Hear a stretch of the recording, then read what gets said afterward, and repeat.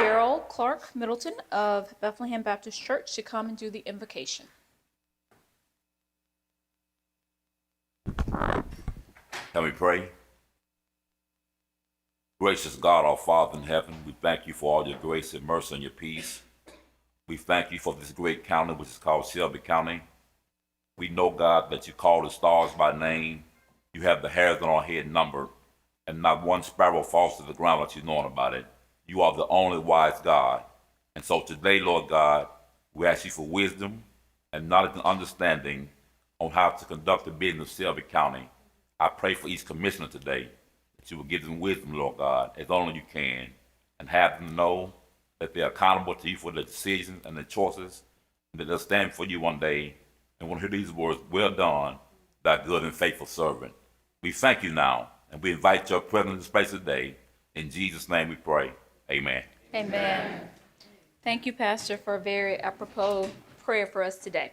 Vice Chair, for the last time. I pledge allegiance to the flag of the United States of America and to the republic for which it stands, one nation, under God, indivisible, with liberty and justice for all. You may be seated.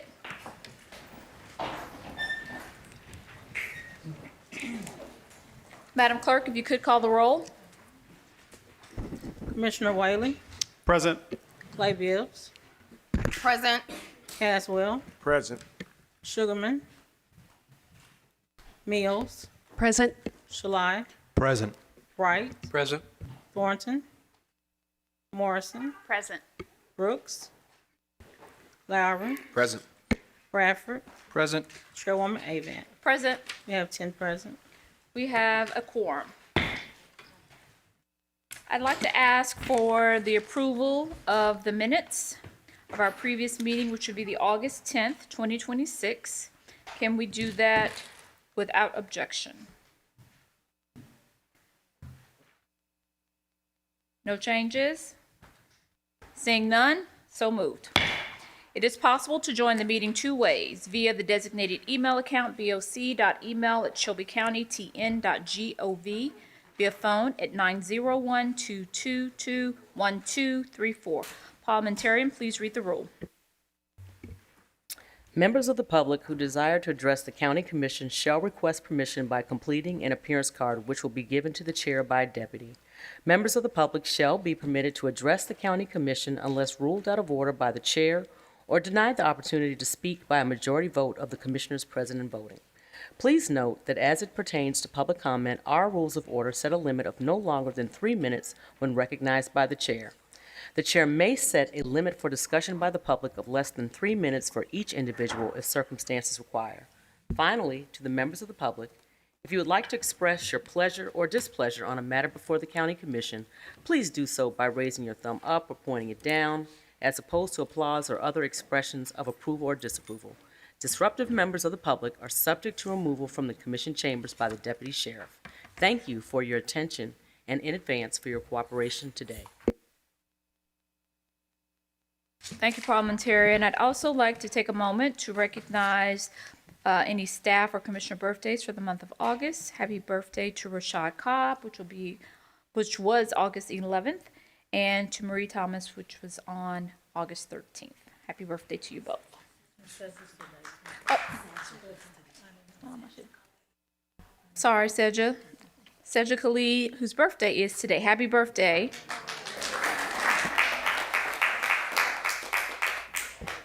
We'll now move to item 2 on the consent agenda. Parliamentarian, please read item 2.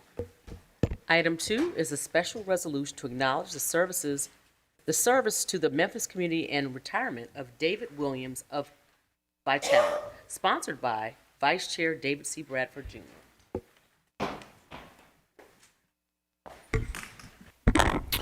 Commissioners, thank you for giving me this time today to recognize my good friend here, David Williams.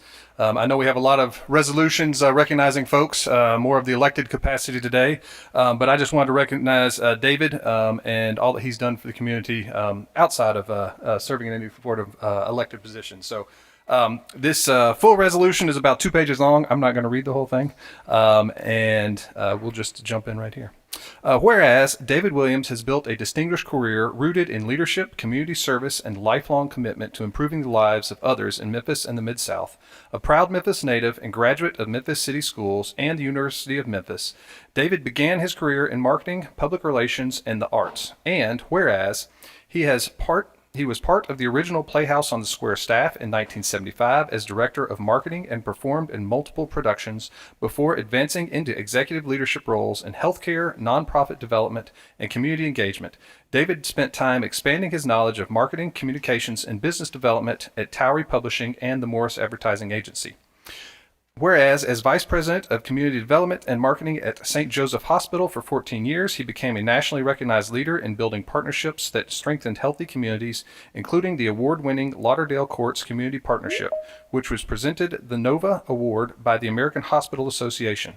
David was a National Healthcare Forum Healthy Communities Fellow and earned his Executive MBA with an emphasis in healthcare administration from the University of Colorado at Denver. Whereas, most recently, as Regional Executive Director of Vitalant Memphis, formerly Lifeblood, he led efforts to ensure a safe and sustainable blood supply for the region, directly contributing to saving thousands of lives each year, recognized with numerous honors including Leadership Memphis Outstanding Alumnus Award, the Memphis Urban League Hope Diamond Award, the National Healthcare Leadership Awards. David's career reflects a rare combination of strategic vision, compassionate leadership, and unwavering dedication to strengthening the public and institutions of his hometown.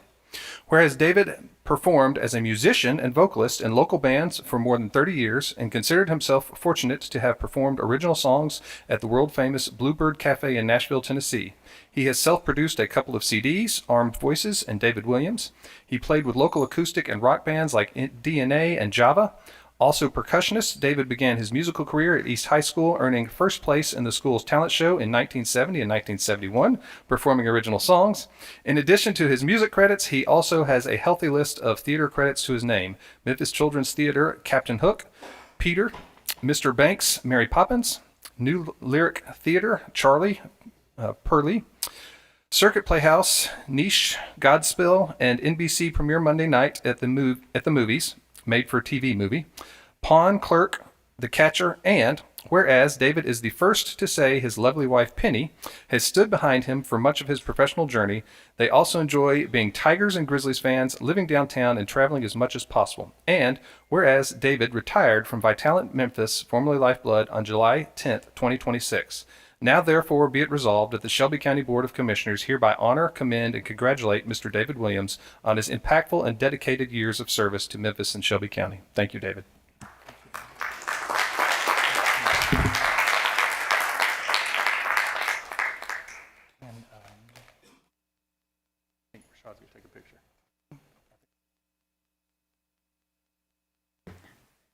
Mr. Williams, would you like to say a few words?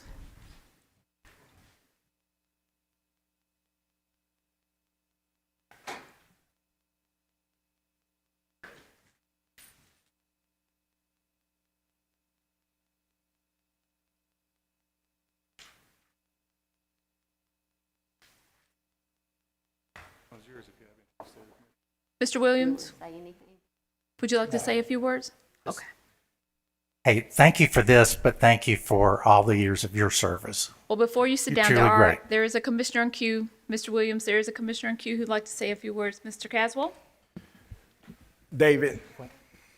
David, I just want to say thank you for your many years of service. I can say this about David, that he played a powerful role in my life. Many years ago, 2012 to 13, he was sending leaders out to Frazier, and then he recognized me in 2014 to get me to become part of Leadership Memphis Executive Class 2014, the best class ever, forever. And but man, I just really appreciate you seeing something in me back then and continue to support me along the years. So thank you for your leadership and all the years of service to our county. Thank you. Thank you, Commissioner. I'd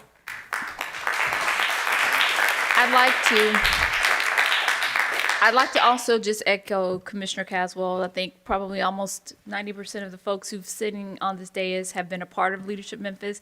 I know we're recognizing you for your retirement from another role, but I don't think that you could take one without thinking about the entirety of your service to this community.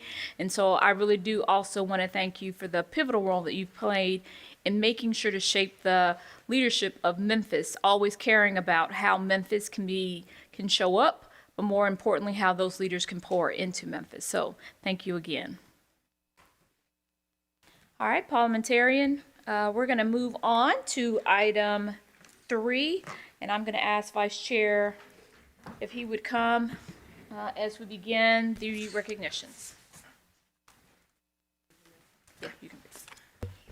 Item 3 is a resolution honoring Mayor Lee Harris, sponsored by Chairwoman Shantae K. Avant.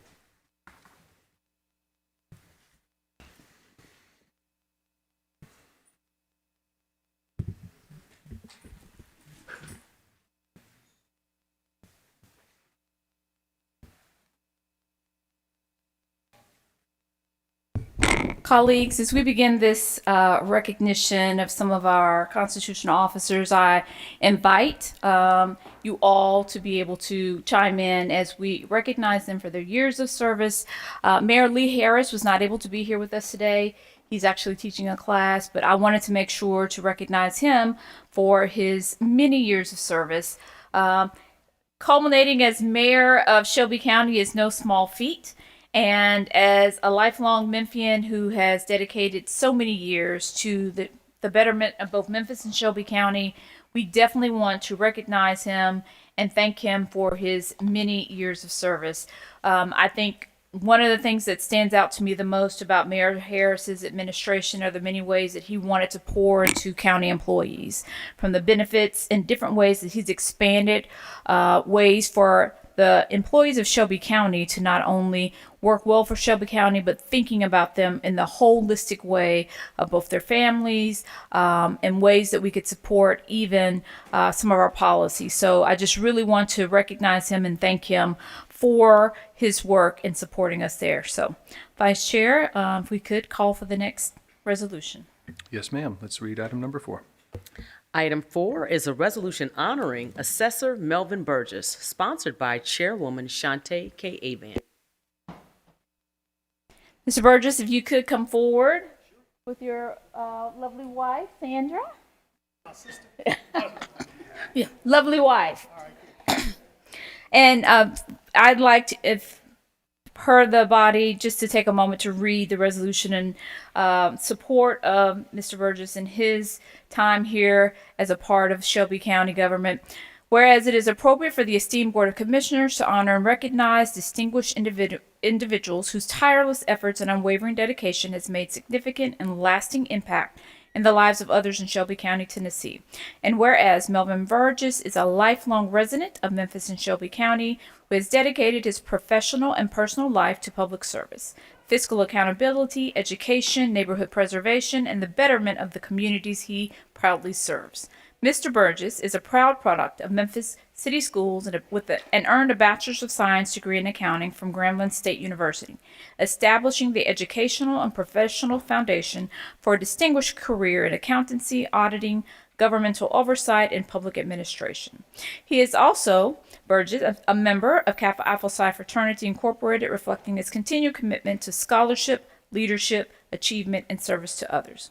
And whereas, beyond his professional accomplishments, Mr. Burgess has been joined in holy matrimony with the love of his life, Sandra, for 20 years.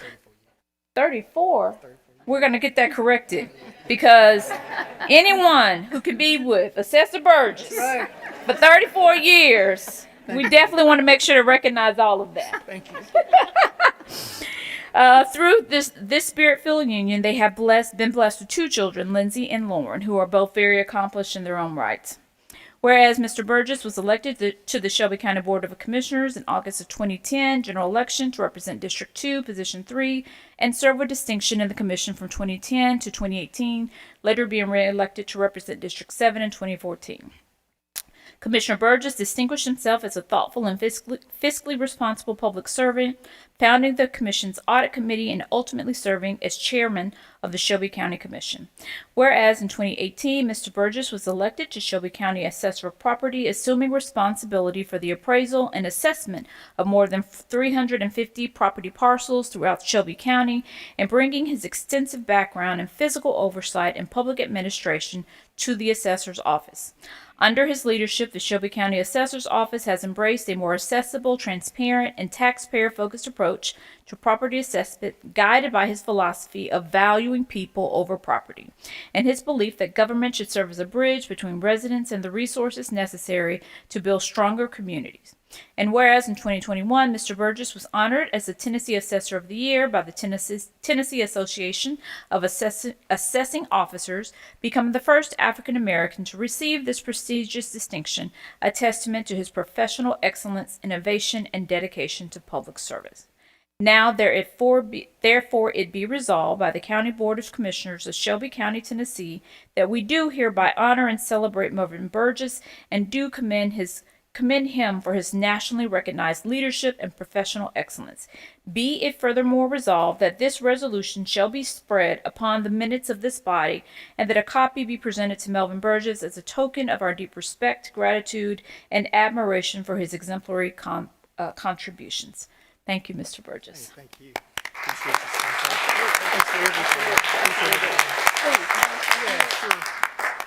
I just want to thank the County Commission Chairman. Thank you for this honor. Time just goes by so fast, and as we all know, like Miska, when you retire from the district after 30 years and come here and retire another 16 years, and I remember my 30 years I was going on at the school system, my mentors just always say this. They said, Burgess, you get out of here because you don't want to down this job and miss your retirement, because all you're going to do is down the job, leave your retirement to your wife and her boyfriend. So I got out of there. But I want to say thank God and thank all of you all for another retirement. I'm still alive. But again, thank you all for the hard work you all do. And just keep pushing for that 2-year reappraisal. And I keep pushing for that. But other than that, thank you, the Honorable Mayor or the Mayor-elect, Mikhail Lara, and the rest of you all in y'all venture. So I'm just trying to see what's next and put it in God's hands. But I want to really thank y'all for everything. Shelby County, thank you all. Thanks.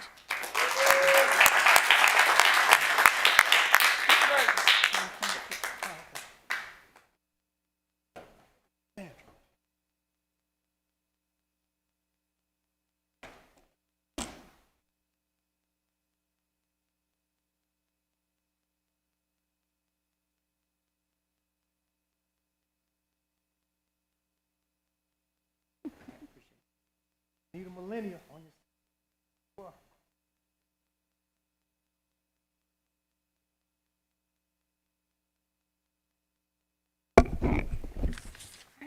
All right, if we could read item number 5. Item 5 is a resolution honoring County Clerk Wanda Halbert, sponsored by Chairwoman Shantae K. Avon. Colleagues, thank you again for allowing us to honor those with their service over the last 8 years. Ms. Halbert was not able to be here today, but I do want to make sure that we have an opportunity to recognize her for her years of service here as our Shelby County Clerk. So thank you to Ms. Halbert for her years of service. All right, if we could read item number 6. Item 6 is a resolution honoring Trustee Regina Morrison Newman, sponsored by Chairwoman Shantae K. Avon. Commissioners, good afternoon. The day is going by. So I would, if you allow me, I'd like to read into the record. Whereas it is appropriate for the esteemed Board of Commissioners to honor and recognize distinguished individuals whose tireless efforts and unwavering dedication has made significant and lasting impact on the lives in Shelby County, Tennessee. And whereas Regina Morrison Newman has devoted her illustrious career to public service, law, financial stewardship, and community empowerment, demonstrating an unwavering commitment to the principle that elected officials are servants of the people and must continually strive to exceed the expectations of those they serve. And whereas Regina Morris Newman served as the Shelby County trustee after being unanimously appointed by the Shelby County Commission to fill a vacancy. During her tenure, the trustee's office received national recognition for excellence in financial management. She served as deputy city attorney for the city of Memphis, including responsibilities as the liaison for Shelby County's trustee's office. And whereas upon her election in 2018, Regina Morrison Newman made history as the first woman elected to serve as the Shelby County trustee, breaking a significant barrier in Shelby County government and creating a lasting legacy for women in public service. And whereas the trustee's office manages $4.5 million in public funds annually, and under trustee Newman's leadership has undergone annual audits with no findings, ensuring every dollar entrusted to the office is properly accounted for and responsibly managed. Pilot delinquencies reduced from approximately 2.5 to less than 15,000, representing a remarkable improvement in the collection and management of these obligations. The trustee's office has reduced delinquent property taxes owed to the county by more than $23 million. The trustee's office has demonstrated an extraordinary commitment to the customer service by handling 160,000 telephone calls annually, answering more than 99.6% of calls, with approximately 97% answered in less than 30 seconds. And whereas in 2024, trustee Newman initiated the Auditing 101 Showcase, bringing together more than 1,000 high school students from across Shelby County to learn from financial responsibility, career opportunities, and pathways to successful adulthood, representing 24 of the 34 schools in the Shelby County school system. And now, therefore, it be resolved by the Board of County Commissioners of Shelby County, Tennessee, that we do hereby honor and celebrate Trustee Regina Newman and do commend her for her integrity, leadership, and extraordinary stewardship of Shelby County financial resources. Be it further resolved that this resolution shall be spread upon the minutes of the body and that a copy be presented to Regina Morrison Newman as a token of our deep respect, gratitude, and admiration for her. Trustee Newman, you're welcome.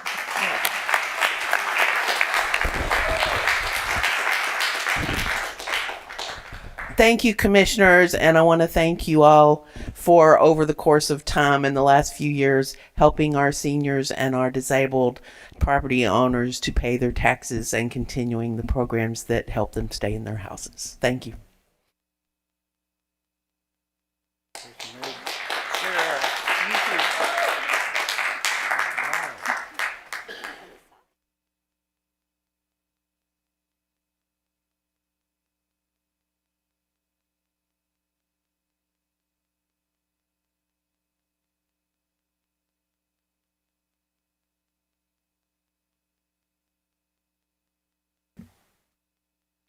All right, if we could read item number 7.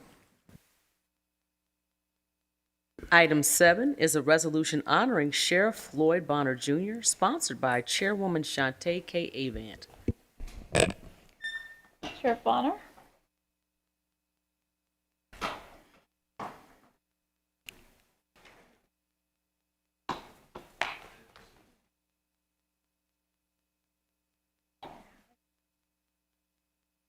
Colleagues, if you would indulge as I read into the record. Whereas it is appropriate for the esteemed Board of Commissioners to honor and recognize these distinguished individuals whose tireless efforts and unwavering dedication have made a significant and lasting impact in the lives in Shelby County, Tennessee. And whereas Sheriff Floyd Bonner Jr. is a lifelong resident of Memphis and Shelby County who has devoted more than 4 decades of his life to protecting and serving the citizens of Shelby County, Tennessee. Sheriff Bonner is a second-generation law enforcement officer who followed in the footsteps of his father, Floyd Bonner Sr., who dedicated his own career to law enforcement, instilling in his son the importance of service, integrity, discipline, and commitment to community. And whereas Sheriff Bonner began his distinguished law enforcement career with the Shelby County Sheriff's Office as Deputy Sheriff, assigned to the Jail Division, beginning a remarkable journey of service that would span more than 40 years. Throughout his career, Sheriff Bonner served in numerous divisions and progressively responsible responsible positions, including the Uniform Patrol, Narcotics, Domestic Violence and Sex Crimes, Patrol Services, Internal Affairs, Patrol Support Services, Civil Service, and Levy Squad, and Court Services. Floyd Bonner Jr. rose through every supervisory rank within the Shelby County Sheriff's Office, serving as Sergeant, Lieutenant, Captain, Inspector, Assistant Chief Deputy, and ultimately Chief Deputy, providing leadership over both law enforcement and jail operations. And whereas in 2008 he was promoted to Inspector and commanded Patrol Support Services, including traffic investigations, motors, DUI, reserves, emergency services, and volunteer service. In 2010, Sheriff Bonner was appointed Assistant Chief Deputy, commanding both the patrol and patrol support services, and 212 transferred to the Civil Process Levy Squad and Court Service Division, which serves 41 courts throughout Shelby County. In 2018, Floyd Bonner Jr. made history when he was sworn in as the 47th Sheriff of Shelby County and the first African-American elected Sheriff of Shelby County, Tennessee, breaking a historic barrier and opening a new chapter of the history of Shelby County Sheriff's Office. Sheriff Bonner was reelected by the citizens of Shelby County on August 4, 2022, continuing his commitment to public safety, effective law enforcement, responsible jail operations, and service to the residents of Shelby County. And now, therefore, be it resolved by the Board of County Commissioners of Shelby County, Tennessee, that we do hereby honor and celebrate Sheriff Floyd Bonner Jr. and do commend him for his legacy of perseverance, public service, and excellence in leadership. Be it further resolved that this resolution shall be spread upon the minutes of the body, and that a copy be presented to Sheriff Floyd Bonner Jr. as a token of deep respect, gratitude, and admiration for his exemplary contributions. Thank you.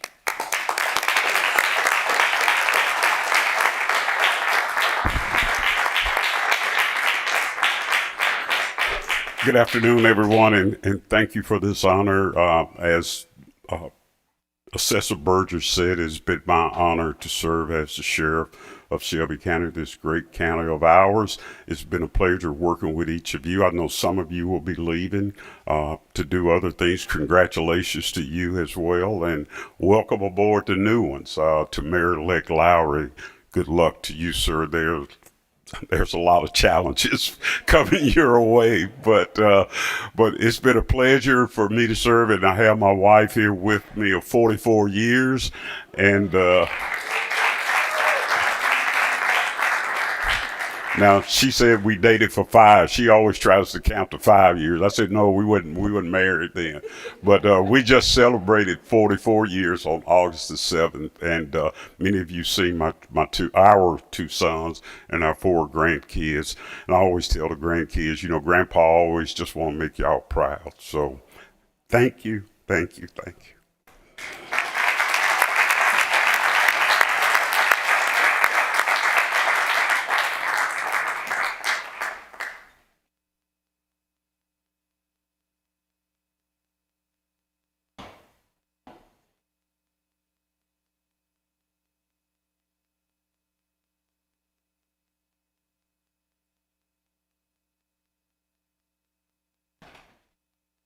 All right, if we could read item 8 with a little extra vim and vigor for me.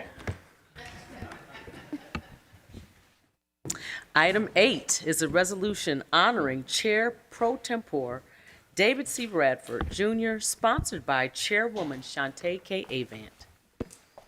All right. Good afternoon, Chairwoman Avance. You have the floor. Yes, so these are, of course, it is a very wonderful honor to honor all of our constitutional officers, but obviously honoring colleagues takes on a very different meaning. I've had the pleasure of serving with Vice Chair over this last year, who has been my right hand. I wouldn't say right hand, I'd just say, yeah, at the. But I'd like to take a moment, and I would love for colleagues, please feel free to chime in if there are any comments you want to make on behalf of the body to really support each of our colleagues who've given an innumerable amount of hours and time that their family has so willingly allowed them to do, but to support the business of Shelby County. And so I'd like Many are the same, but I would like to just take for each of the commissioners the section that really describes and talks about your years of service. Whereas David Bradford was elected to serve the citizens of Shelby County Commission District 2 on August 2nd. Yeah, I want to make sure that this is read into the record and all can hear. Whereas David Bradford was elected to serve the citizens of Shelby County Commission District 2 on August 2nd, 2018, and was reelected to a second term in 2022. Whereas on September 1, 2025, Commissioner Bradford was selected to serve as Chair Pro Tem of the Shelby County Board of Commissioners, where he continues to provide thoughtful leadership and dedicated service to the citizens of Shelby County. And whereas Pro Tem Bradford is a devoted husband to his wife Ashley and a loving father to their twins Ava and David, together the Bradford family remains actively involved in their community and worships at Hope Church. And so, therefore, it be resolved that the Shelby County Board of Commissioners hereby recognizes and honors Chair Pro Tem David Bradford for his 8 years of selfless and humble service to the citizens of Shelby County, and we wish him great success on his future endeavors.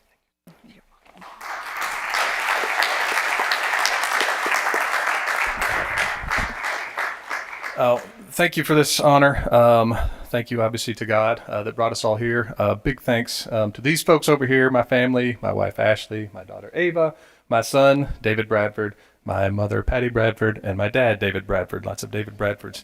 As you all know, doing this does not come without taking time away from your family, and they have been very supportive of me.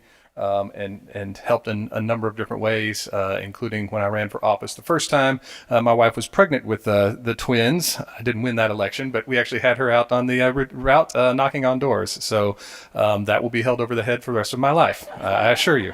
But thank you all. I do have some more prepared remarks, but I may just save those to the end so we can keep things moving. So thank you.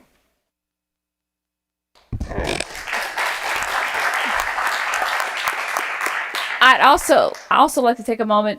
Commissioner Caswell also has a presentation to each of the commissioners, and so I want to allow him to do that before we also take pictures with both, if that's okay. Again, we all know that David is an awesome man, and we appreciate the family again for the time they had given to this county. And David, on behalf of a work I've been doing for many years, of the 3V leader work of being visible, vocal, and valuable to your community, you have been that for our county. And so I wanted to present you with the plaque that you hang right in your office when you leave here. But David Bradford, Commissioner Bradford, we thank you for your service to our county and being a leader, 3V leader for Shelby County. Thank you, sir. All right. All right. Okay. Which way we going? Come on, family. Come on.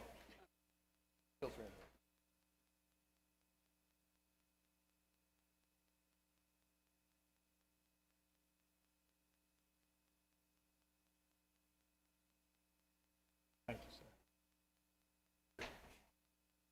Get in this one. Okay.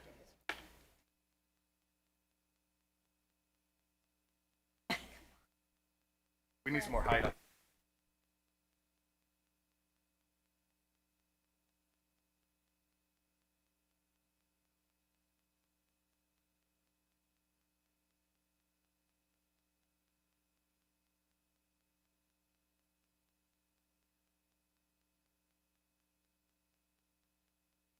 All right, thank you.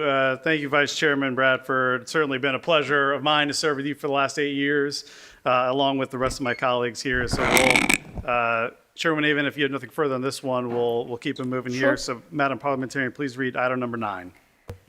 Item 9 is a resolution honoring Commissioner Amber Mills, sponsored by Chairwoman Shante K. Avant.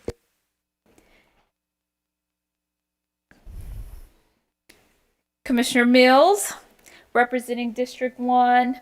As I mentioned that each of you, as coming on board, I remember the very first meeting that we had was actually us attending the training at CTAS. And Commissioner Mills giving both thoughtful advice to each of us as we were coming on board, as well as when we got to our very first meeting, something that kind of resonated, I don't know if she even remembers this, but kind of resonated with me when she was talking about the responsibility of the role.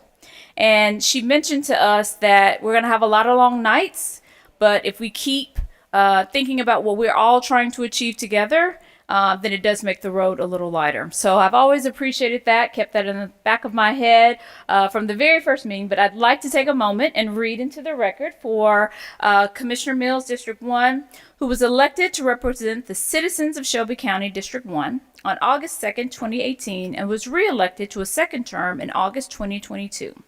Proudly serving the communities of Shelby Forest, Millington, Arlington, Rosemark, and Caryville.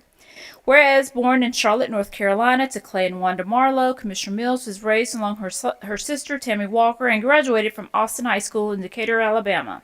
And whereas Commissioner Mills is a devoted wife to her husband Lee and a loving mother to her two sons, Grayson and Tanner, the Mills family remains actively involved in their community and worships at Bellevue Baptist Church. And now, therefore, it be resolved that the Shelby County Board of Commissioners hereby recognizes and honors Commissioner Amber Mills for her 8 years of selfless and humble service to the citizens of Shelby County and wishes her great success in future endeavors. Thank you, Commissioner Mills. Thank you, Chairwoman Avant, and thank you all. I want to thank the citizens of District 1 for trusting me to represent them and be their voice for these 8 years on the County Commission. And I want to thank my family. As Vice Chair Bradford stated, it's not just us sitting up here making the sacrifice of our time, it's our family as well. And 8 years ago, our boys, I was taller than them. Now they both tower over both of us. So 8 years, a lot happens. They grow up, and but I want to thank my husband. He always bid his schedule around the commission schedule, bid his work schedule, and so I thank them. I thank the staff. I thank the county employees. What devoted people we have to serve the citizens of Shelby County. It's been an honor to watch them do the work that they do, and I can't let this go without mentioning Commissioner-elect Rhonda Odell, who was by my side for 7 years as my legislative administrative person, and I called her my right arm and my left arm here, and now to be able to pass the baton to her for District 1, it feels good. Because I know District 1 and Shelby County will continue to be taken care of. So thank you for the recognition today. Thank you. Commissioner Caswell. Again, thank you, Commissioner Mills, for your sacrifice to the county and being that visible, vocal, and valuable leader, and just continue to do the great work that we know you're going to continue to do. So continue to let her serve our county in some kind of way. Thank you. Come on.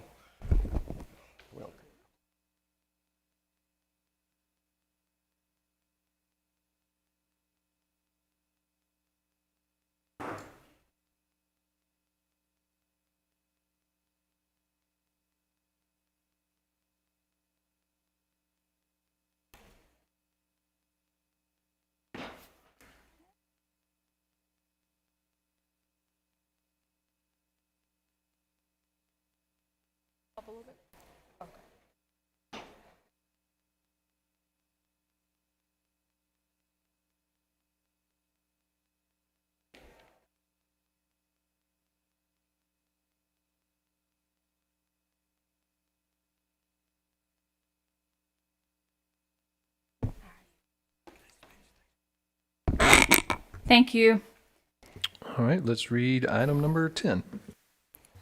Item 10 is a resolution honoring Commissioner McWright, sponsored by Chairwoman Shantae K. Avant. Commissioner Wright. Thank you. Thank you, Commissioner Wright. Well, we all have those folks who ask the hard questions, and I would say that Commissioner Wright definitely has been one of those folks that I respect, not only asking the hard questions, but providing a lot of context and insight about why he's asking those questions. That has always resonated with me, providing both not only the context, but really his really thoughtful intention behind any and all the things that we do as a county. So It is my privilege to read into the record, whereas McWright was elected to the Shelby County Board of Commissioners in 2018 and re-elected to a second term in 2022, representing District 3, which includes the communities of Bartlett and Lakeland. Commissioner Wright and his wife Allison are active members of the Memphis Runners Track Club and Bartlett Runners Club, completing marathons together as St. Jude heroes and participating in charitable races throughout the community.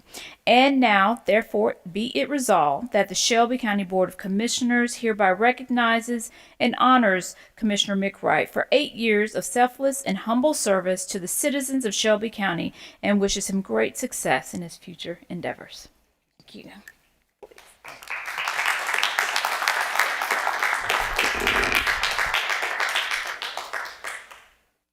The fact that even one person clapped is a success in my view.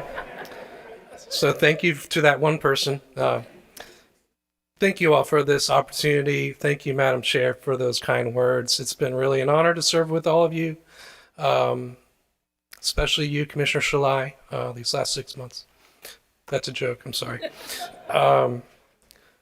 I was going to think about what I could bequeath to you in the next board. Moving forward, of course, I'll be rooting for you and praying for you, especially on Mondays at 3 o'clock as you get down to do your business. But I guess I would like to pass along that sense of humor as well. There's an awful lot of need in this chamber for some laughter. And so I hope you remember to do that. But thank you all for this honor. Thank you so much.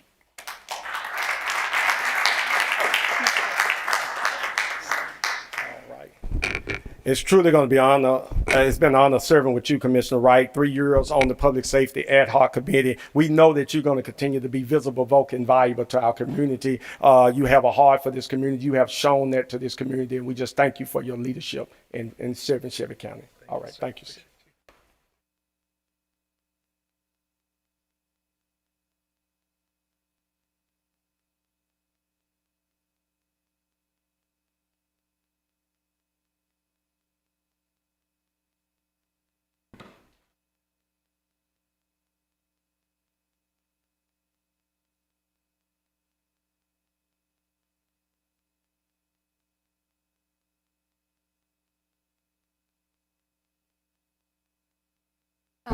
Vice Chair, if we could do Mayor-elect Commissioner Lowry, he does have to catch a plane to get to the CTAS training as our new mayor-elect, and we want to provide an opportunity for him to do that, if that's okay. Certainly. Let's read item number 12 then. Item 12 is a resolution honoring Commissioner Mikkel Lowry, sponsored by Chairwoman Shantae K. Avant.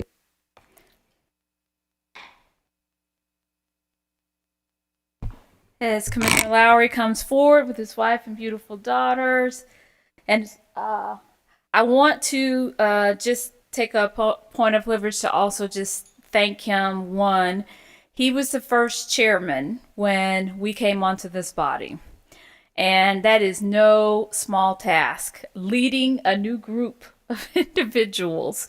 And I appreciate not only the time he spent with me, as a new commissioner, but there was never a time, and I'm thankful, when I called, whether it was 8 o'clock at night or 2 o'clock in the afternoon, he was so responsive as the chairman to make sure that we had what we needed.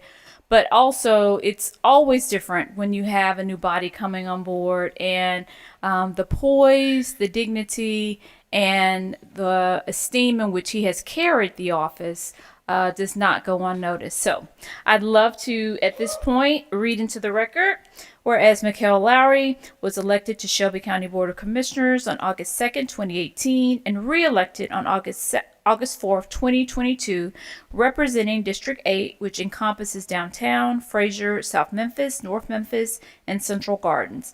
And whereas Commissioner Lowry's years of public service, professional leadership, and dedication to the citizens of Memphis and Shelby County have prepared him for the next chapter of service as mayor of Shelby County. And whereas Commissioner Lowry is a devoted husband to his wife Shanisa, and his proud father of 3 daughters, Shanice, Mila, and Mylan, whose support and love remain an important part of his life and service.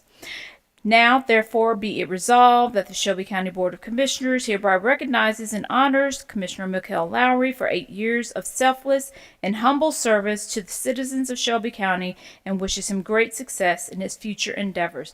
Much, much success in your future endeavors. Commissioner. Thank you so much. Thank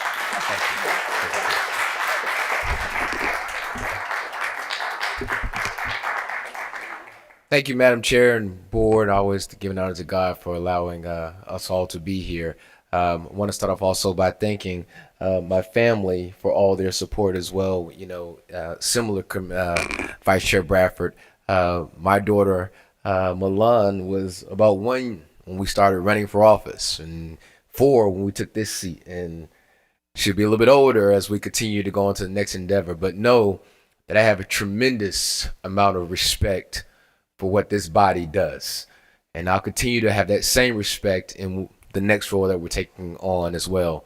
Even when we disagree, you'll have my commitment. The way we act in this room is obviously could be a barometer and a culture we need to build outside of this hall. And people are looking for us for leadership. They're not looking for us to be disagreeable in public. They're looking for us to see how we can work together. And so I appreciate us finding ways to do that most of the time, and even when we didn't, being able to go on to the next step as well. So I'm extremely honored.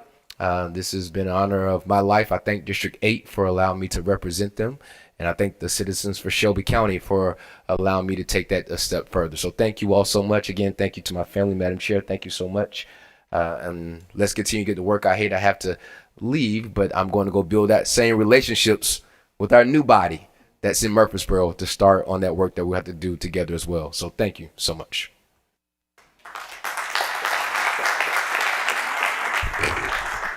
Mayor-elect, again, thank you for your friendship, your mentorship, your leadership in our community and county. Thank the family for, again, allowing you to sacrifice this time and to continue to sacrifice as you gave it these last 8 years, and looking forward to the future 8 years. So thank you for your leadership. All right.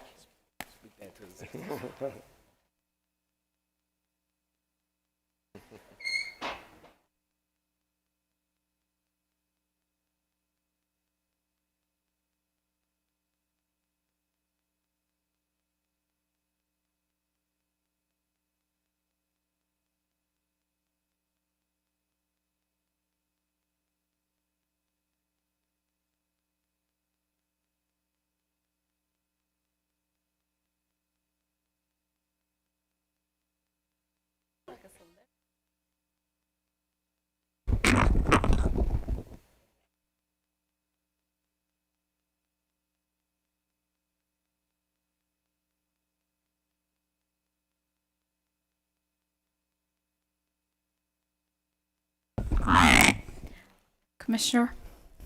All right, back to the regularly scheduled agenda. Let's go to item number 11. Item 11 is a resolution honoring Commissioner Brandon Morrison, sponsored by Chairwoman Shantae K. Avant.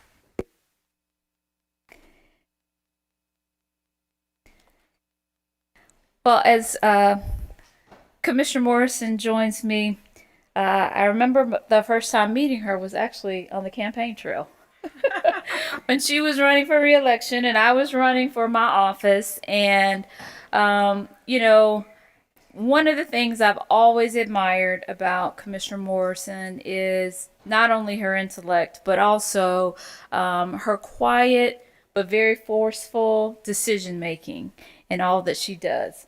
It has been beautiful to see as she has become a grandmother more times in the last 4 years, and really being able to now, I hope, spend as much time encumbered by meetings to spend with your grandchildren. And so I'd like to read into the record, whereas Brandon Morrison first began her term on Shelby County Board of Commissioners on September 1st, 2018, after being elected to represent District 13, and following redistricting, was elected to serve District 4 for her second term in August 2022. And whereas Commissioner Morrison is a devoted wife of Joseph Morrison and a proud mother of 5 adult children, Allison, Ruthie, Joe, Jane, and Murray, hence the reason for so many grandbabies over the last 4 years. enjoys floral design, gardening, reading, running, and participating in the St. Jude Half Marathon. And now, therefore, be it resolved that the Shelby County Board of Commissioners hereby recognizes and honors Commissioner Brandon Morrison for 8 years of selfless and humble service to the citizens of Shelby County and wishes her greatest success in her future endeavors. Thank you.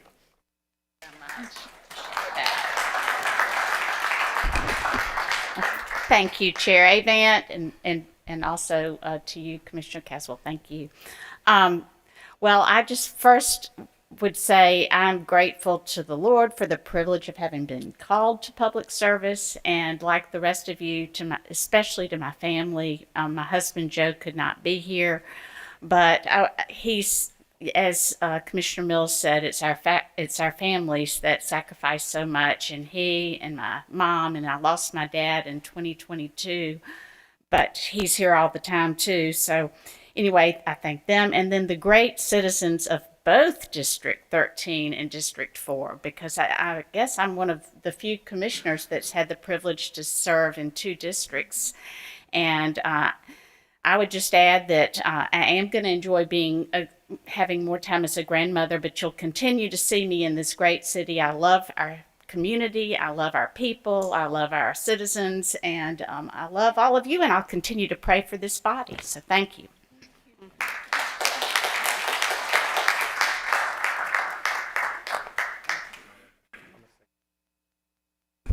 Commissioner Morrison, I just want to say I'm going to miss running the halls of D.C. and Nashville with you as you've been our legislative chair these last, I guess, 3 years, right? 2 or 3 years, and just been doing an amazing job to continue to fight. And I know you're going to continue to fight for us through prayers and support. So we thank you for all your leadership. Continue to be that visible, vocal, and valuable leader. Thank you. Come on, we're gonna get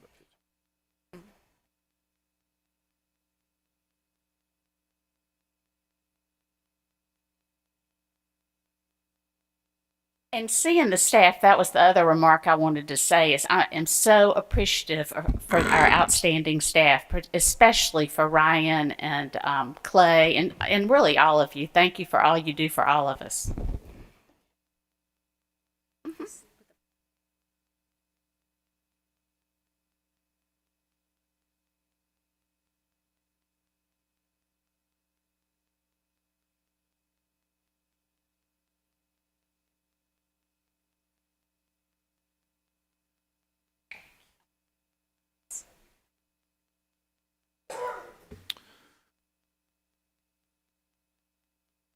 All right, if we could read item 13. Item 13 is a resolution honoring Commissioner Matthew T. Shelby, sponsored by Chairwoman Shantae K. Avant.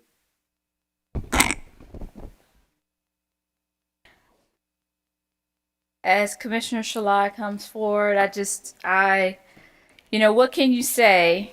You are the youngest now, officially. Yeah, Commissioner Thornton loves to talk about being the only millennial, but this young man not only came in at a pivotal time for us as a body, but not only his quiet but very forceful demeanor, who is thoughtful and intentional, and I cannot wait to see all of the great things that are ahead of him.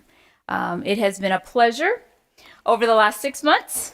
If I knew the number of days that was, I guess it's half of whatever 365 days are serving with you, but appreciate you coming in to really support this body and move us forward through a difficult transition. So, whereas Matthew T. Shelby represents District 9 on the Shelby County Board of Commissioners and was appointed at the age of 24, becoming the youngest person to serve on the board. And whereas Commissioner Matthew T. Shelby, dedication to public service, community development, and empowering the next generation reflects his commitment to building a stronger and more inclusive Shelby County. Now, therefore, be it resolved that the Shelby County Board of Commissioners hereby recognizes and honors Commissioner Matthew T. Shelby for his selfless and humble service to the citizens of Shelby County and wishes him great success in his future endeavors. You're welcome.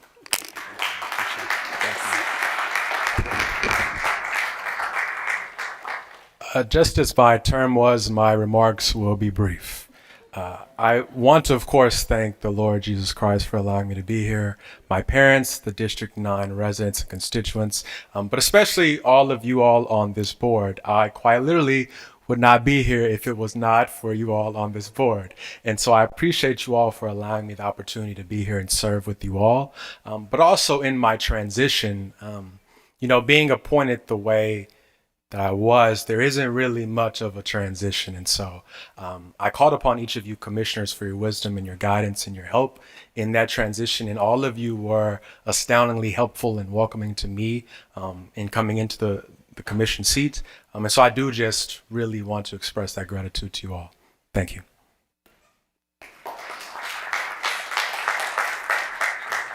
Again, Commissioner Matt, it's been an honor, short but sweet, in your leadership, man. You've been just a gentleman with integrity and character, so I know your future is very bright to be a visible, vocal, and valuable leader in our community. Thank you, sir.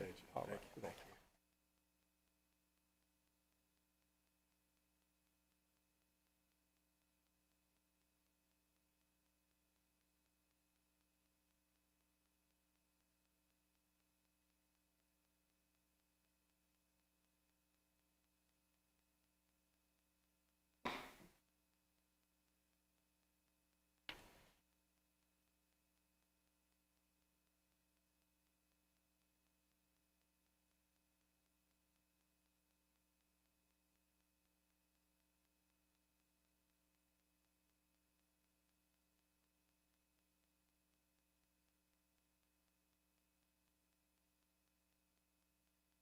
All right, let's read item 14.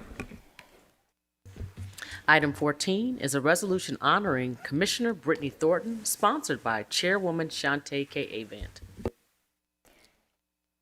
As Commissioner Thornton comes to the podium, I remember our very first trip to not only CTAS as a new commissioner who I think took more pictures and selfies with other commissioners across the state of Tennessee than I had ever seen, but also just creating an opportunity for the voice of young people to be heard on this body is one that I hope that she holds in high esteem, and representing one of the most established neighborhoods in our community, Orange Mound, is a great honor. And so we congratulate her on this huge accomplishment and being a history maker for this body. So, whereas Brittany Thornton was elected on August 4th, 2022 to represent District 10 on the Shelby County Board of Commissioners, and whereas Commissioner Thornton is committed to serving constituents with excellence and strengthening District 10 through a focus on housing, transit, and economic development. And now, therefore, be it resolved that the Shelby County Board of Commissioners hereby recognizes and honors Commissioner Brittany Thornton for her 4 years of selfless and humble service to the citizens of Shelby County and wishes her great success in her future endeavors. You're welcome.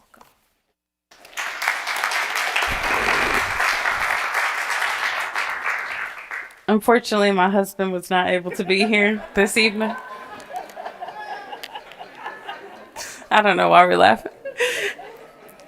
So I just want to first just, Chairwoman, just in this moment, and I see Commissioner Caswell, great experiences with y'all. I remember DC walking those long blocks and having to take that break because my feet just wouldn't make it. And so, so many memories as I just look to each and every one of you.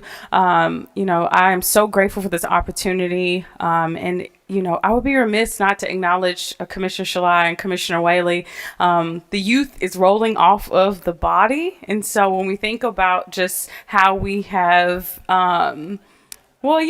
there are no more millennials, no more Gen Zers. And so I do think that we have been able to contribute in a meaningful way to diversify the conversations and just to keep that urgency there. We are the generations that, need these schools. We need these jobs. We need so much as we are ourselves just trying to continue to grow and also start families. And so that has always been at the forefront of my mind. And I just thank District 10. Shout out to Melrose and Hamilton and Oak Haven and Middle College High School and all of the neighborhoods around them. And I just want to thank those members of the audience as I see a number of supporters who are here. It has been an honor to be able to hold space these past 4 years, and I just look forward to seeing where Shelby County goes. So I wish Mayor-elect Lowry all the best, and I just trust that this body is going to be able to get the job done. And so thank you so much. Thank you, Chairwoman, and all the best in your future leadership endeavors, because I know your future is bright as well. Thank you.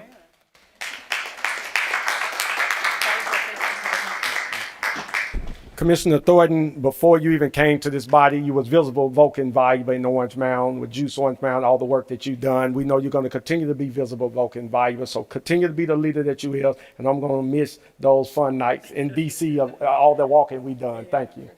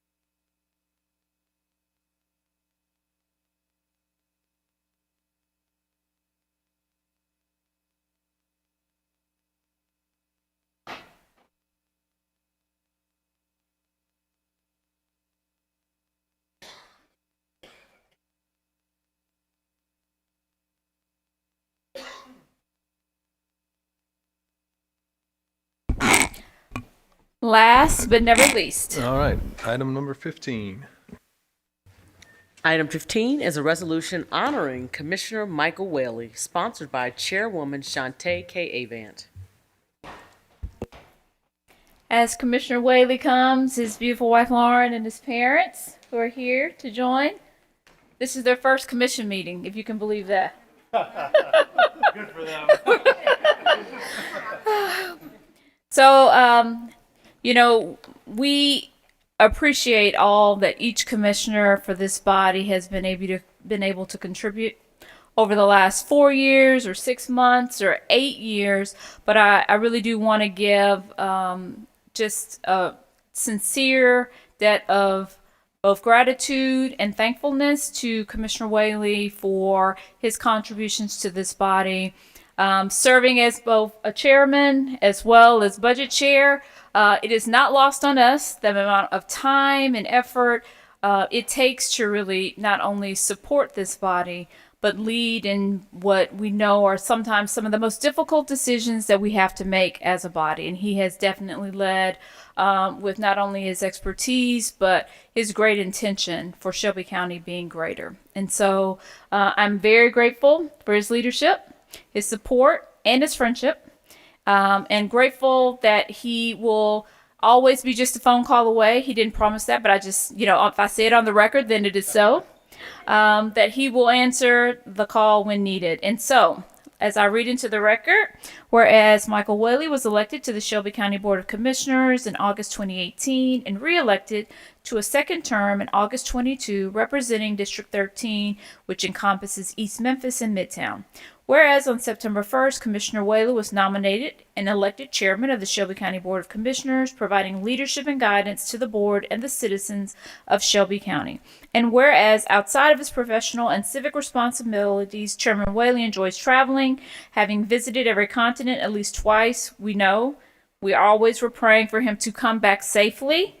Maybe more so than Lauren. I don't know if we were praying harder or she was. Pursuing certification as a sommelier through the Court of Master Sommeliers and spending time with his wife Lauren. Now, therefore, be it resolved that the Shelby County Board of Commissioners hereby recognizes and honors Commissioner Michael Whaley for his 8 years of selfless and humble service to the citizens of Shelby County and wish him great success in his future endeavors.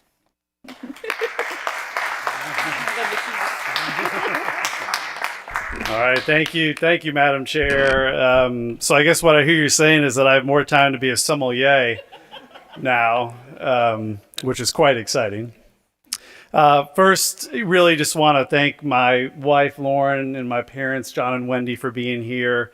They made it 8 years without having to come to a meeting, but they did tune in online from time to time. I mean, as we all know, it's impossible to do this work without support of your family, because it is quite a big sacrifice.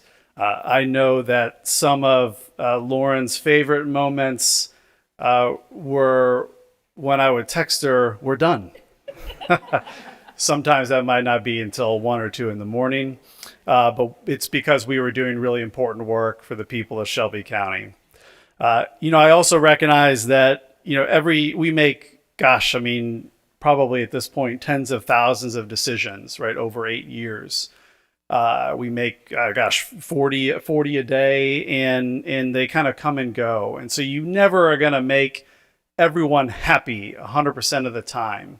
Right? That's not what public service is all about, right? It's about your values, how you approach leadership, and how people know that even if they might disagree, you've got the best of the future of the county at heart.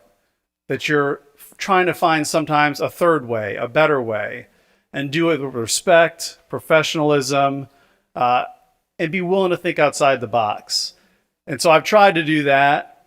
Sometimes they've gone better than others, but I certainly appreciate being able to do it together as a group. I wish the returning commissioners all the best over the next 4 years, and certainly will do my part to try to ensure it's a success, because I think the future is bright. Our best days are ahead of us, and this body will play a tremendous role in ensuring that happens. So again, it's been, one of the greatest honors of my life to serve in this role. Like Commissioner Morrison, got the chance to serve in 2 different districts and represent quite a different subsection of the county. And that's a rare thing. And it's helped me learn a lot about different components and people. And really, that's what it's all about, serving people. So thank you all again. And it's been quite a ride.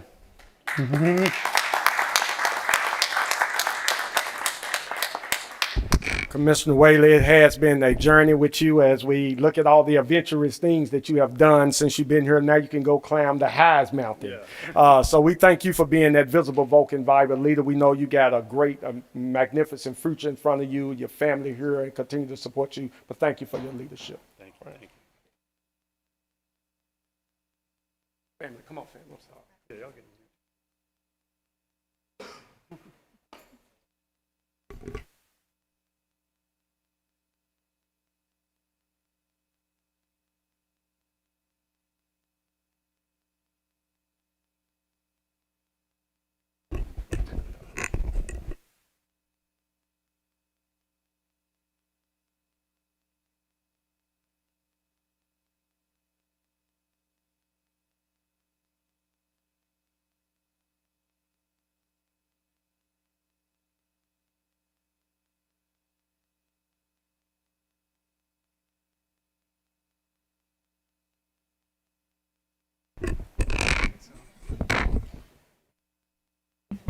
Commissioner Bradford, if we, just as a moment of personal privilege, if we could have Commissioner Mills come and present recognition to our pastor for the invocation today.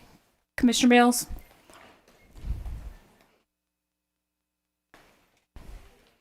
If the staff could provide, Marie. Thank you.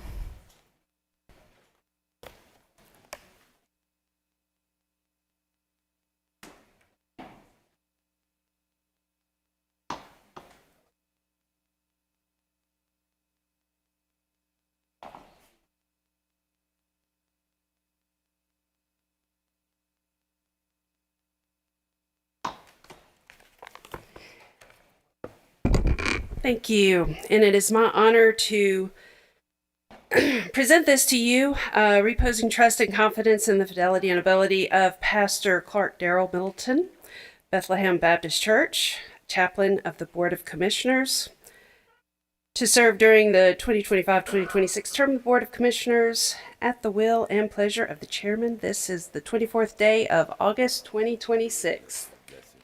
Thank you very much.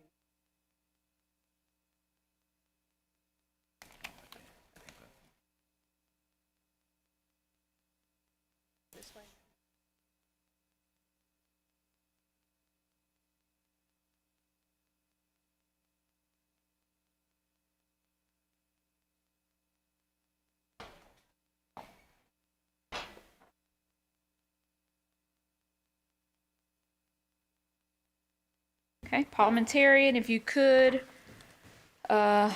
before we read those items, I'm going to ask the commission to take 3 minutes to review the consent agenda to see if there are any items that you would like pulled.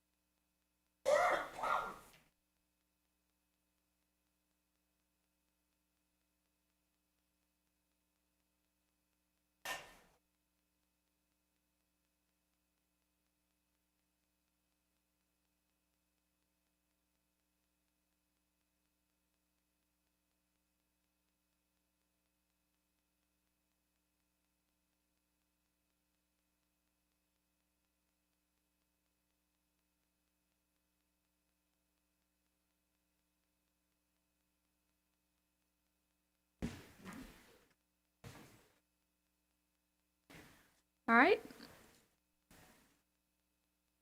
Commissioner Sugarman?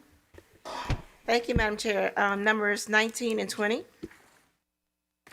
All right, 19 and 20. Commissioner Brooks? Items 26 and 27.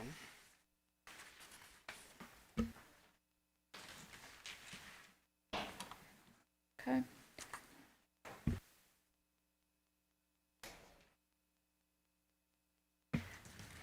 Parliamentarian, if you could read the consent agenda minus items 19, 20, 26, and 27.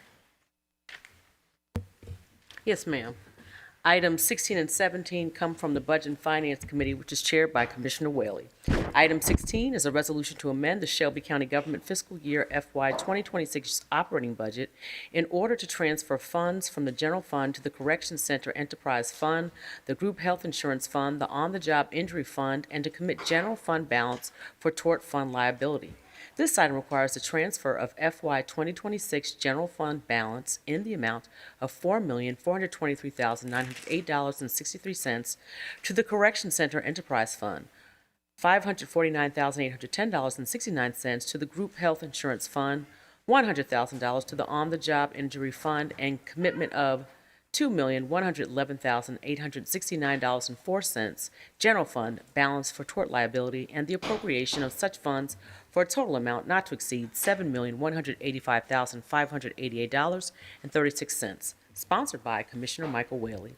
Item 17 is a resolution receiving and filing of two State of Tennessee forms, number CT-0253, Report on Debt Obligation for the Shelby County Government in connection with the issuance, sale, and delivery of its Interfund Tax Anticipation Note, Series 2026A, and Tax Anticipation Note, Series 2026B, as authorized by the County Commission on July 27, 2026, item number 29, sponsored by Commissioner Michael Whaley.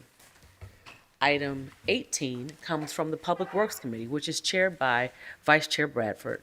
Item 18 is a resolution to accept the public improvements and to release the subdivision performance bond letter of credit dated September 16, 2022, that secured the improvements to Spring Creek Ranch PD Phase 10, part of Area D, PD 13-314CO, sponsored by Commissioner David C. Bradford, Jr. Item 21 comes from the Hospitals and Health Committee, with Vice Chair Bradford as acting chair. Item 21 is a resolution requesting increased public awareness of potential lead exposure through the Memphis and Shelby County Office of Construction Code Enforcement by providing educational materials to contractors, sponsored by Commissioner Brittany Thornton and Commissioner Henry E. Brooks. Items 23 through 25 come from the General Government Committee, which is chaired by Commissioner Brooks. Item 22 is a resolution approving the election of notaries public for appointment and a reappointment for Shelby County, Tennessee, sponsored by Commissioner Henry E. Brooks. Item 23 is a resolution approving a contract with ComPsych Corporation for employee assistance services upon execution through June 30, 2027, with the option for 2 additional one-year periods beginning July through June in an amount not to exceed $143,220.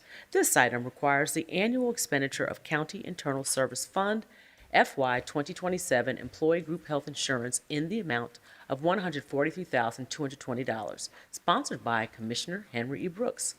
Item 24 is a resolution approving an agreement with Cigna Healthcare, Inc. for medical administrative services for employees and pre-65 retirees with an annual fee of $2,200,000 and renewal of stop-loss insurance with an annual premium of $823,116. This item requires the annual expenditure of employee group health insurance funds in the amount of $2,660,342 and other post-employee benefits OPEB trust funds in the amount of $362,774, sponsored by Commissioner Henry E. Brooks. Item 25 is a resolution approving the expenditure of funds to the United States Postal Service in an amount not to exceed $1 million for Shelby County Government Support Services for fiscal year 2027 ending June 30, 2027. This item requires expenditure of fiscal year 2027 general funds in an amount not to exceed $1 million, sponsored by Commissioner Henry E. Brooks. Item 28 comes from the Core City Neighborhoods and Housing Committee, which is chaired by Commissioner Brooks.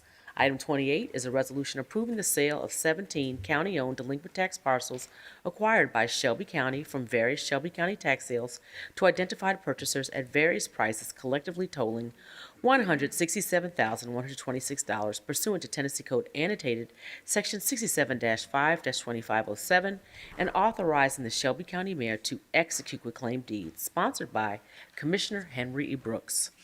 Item 29 is a resolution receiving and filing the fourth quarter report of the Shelby County Trustee for the year ending June 30th, 2026, sponsored by Commissioner Michael Whaley. Item 30 comes from the Facilities, Real Property, and Capital Improvements Committee, which is chaired by Commissioner Wright. Item 30 is a resolution approving a first lease extension and a second lease extension agreement between the County of Shelby and Secure Community Federal Credit Union, FKA, Shelby County Federal Credit Union for 1,364 square feet of office space located at 160 North Main Street, 4th floor, Memphis, Tennessee, 38103, for the first lease extension agreement term beginning February 1, 2025, and ending June 30, 2025, for a total of $8,951.25, and for the second lease extension agreement term beginning July 1, 2025 through January 31st, 2028 for a total of $22,378.25. The total amount of rental payments to be received in FY 2027 is $10,741.56, sponsored by Commissioner McWright. Item 31 comes from the Milton Community Enhancement Grants Committee, which is chaired by Commissioner Thornton. Item 31 is a resolution awarding county funds in the amount of $51,429 to the Shelby County Sheriff's Office on November 1st, 2026, and approving a purchase of a 2027 Ram 2500 Crew Cab 4x4 from A.J. Doman CDJR on behalf of the Shelby County Sheriff's Office. This item requires an expenditure of $51,429 from the Milton Community Enhancement Program Grant Fund, sponsored by Commissioner Amber Mills. Thank you. Can I get a motion for the consent agenda? A motion by Commissioner Bradford, a second by Commissioner Morrison. Could we correct in the system? Thank you, Commissioner Sugarman. I heard Commissioner Bradford and then Commissioner Morrison. Seeing no commissioners in the queue, please prepare the screen for a vote.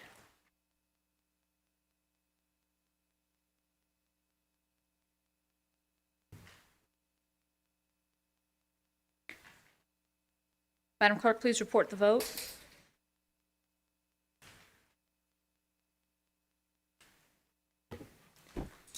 We have aye votes from Commissioners Whaley, Clay Bibbs, Caswell, Sugarman, Mills, Shalai, Wright, Thornton, Morrison, Brooks, Bradford, and Chairwoman Avent. We have 12 aye votes.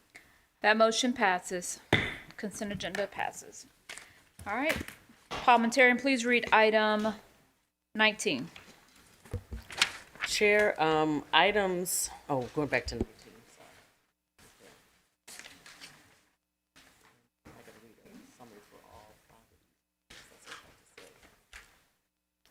Item 19 comes from the Public Works Committee, which is chaired by Vice Chair Bradford. Item 19 is a resolution approving the expenditure of funds in an amount not to exceed $100,000 to Dyersburg State Community College for the purchase of emergency medical services, education, and training services for the Shelby County Fire Department. This item requires the expenditure of FY 2027 Fire Services Enterprise Funds to Dyersburg State Community College for said services in an amount not to exceed $100,000, sponsored by Commissioner David C. Bradford Jr. I have a motion by Commissioner Sugarman, a second by Commissioner Whaley. Commissioner Bradford, can I get a committee report? This item comes down with a favorable recommendation. Thank you. Commissioner Sugarman? Thank you, Madam Chair. And so I've been sitting here for the past 4 years, hearing funds been expended from the fire fund.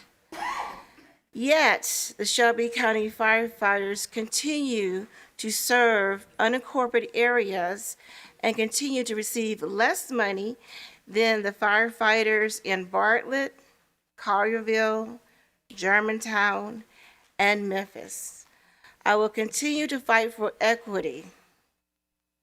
And so back in May of 2026, when we had the budget hearings, I asked for very specific information, which I shared with my colleagues today, never received it.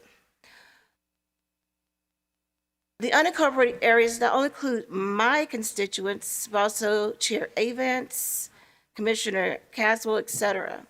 And they continue to spend money, I believe it's $35, in addition to the MLGW bill, to go towards the fire fund.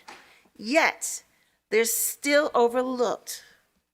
And so my constituents they've asked me, as well as the firefighters, we want to see a return on our taxes. We're not receiving it. So again, I do agree with the expenditure, but not with the funding source. So I will be voting this down, as well as number 20 and anything else that deals with fire fund, if it does not include the constituents in all of the unincorporated areas. And so I just wanted the public to understand why I'm voting down 19 and 20. Thank you. Madam Clerk, please prepare the screen for a vote.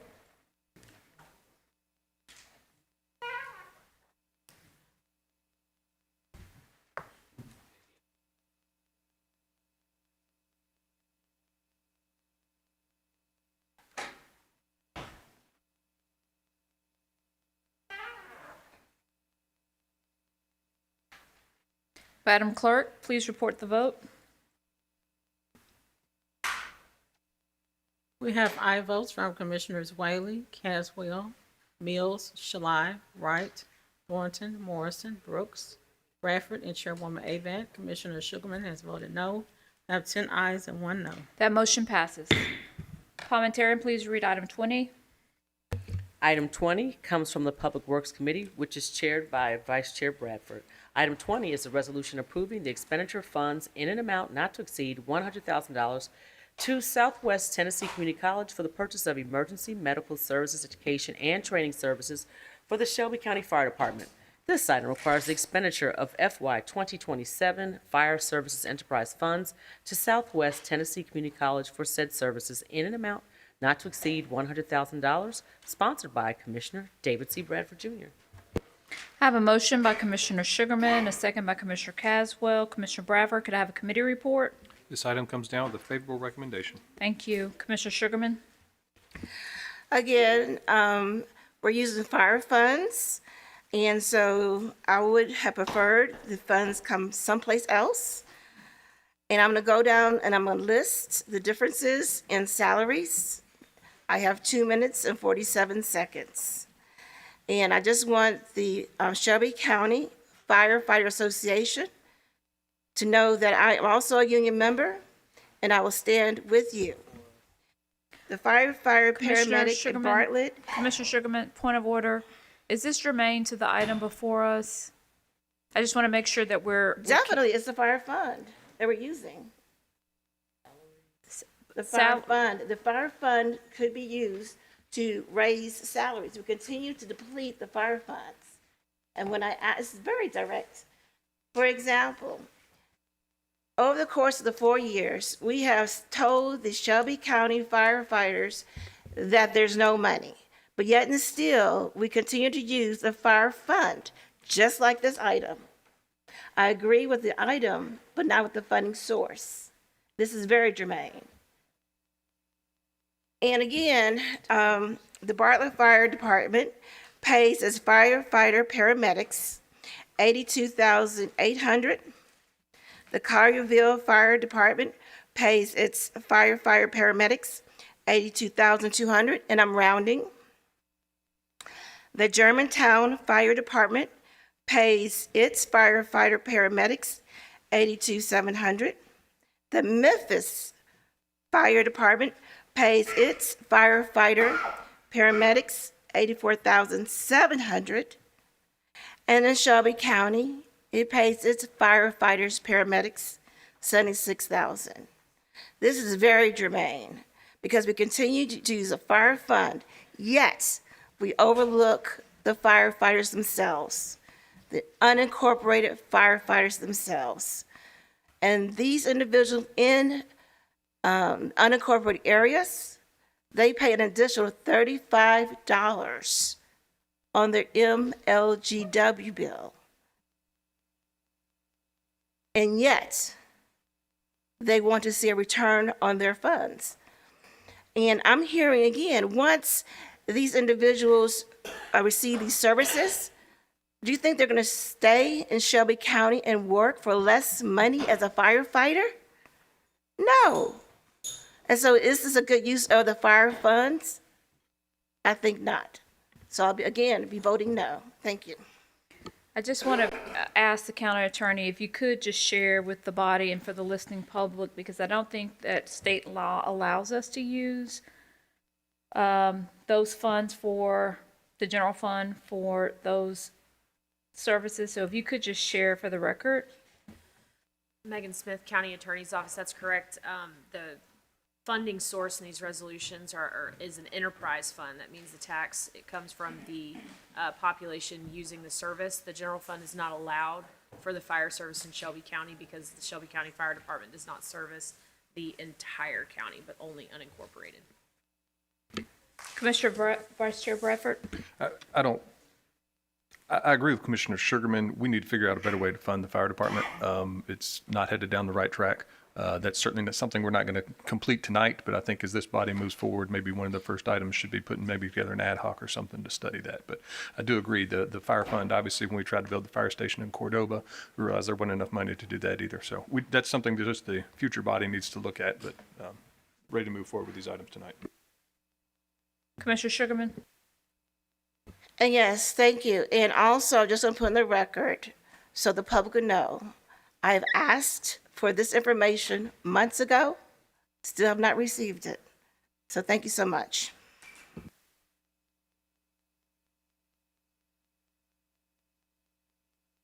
And Commissioners, we are on item 20. Just want to make sure that everyone is clear.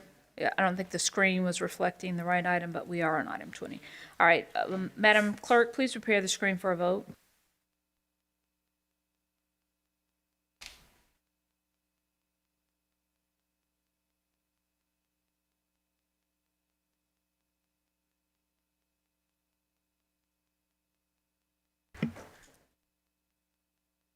Madam Clerk, please report the vote.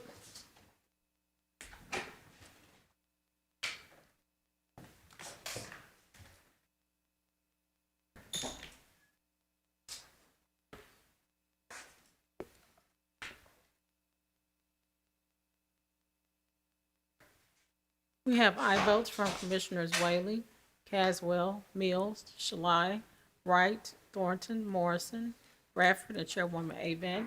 Commissioner Sugarman has voted no. Commissioner Brooks has abstained. We have 9 ayes, 1 no, and 1 abstain. That motion passes. Parliamentarian, please read item 26. Item 26 comes from the General Government Committee, which is chaired by Commissioner Brooks. Item 26 is a resolution to amend Rules 6 and 7 of the Board of Commissioners Permanent Rules of Order for the purpose of removing references to the Minority and Women-Owned Business Program in order to comply with applicable laws, sponsored by Chairwoman Shante K. Avant. I have a motion by Commissioner Sugarman, second by Commissioner Thornton. Commissioner Brooks, can I have a committee report? Yes, this item came down with a favorable recommendation. Commissioner Brooks, you're recognized. Thank you. I removed this item from the consent agenda because, as I stated during committee, this item represents one of the policy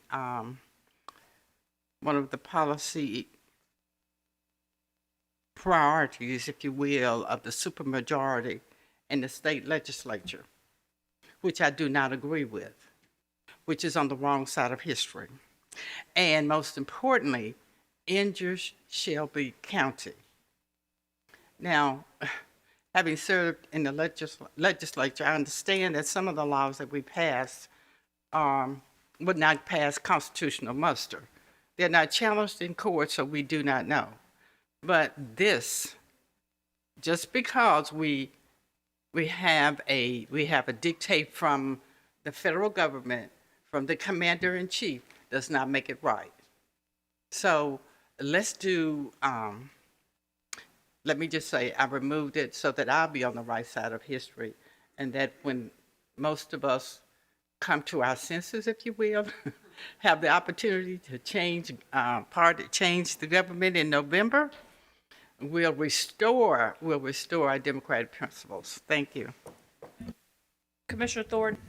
Thank you, Chair, and thank you, Commissioner Brooks, for elevating those points. I do agree with Commissioner Brooks that there is a need for us to pause in this moment just to acknowledge the fact that as a body, we can no longer say Black, we can no longer say minority, and that's because state law has passed that stops us from being able to probe through these lens around what's happening to our businesses. So before we had to implement and change everything here, we were looking at data between 0 to 10%, with the likelihood that it was around 2% that we spend with minority businesses in Shelby County. And so for us, it is a huge problem that we just are now just renaming things without ever really picking up where we left off when and identifying that there is a glaring problem in Shelby County. So if you are one of our local businesses, that's the new language that we now use, then you need to speak up for yourself, because right now it's harder than ever to be able to see that you don't have the supports that you need and that you are not in the best position to compete when it comes to our businesses, our contracting process. So I hope that the administration will be creative and will actually value looking for the local businesses here that are kind of just lost at this point. We've seen more than ever since the change in the state law, small businesses coming up to just speak on how they do not feel supported and how the process has changed for them. And so this looks like contracts going out for rebid, and there's no longer any minority goal put on it. So when we think about what really matters here in Shelby County, we have to think about how the dollars are flowing. And the fact that we now have to get rid of our local minority programming, it really is going to impact us and has already impacted us. And just to the public's knowledge, this has been over a year in effect. So contracts have been lost and businesses have closed, and that is impacting our ability to be able to keep jobs here local and to be able to continue to expand and grow our local businesses. So I just, can't say enough to the listening public. Please, please, please tune into this issue. I've tried the best that I can to keep it at the forefront of conversations, but go back and look at the same offices that we had over a year ago. They don't even exist anymore, and the staff has just been reassigned to other tasks. And so this is a huge glaring impact to Shelby County, and we need to continue to fight against this. Thank you. Madam Clerk, please prepare the screen for a vote.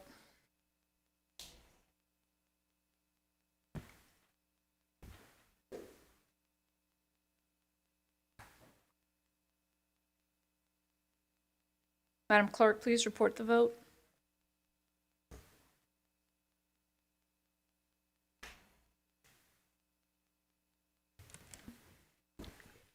We have aye votes from Commissioners Whaley, Clay Bibbs, Caswell, Sugarman, Mills, Shalai, Wright, Morrison, Bradford, and Chairwoman Avant. Commissioners Thornton and Brooks have voted no. We have 10 ayes and 2 noes. All right, that motion passes. I'm going to go to general comments. George Sumners.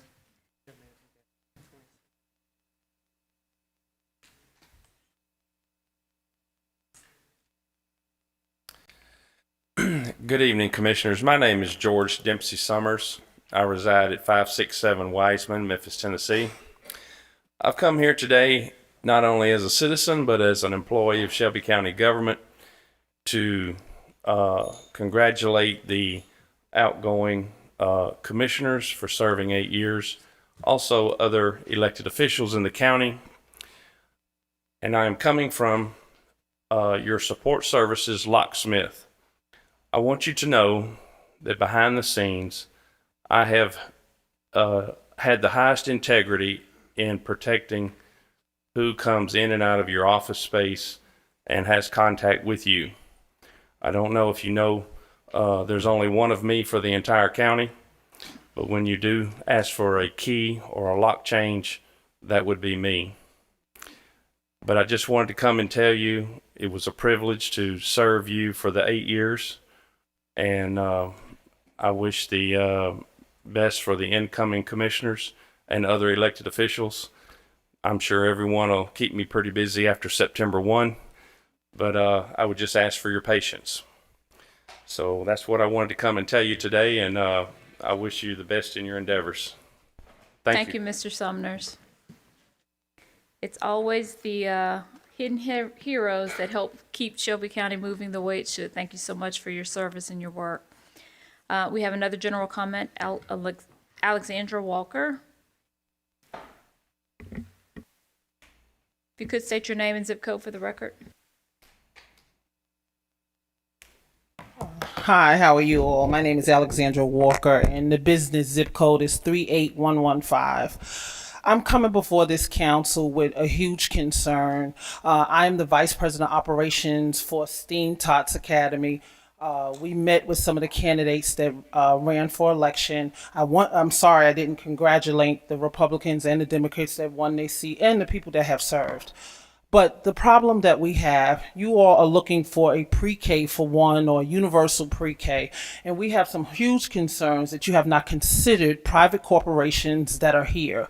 You have First Aid Memphis and you have Porter Leaf that are receiving dollars. Porter Leaf is receiving dollars from your Head Start funding, and First Aid Memphis is your authorizer. But if your authorizer doesn't have a transparent mechanism in place that is fair in its dealings to authorize the different facilities, why are you all allowing this to go on? If you don't have concrete information as to what your preschool students are doing, such as data, are they really doing a good job? Do you know if they're educating them? How can you continue with this authorizer if we are having problems?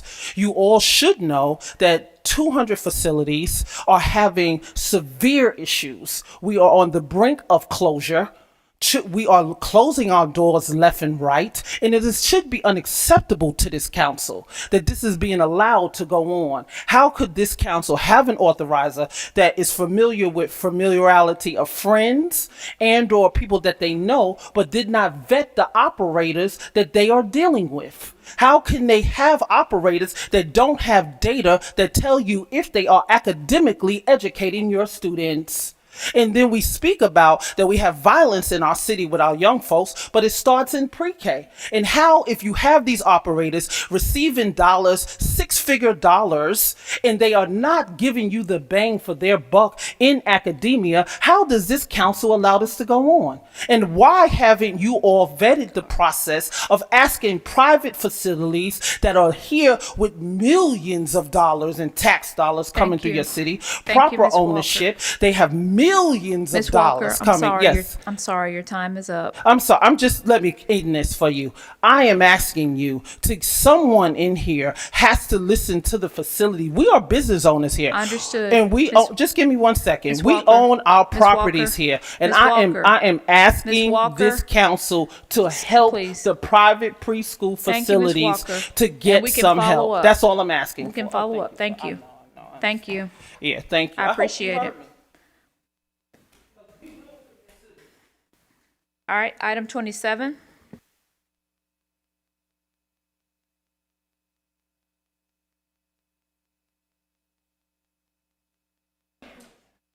Parliamentarian, please read item 27. Item 27 comes from the General Government Committee, which is chaired by Commissioner Brooks. Item 27 is a resolution granting an honorary street name change of Carterville Place in unincorporated Shelby County to Anna Harwell Place, sponsored by Commissioner Amber Mills. I have a motion by Commissioner Thornton, a second by Commissioner Sugarman. Commissioner Brooks, can I have a committee report? This item came down with a very favorable recommendation. Okay, we have one public comment card. Ms. Harwell, would you like to come forward?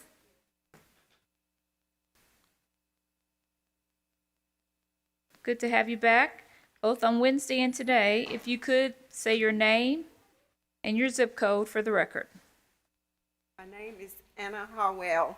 The zip code is 38127. If you could pull the microphone just down a little bit closer to you. Okay. All right. Please begin. Please begin. Yeah. It'd be such an honor if I could get this street name after me. One, I got several reasons I would like for this to happen. It's because I've lived in the home that I'm in for 50 years, and I have worked for the Shelby County Sheriff Department ever since January of '79, and I have 4 sons and 7 grandchildren and 5 great-grandchildren, and all of them are just so excited about me getting this done. And I even had one to tell me, you know, this is not going to happen. I say it might happen and it might not, but I know one thing for sure: it will not happen if I don't try. And I believe in putting all of my effort into doing what I set out to do. And I told Commissioner Mill, I might not be here today wouldn't be here today because of school. I'm a school crossing guard and I have to be there at 3 o'clock. And the Lord saw fit for me to be here today. So school is out today and so here I am. It would be an honor for me to get this done, but if not, so be it. Ms. Harwell, how long have you been a crossing guard? Ever since January of '79. Oh. And oh yeah, I didn't even say.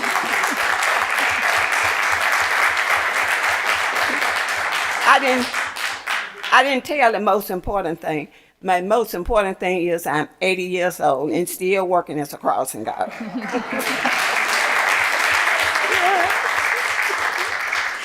Yeah. We appreciate your many years of service. Commissioner Brooks, you're recognized.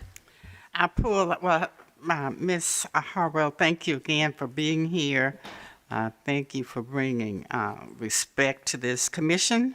I appreciate the fact that you decided there was something that you wanted there was something on your bucket list, and you just decided to step forward and go after it. I like that spirit.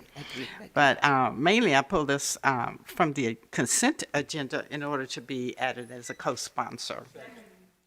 I have a motion by Commissioner Brooks, a second by Commissioner Sugarman. Can we do that without objection? Seeing none, so moved. Commissioner Thornton. Thank you, Chair. It's so good to see you again. You had us in almost tears in committee. Your presence is just very powerful. And so I think that you're going to get that street renaming, and I would love to be there. So don't forget to invite us all, even the ones that are rolling off the commission. I know that's right, everyone. I would like to be added as a sponsor, Chair. I have a motion by Commissioner Thornton, a second by Commissioner Sugarman. Can we do that without objection? Seeing none, so moved. I'd like to make a motion to be added as a co-sponsor. I have a motion by Commissioner Avant, second by Commissioner Sugarman. Can we do that without objection? Seeing none, so moved. Ms. Harwell, thank you for being a bright, shining light for us today. I'm so glad that you were able to be here to see this come to fruition. Madam Clerk, please prepare the screen for a vote.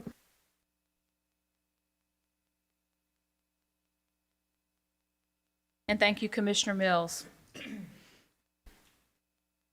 Madam Clerk, please please report the vote.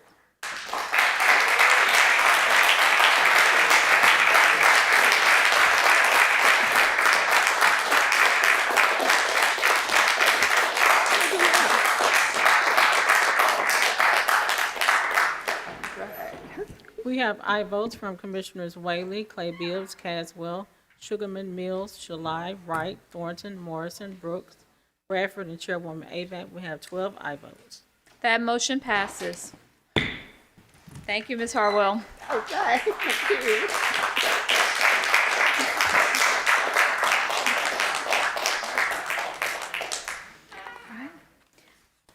Madam Clerk, please read item 32. And I know we are on third reading for the ordinances. If you could read for the record, summary.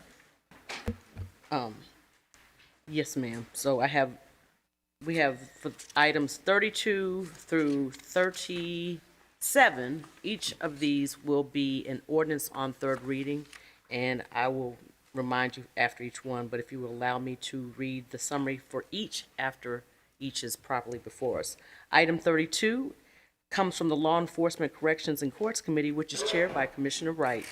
Item 32 is an ordinance third reading, ordinance to amend the Shelby County Code of Ordinances by amending Chapter 10, Article 7, Sections 10-373 definitions and 10-388 temporary housing of children, creating rules for seclusion and restorative practices in the Youth Justice and Education Center. Sponsored by Commissioner Erica Sugarman, Commissioner Charlie A. Caswell Jr., Commissioner Henry E. Brooks, and Commissioner Brittany Thornton. I have a motion by Commissioner Sugarman, a second by Commissioner Thornton. Commissioner Wright, can I have a committee report? Yes, Madam Chair, this comes down with a favorable recommendation. Okay. If you could read the summary, parliamentarian.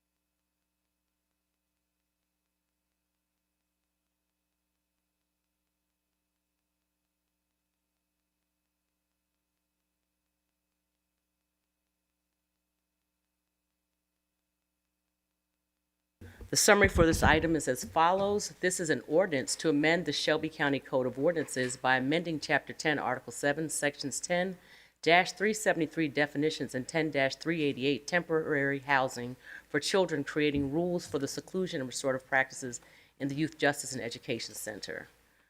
This item requires a majority vote for adoption, so that's at least 7.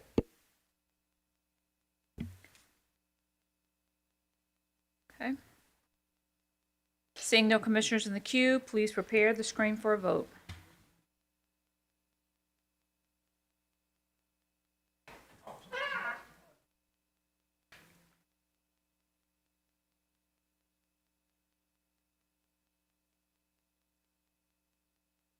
Madam Clerk, please report the vote.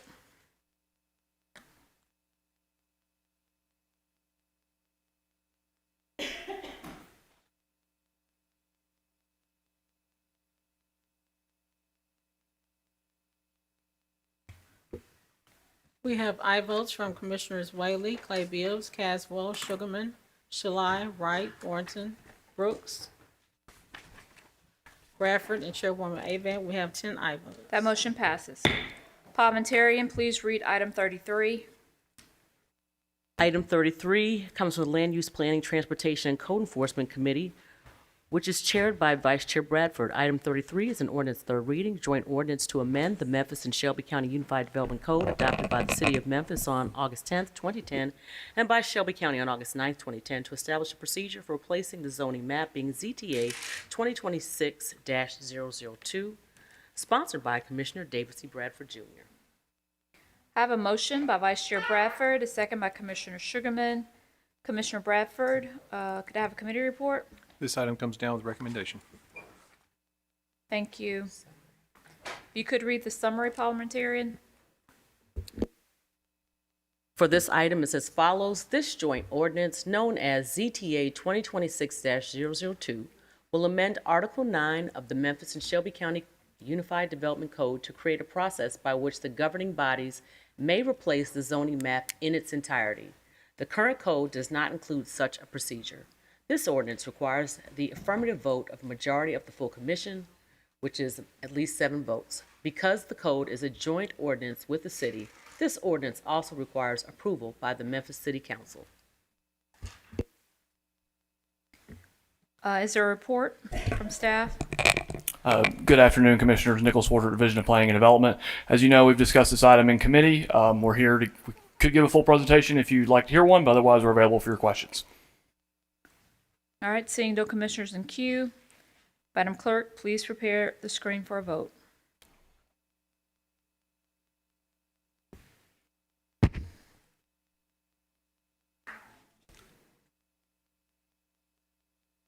Madam Clerk, please report the vote.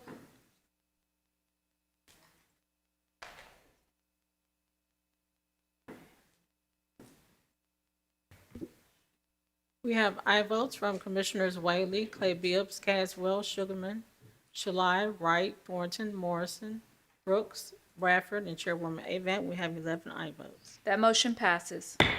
Parliamentarian, please read item 34. Item 34 is an ordinance third reading, ordinance to amend the, item 34 comes from the General Government Committee, which is chaired by Commissioner Brooks. Item 34 is an ordinance third reading, ordinance to amend the Shelby County Code of Ordinances by amending Chapter 2, Article 4, Division 2 to add a new section 2-191 financial report, sponsored by Commissioner Erica Sugarman. This item was sent down without recommendation August 19, 2026 committee meeting. I have a motion by Commissioner Thornton, a second by Commissioner Sugarman. Commissioner Brooks, could I have a committee report? Yes, this item was sent down without recommendation. Okay. Could you read the? Can we move this one down because Laura accidentally gave me 2 summaries of the same one. She didn't give me the summary for this one. I need her to send it to me. All right, I'm going to move this item to the Hill. We're needing to get the summary sheet. So I'm going to move this item to the Hill. I'll make a motion. Can I do that without objection? Okay. All right, let's move.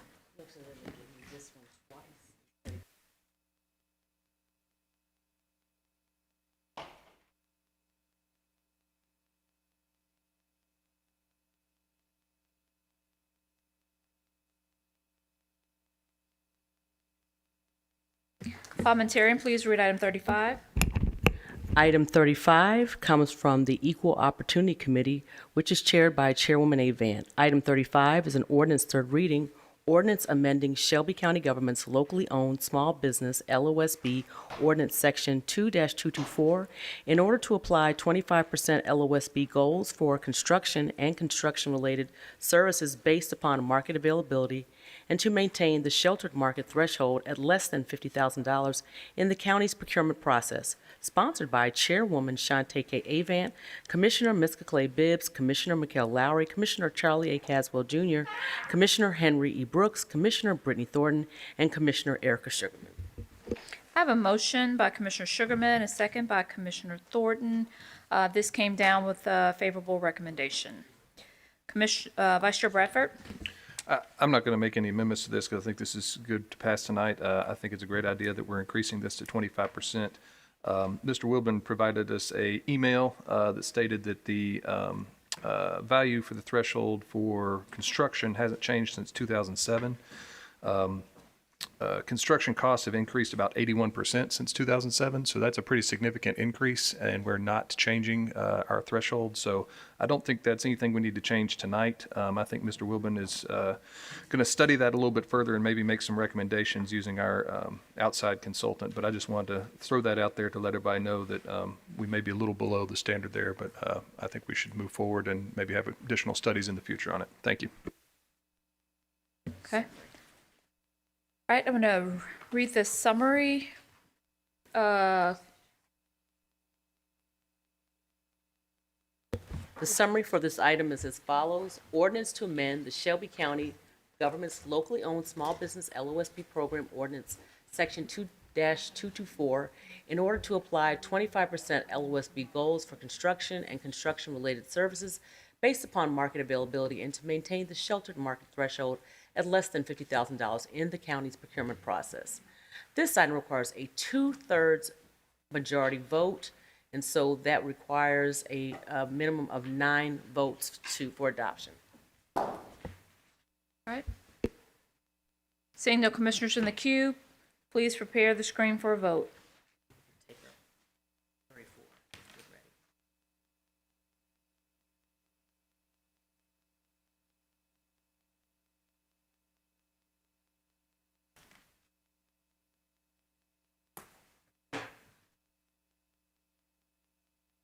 Madam Clerk, please report the vote.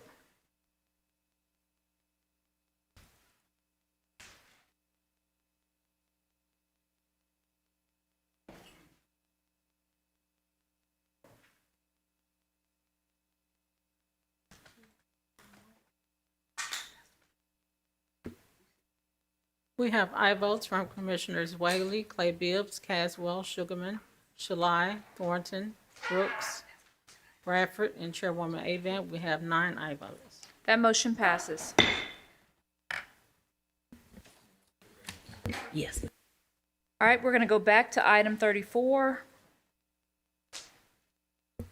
Yes, ma'am. So I'm going to just reread, bring us back up to speed. So item 34 comes from the General Government Committee, which is chaired by Commissioner Brooks.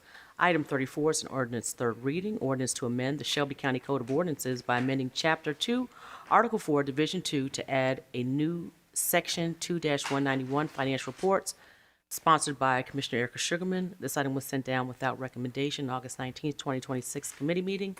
This item was moved by Commissioner Thornton and seconded by Commissioner Sugarman. The committee recommendation was read into the record, and the summary is as follows. This ordinance to amend the Shelby County Code of Ordinances by amending Chapter 2, Article 4, Division 2, to add a new Section 2-191 financial report, sponsored by Commissioner Erica Sugarman. This item requires a majority vote for adoption, and that would be a minimum of 7 votes. Seeing no commissioners in the queue, please prepare the screen for a vote.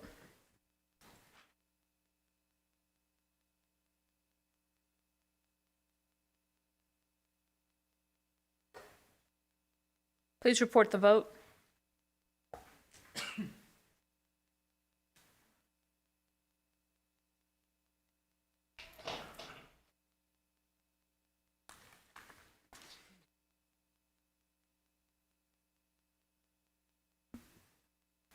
We have aye votes from Commissioners Whaley, Clay Bibbs, Caswell, Mills, Shalai, Wright, Thornton, Morrison, Brooks, and Chairwoman Avent. We have 10 aye votes. That motion passes. Parliamentarian, please read item 36. Item 36 comes from the Milton Community Enhancement Grants Committee, which is chaired by Commissioner Thornton. Item 36 is an ordinance third reading, ordinance by the Board of Commissioners of Shelby County, Tennessee, to establish additional accountability, reporting, and eligibility requirements for grants as approved by the Shelby County Board of Commissioners, sponsored by Commissioner Erica Sugarman, Commissioner Mick Wright, Commissioner Brittany Thornton, and Commissioner Amber Mills. I have a motion by Commissioner Sugarman, a second by Commissioner Thornton. Commissioner Thornton, can I get a committee report? This item comes down with favorable recommendation. You're recognized, Commissioner Thornton. Forgive me, I wasn't in queue. All right, parliamentarian, if you could read the summary.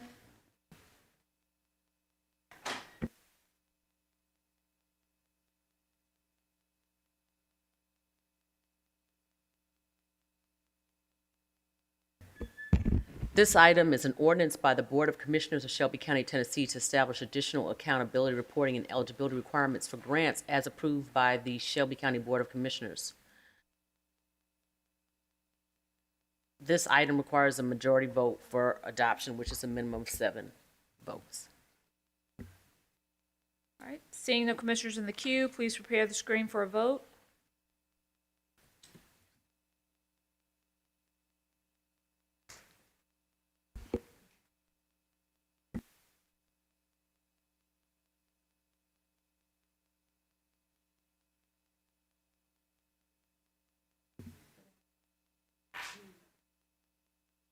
Please report the vote.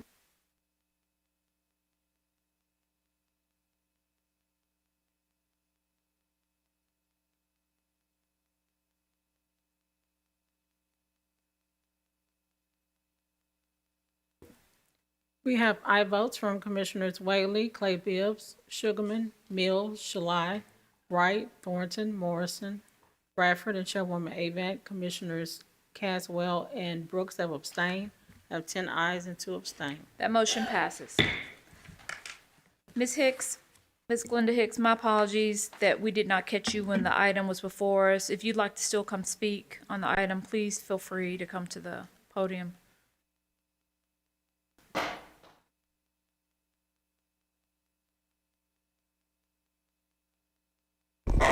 Good afternoon, Glenda Hicks. If you could state My your zip code. 38109, 38134. I asked to speak on item 32.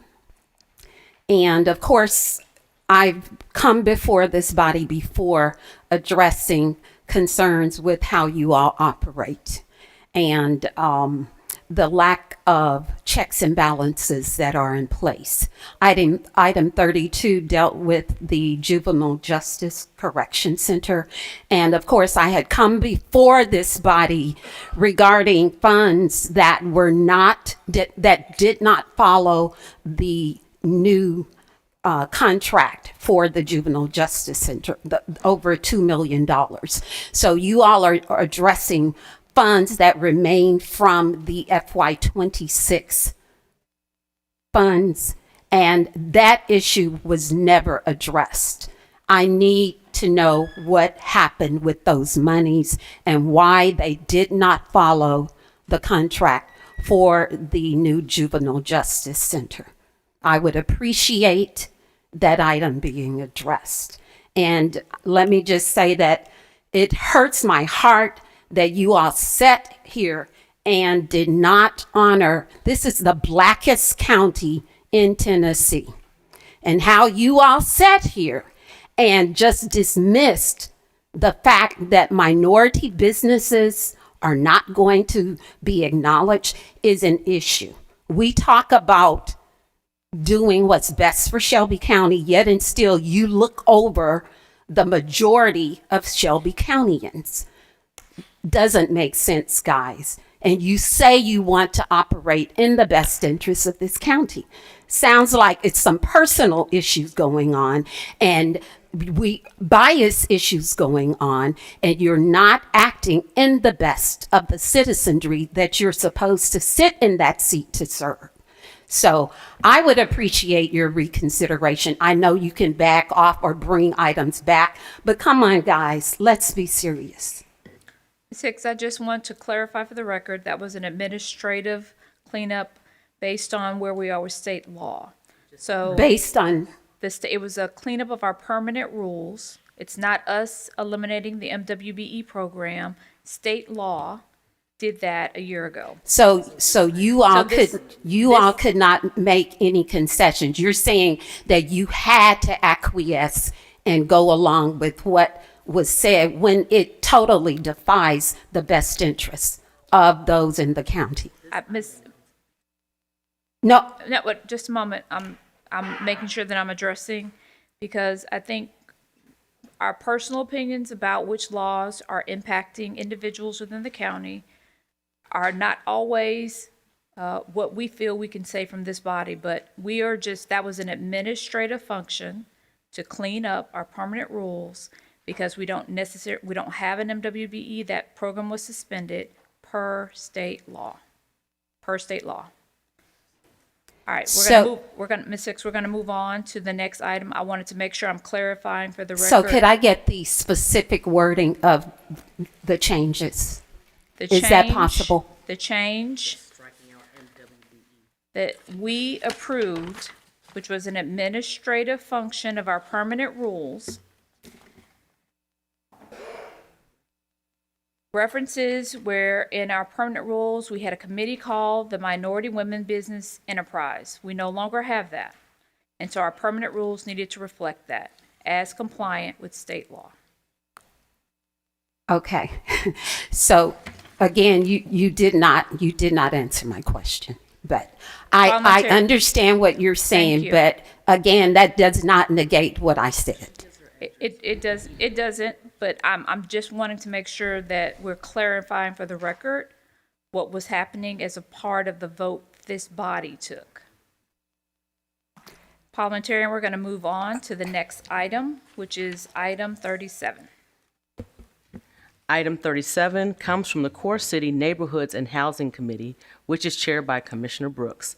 Item 37 is an ordinance, third reading, joint ordinance of the Shelby County Board of Commissioners and Memphis City Council to amend ordinance numbers 581 County and 5946 City to repeal and replace the existing building home program implementation plan and to establish a building home program application fee, sponsored by Commissioner Henry E. Brooks.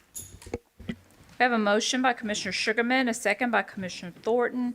Commissioner Brooks, could I have a committee report? This item came down with a favorable recommendation.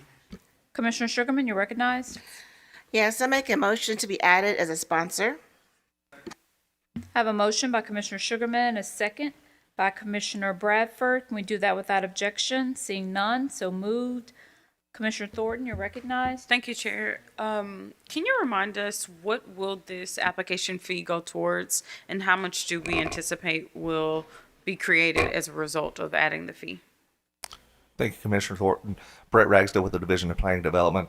This would go toward any administrative items that we would have in the future. We're not intending to implement that immediately, but as we move forward and it becomes more of a program that we are using and we're having to invest in software and personnel, we might elect to administer that fee. So, and it would not be at $75. It wouldn't be a huge amount that it would generate, but it would just help offset some of those costs that we're currently internally burdening. Thank you for that. And who pays this $75 fee? Thank you. Brett Ragsdale with the Division of Planning and Development. It would be the applicant that would pay that fee. And can you just tell the public, what are they applying for? When would the fee be assessed? At what point in the planning process? It would be assessed when they do submit the application. And so it would be, when they submit the application online, we would go ahead and take the application, and then we wouldn't process it until we received the fee for that. I guess, Director, what I'm trying to get at is the building home program. What is the program, and why are people applying for it? Or, what does it give to the public? Sure, I understand. Thank you. So it is a program that is trying to utilize taxed properties and land bank properties that are currently not activated. And so there are vacant properties currently that we're trying to incentivize the public and investors to build single-family homes, particularly, so that we can give these properties, to the public for review. And if they see something that they think that is something they would be interested in building on, that they can apply for this, we would grade these applications from the developers that submit, and they would have a certain criteria. And if they meet that criteria, then we would offer those properties at no cost or a low cost. And so, again, it would be properties that are currently not on the tax base that are not being really sought after for development. And thank you for that explanation. So this is to developers. It's a conveyance of sort to developers for $75 to be able to be considered. And after they pay the fee, is there any other process beyond the application of being vetted to actually be conveyed the property? Yes, it would have to have a resolution that would convey the property if they were selected, and we would go through the process of then conveying that property through resolution through the program. And would they be able to make bulk properties a part of the application, or is it just one parcel at a time? You can do bulk. I have to ask really quick, like how many properties you could do at one time. Do you? Yeah, so we're starting at 10 maximum properties at one time. Okay, thank you.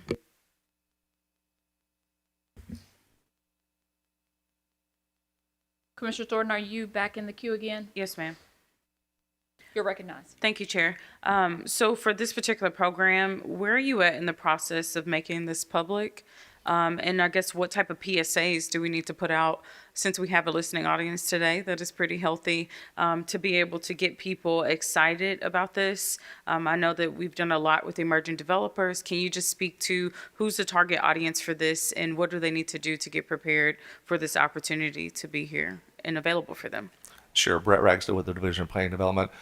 We have the website. It is live. It's been live for some time. We also have some flyers that we've been distributing, and they're at our service counters.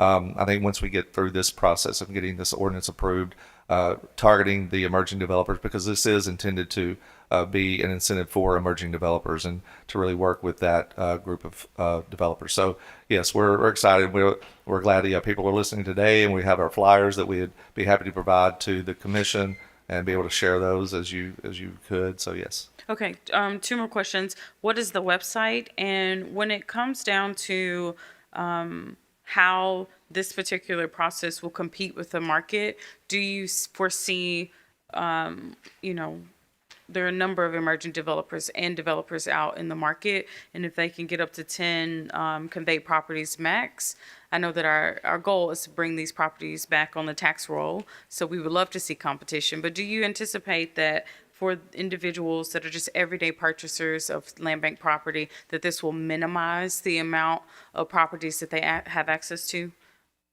No, I don't think it would minimize at all. These properties would still be available through the land bank, and so until they would be conveyed to someone through the Building Home Program, they would still be available. So it wouldn't minimize anyone's access to those properties currently. And your other question? Just the website, but you made me think about one additional question. So if you put your deposit down for the contract, and say someone also applies for the same parcel to be conveyed, what type of priority would win the ultimate access to the parcel? We have a scoring criteria in the application, so that's how we would ultimately select who has that property. And I would say that we would, if someone applied for a particular parcel and they did not get that because there was competition and they had the application fee, that we would allow them to move that to an additional parcel. So they wouldn't lose their application fee. Correct. Awesome. Yes. Thank you. And the website. Yes, the website. So it's on our develop901.com, and then it's department dash of housing and then / housing dash programs. And I'd be happy to send that to you. But that's the direct link. So yeah, thank you. Parliamentarian, if you could read the summary. Madam This- Chair, I would like to be added as a sponsor. Okay.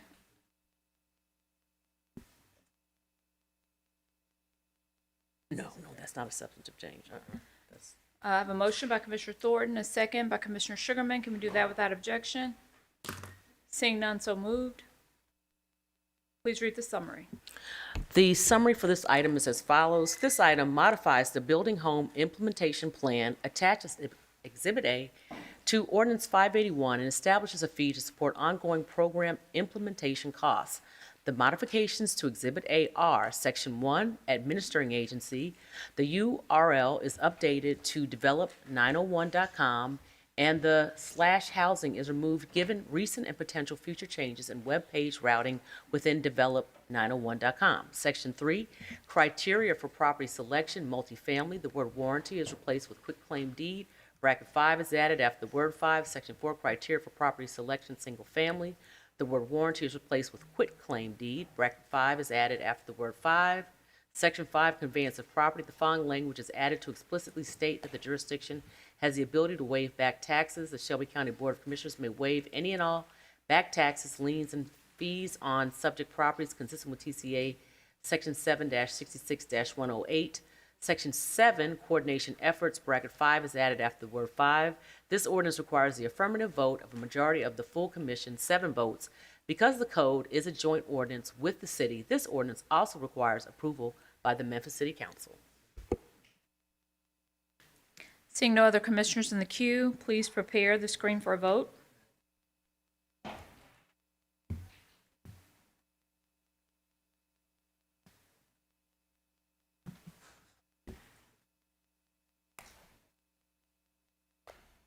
Please report the vote.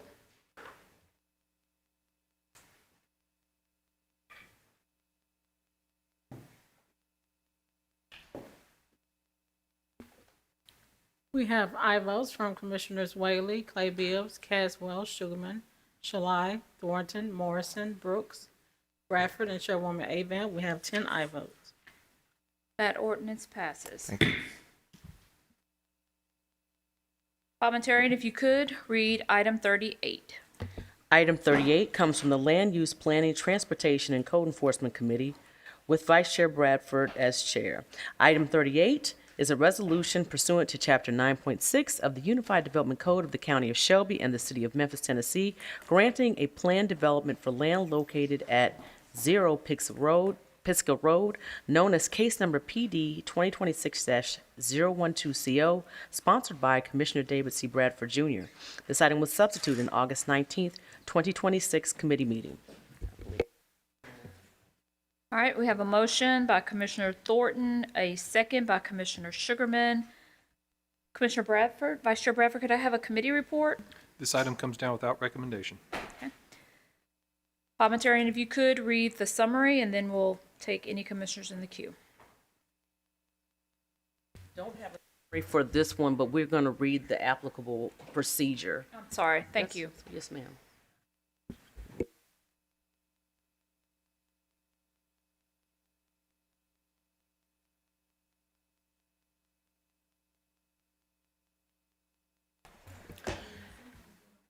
The applicable rule is 32 F, public hearings, 2, at commission. The following procedures shall be utilized on land use cases during any regular or special meeting of the Shelby County Board of Commissioners. We'll begin with a staff presentation. Staff presents introduction and description of case. Commissioners may ask questions of staff during this time. Then the applicant's presentation, a 10-minute maximum. The applicant shall present his or her case. Supporters may also speak during this time. Commissioners may ask questions of the applicant or supporters during this time, but only while each speaker is at the podium and before the next speaker has been recognized by the chair. Then we have the opponent's presentation, a 10-minute maximum. The opponents shall present their case. Board members ask questions of the opponents, but only while each speaker is at the podium and before the next speaker has been recognized by the chair. Please note that as it pertains to these presentations, these times, the 10-minute time period is cumulative for all speakers. The chair may elect to allow additional time to both sides, provided both sides are given equal time. Additionally, the 10-minute maximum time limit or any additional time provided by the chair shall not include question and answer periods between the applicant, supporters, or opponents and commissioners. The rebuttal by the applicant is a 3-minute maximum. Then you have your final question and answer period. Commissioners may ask questions of applicant, supporters, or opponents. During this period, any board member may recognize any party in the audience to ask questions. Then we have discussion. Once seconded, the commission chair will call for discussion. During discussion, commissioners may ask additional questions of staff.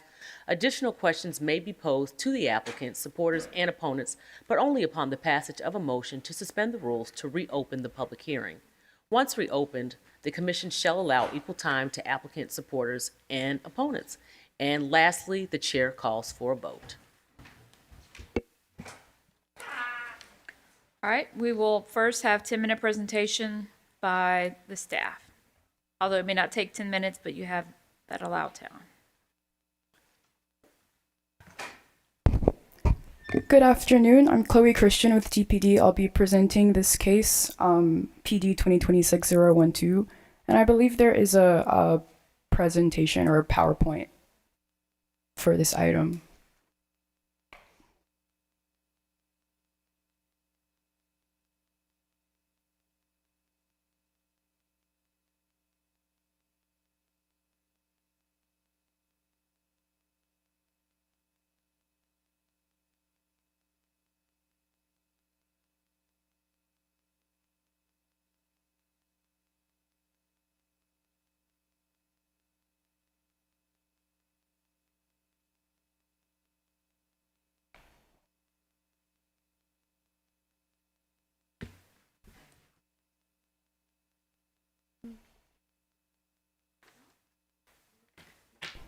It's for item 38.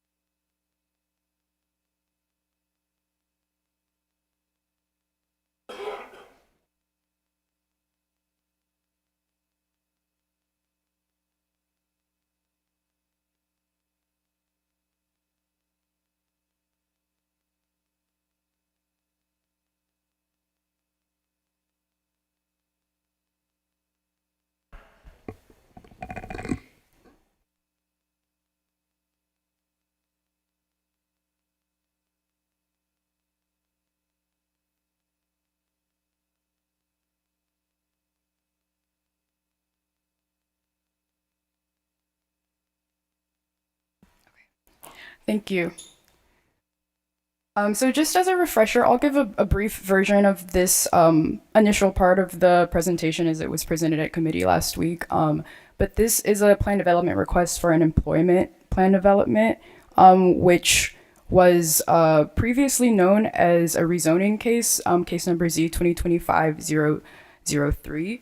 I'm sorry, Z 2026-003. And initially the request was for a rezoning to employment. And that request was recommended for rejection by the Land Use Control Board at the May 14th meeting. However, the commission remanded the case back to the Land Use Control Board to be reviewed as a plan development, which is why we are here today. That plan development request is what you're reviewing now, the Twinwood plan development. Next slide, please.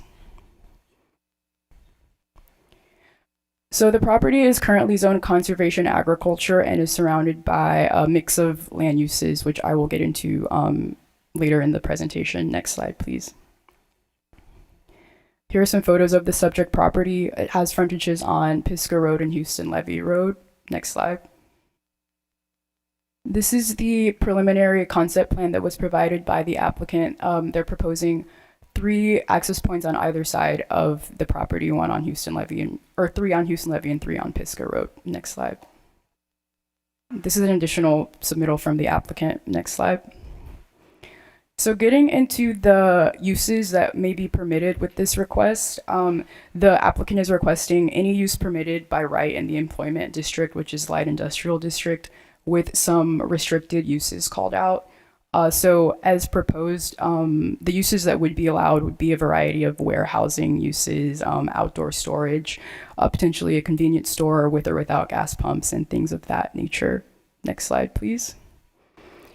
And in conclusion, as staff, we have recommended a rejection of this request, given the existing character of the surrounding area and the properties within the vicinity. We find that the potential for whatever industrial uses may be allowed with this request are just not compatible with the nature of this area. And especially in regards to the increase of industrial vehicle traffic that could be presented with this request, and the road quality and wideness of the road does not support a request in this nature. And as such, we find that the project will have a detrimental or undue effect on the adjacent property and the character of the neighborhood. Next slide, please. So as staff, we have recommended rejection of this request. However, the Land Use Control Board recommended approval of this request with a 5 yes vote and 3 no vote. Next slide.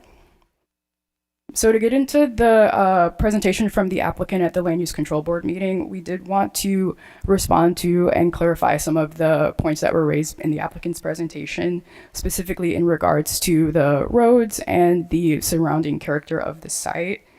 So next slide, please. The applicant did refer to some road widening plans from MPO, the Metropolitan Planning Organization, but we have confirmed with MPO that these plans are old and not currently relevant. They come from plans from 2020 that have since expired. And this slide also points that out as well. The projects that were mentioned are no longer relevant, and we do not find that they should be considered in the justification of this request. Next slide, please. Again, this plan is a plan that was from 2000 and was not actually implemented. So we just wanted to point that out for the record. Next slide. And the final point that I'll make is one of the other claims made in the applicant's presentation was in regards to the lack of residential or civic properties in the immediate vicinity.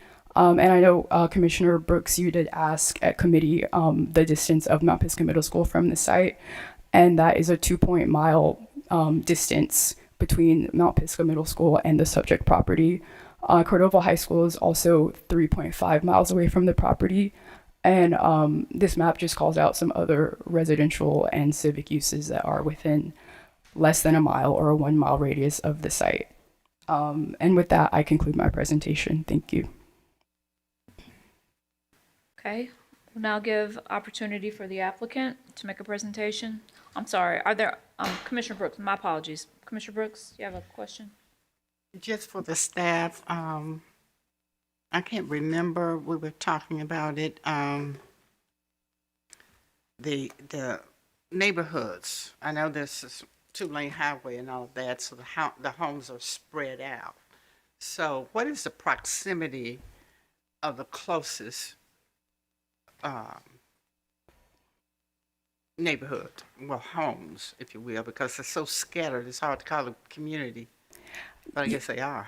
Yes, if we can maybe go back to the last slide, it shows, I don't know the exact proximity, but there are residential neighborhoods within half of a mile radius of the site. Okay, so if we're going east, east from Grace Creek Church, so is the subject property east of Grace Creek Church?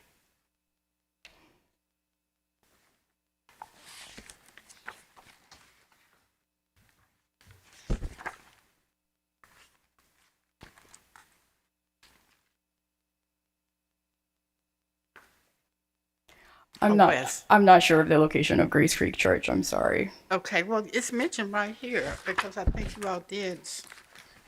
Okay, well, why don't we just go ahead and let the applicant go up, make their presentation. I'll find it for you.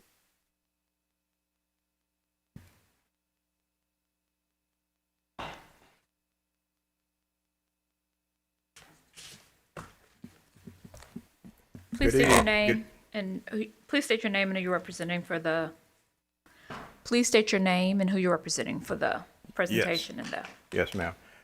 Good evening, commissioners and Madam Chair. My name's Dedrick Brittenham. I'm a lawyer here in Memphis. My address is 3385 Airways Boulevard. I represent the applicant. I also have here the applicant, Mr. Chambliss, and his partner, Mr. Brown, and Miss Cindy Reeves is also supporting this application. Okay. You'll have 10 minutes for your presentation. Thank you. I will make some brief remarks and then we'll turn it over to Mr. Bo Chambliss, and he has answers to the questions that Commissioner Brooks asked. Ladies and gentlemen, this is a plan development, and we went back to the Land Use Control Board with the plan development for employment uses. The Land Use Control Board voted 5-3 approval with conditions. So we're now back before the County Commission with approval with conditions. This is about employment. This is about bringing jobs back to Shelby County. We're losing jobs in Shelby County, so this is an opportunity to increase the chance to bring more jobs to Shelby County. With that, I'm going to turn it over to Mr. Bo Chambliss, who will go through a presentation. And you should have booklets passed out regarding this presentation. Thank you. Thank you, Dedrick. Good afternoon, Madam Chairman, members of the board. My name is Bo Chambliss. I'm with Chambliss Capital. Here on case PD 2026-012, the Twinwood Plan Development, about 53 acres at Houston Levee and Pisgah in District 1. Commissioner Mills asked us to return as a plan development rather than a straight rezoning. And on August 13th, we came back as a plan development, and the Land Use Control Board reviewed our plan and recommended approval. We're asking you to adopt the Land Use Control Board's recommendation. The property is Conservation Agriculture, CA, and CA is Shelby County's standard holding zone for land awaiting development. This site has been idle and heavily vegetated for decades, never in active agricultural use. We're proposing a carefully conditioned employment-based plan development. EMP is the district specifically designed for clean, employment-generating uses, supports the long-planned Houston Levee corridor, and brings ready infrastructure online for jobs and tax revenue. We respectfully ask for your approval. Next slide. The concept plan places the larger small bay flex space buildings to the east, self-storage buildings to the west, non-disturbed landscape buffers run along both frontages. Final access points remain under county engineer control. Next slide. Chambliss Capital is a locally based Memphis development company. The property belongs in the historic Wood family tract and is one of the last large unbuilt parcels along Houston Levee east of Morning Sun. Next slide. 3 facts decide this case. First, the neighborhood is overwhelmingly vacant, not residential.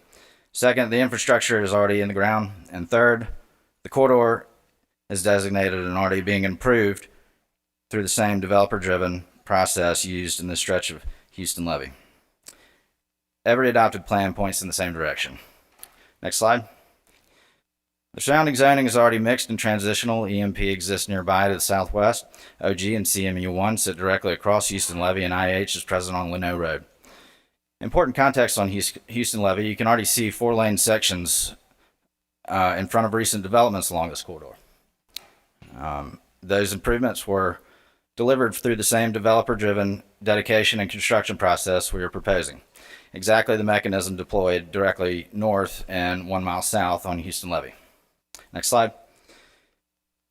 The numbers confirm it. Within the 750-foot extension from the property line the UDC requires us to study, known as the neighborhood notification area, 80% is vacant land and another 12% is roads or county land. Only 7.6% is any kind of residential use.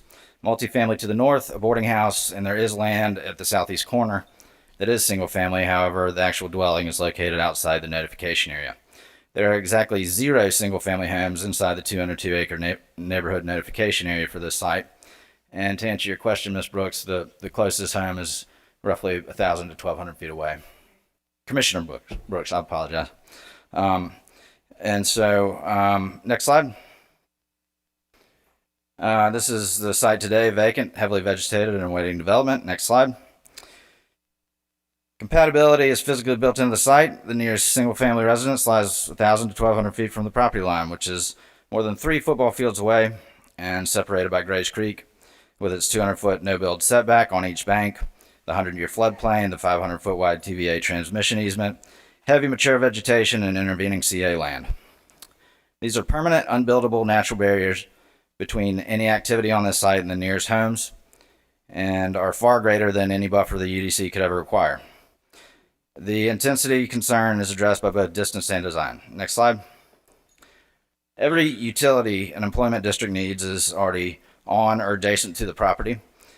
The TVA power less than a mile away with an easement on site. City of Memphis sewer runs across the property. MLGW water mains on both frontages.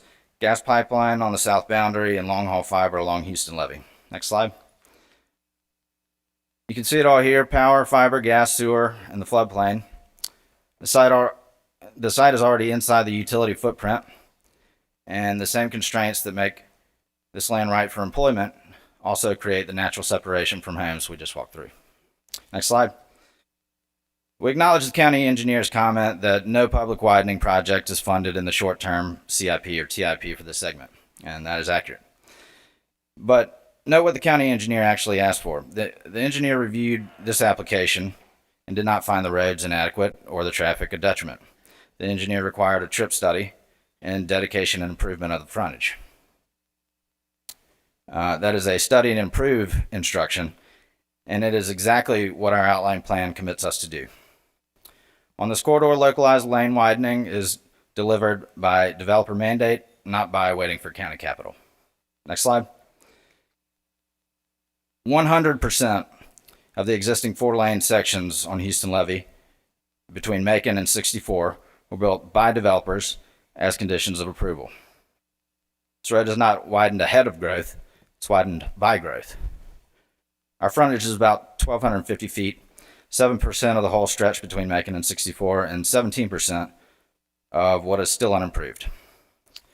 Approving this PD means we dedicate and improve 54 feet from the center line, which is the very mechanism that produced the improved sections you already drive on today. A denial does not build that road, approval does. Next slide. Consider for a moment what these uses actually are. Self-storage and small bay flex space are quiet, screened, low impact, not polluting, not loud, not an eyesore. Storage lets residents keep a smaller, more affordable home. Small bay space is where local trades work, the HVAC company, the electrician, the plumber, who live right here. These are amenities that serve residents and support the local economic engine. Next slide. Because this is a planned development, these are conditions of the outline plan that run with the land. 24 intense uses are prohibited, including the two the staff report singles out. We heard that concern and we eliminated those uses. The uses we are targeting are low traffic and fit the corridor: self-storage, small bay flex space, last mile sorting and distribution, ghost kitchens, which is commercial food preparation, research and development, and professional offices. Any material change returns through public review, and I live within a half mile. Next slide. The public benefits are immediate and substantial. 53 acres of idle greenbelt land becomes productive employment land. Tax assessment lifts roughly 16 times on approval and again at development. And it delivers what the 1999 Shelby County Growth Plan called for. Employment centers moving eastward and southeastward into the Grays Creek Basin, which is exactly where the site sits. Next slide. To illustrate the potential economic upside, we've included the last mile distribution as a hub, for example. A last mile hub is low traffic by design, electric vans, potential rooftop drone launch, and drone delivery. 30 to 60 minute delivery windows. One hub can serve about 175 square miles. The result is fewer vehicles on the road on Houston Levee, not more. And the illustrated full build out ranges, give an estimated 30 to 55 million in private investment, 125 to 300 permanent jobs, 5.6 to 18 million in annual payroll. Distribution that takes vans off the road, not onto it. Next slide. So we respectfully request approval of PD 2026-012, and we ask that you adopt the recommendation the Land Use Control Board made on August 13th. 3 points to close on. The plan is fixed and conditioned. Self-storage and small bay flex space bound by the outline plan. The second is the infrastructure is already there. Power, sewer, gas, water, fiber are on or adjacent to the site. And third, your approval improves 17% of the still unimproved Houston levee between US 64 and Macon, using the same developer-driven localized lane widening that has already produced every existing 4-lane section on the corridor. Thank you, and I welcome your questions. All right, just, I was giving a little latitude. You had about 30 seconds over your time. Okay. So if the staff would like to in any way make a presentation that I don't think they even used up all their time, but we're going to allow commissioners to go into the queue for questions before we have any other discussion. Commissioner Brooks? Just a couple of questions, and first I need to say to Mr. Brittenham, Attorney Brittenham, I didn't ignore your call, but I thought it would be best for us to conduct these questions in the public. One question to the applicant. Are you the applicant? Yes, ma'am. Okay. What's your name? My name is Bo Chambliss. Okay. Okay. Bo. Yes, ma'am. Let's go to the jobs, the employment, and that's good. But I need a little more information. What kinds of jobs are we talking about? Well, so in this scenario, it was last mile distribution. So it'd be, it would be basically warehouse workers in the small bay flex space, or the sorting and distribution of parcels. Warehouse. Yes, ma'am. Distribution. Yes, ma'am. Okay. At what wage? Living wage, prevailing wage, minimum wage? I would imagine it would be prevailing wage. Madam Commissioner, More may the I same. respond? Yes, sir. Yes.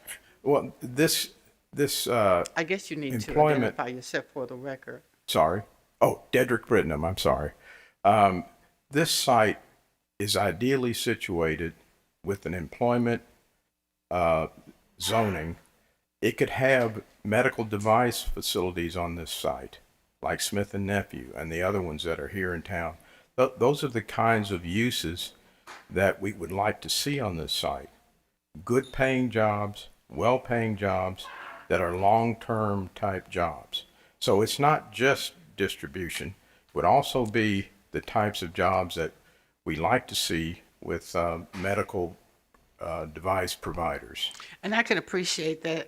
Before I'm out of time, let me just say this. We do need to have high-paying jobs. We don't need more of the same, because more of the same will continue to produce more of the same. So I'm concerned about that. We're building apartments or houses where people who are in distribution and manufacturing, logistics, that kind of thing, cannot even afford to rent them, if you will, not to mention buy them. So we need to think about a rethink how we are paying, compensating individuals for these logistics jobs if we're going to continue to do that. We're going to stay in this business. So that's just one thing I'm really concerned about. But then the next thing that concerns me, and we don't have a record of it, and I hope staff can get it. I really want to know the reason why, the motivation, why those 3 land use control members rejected this project.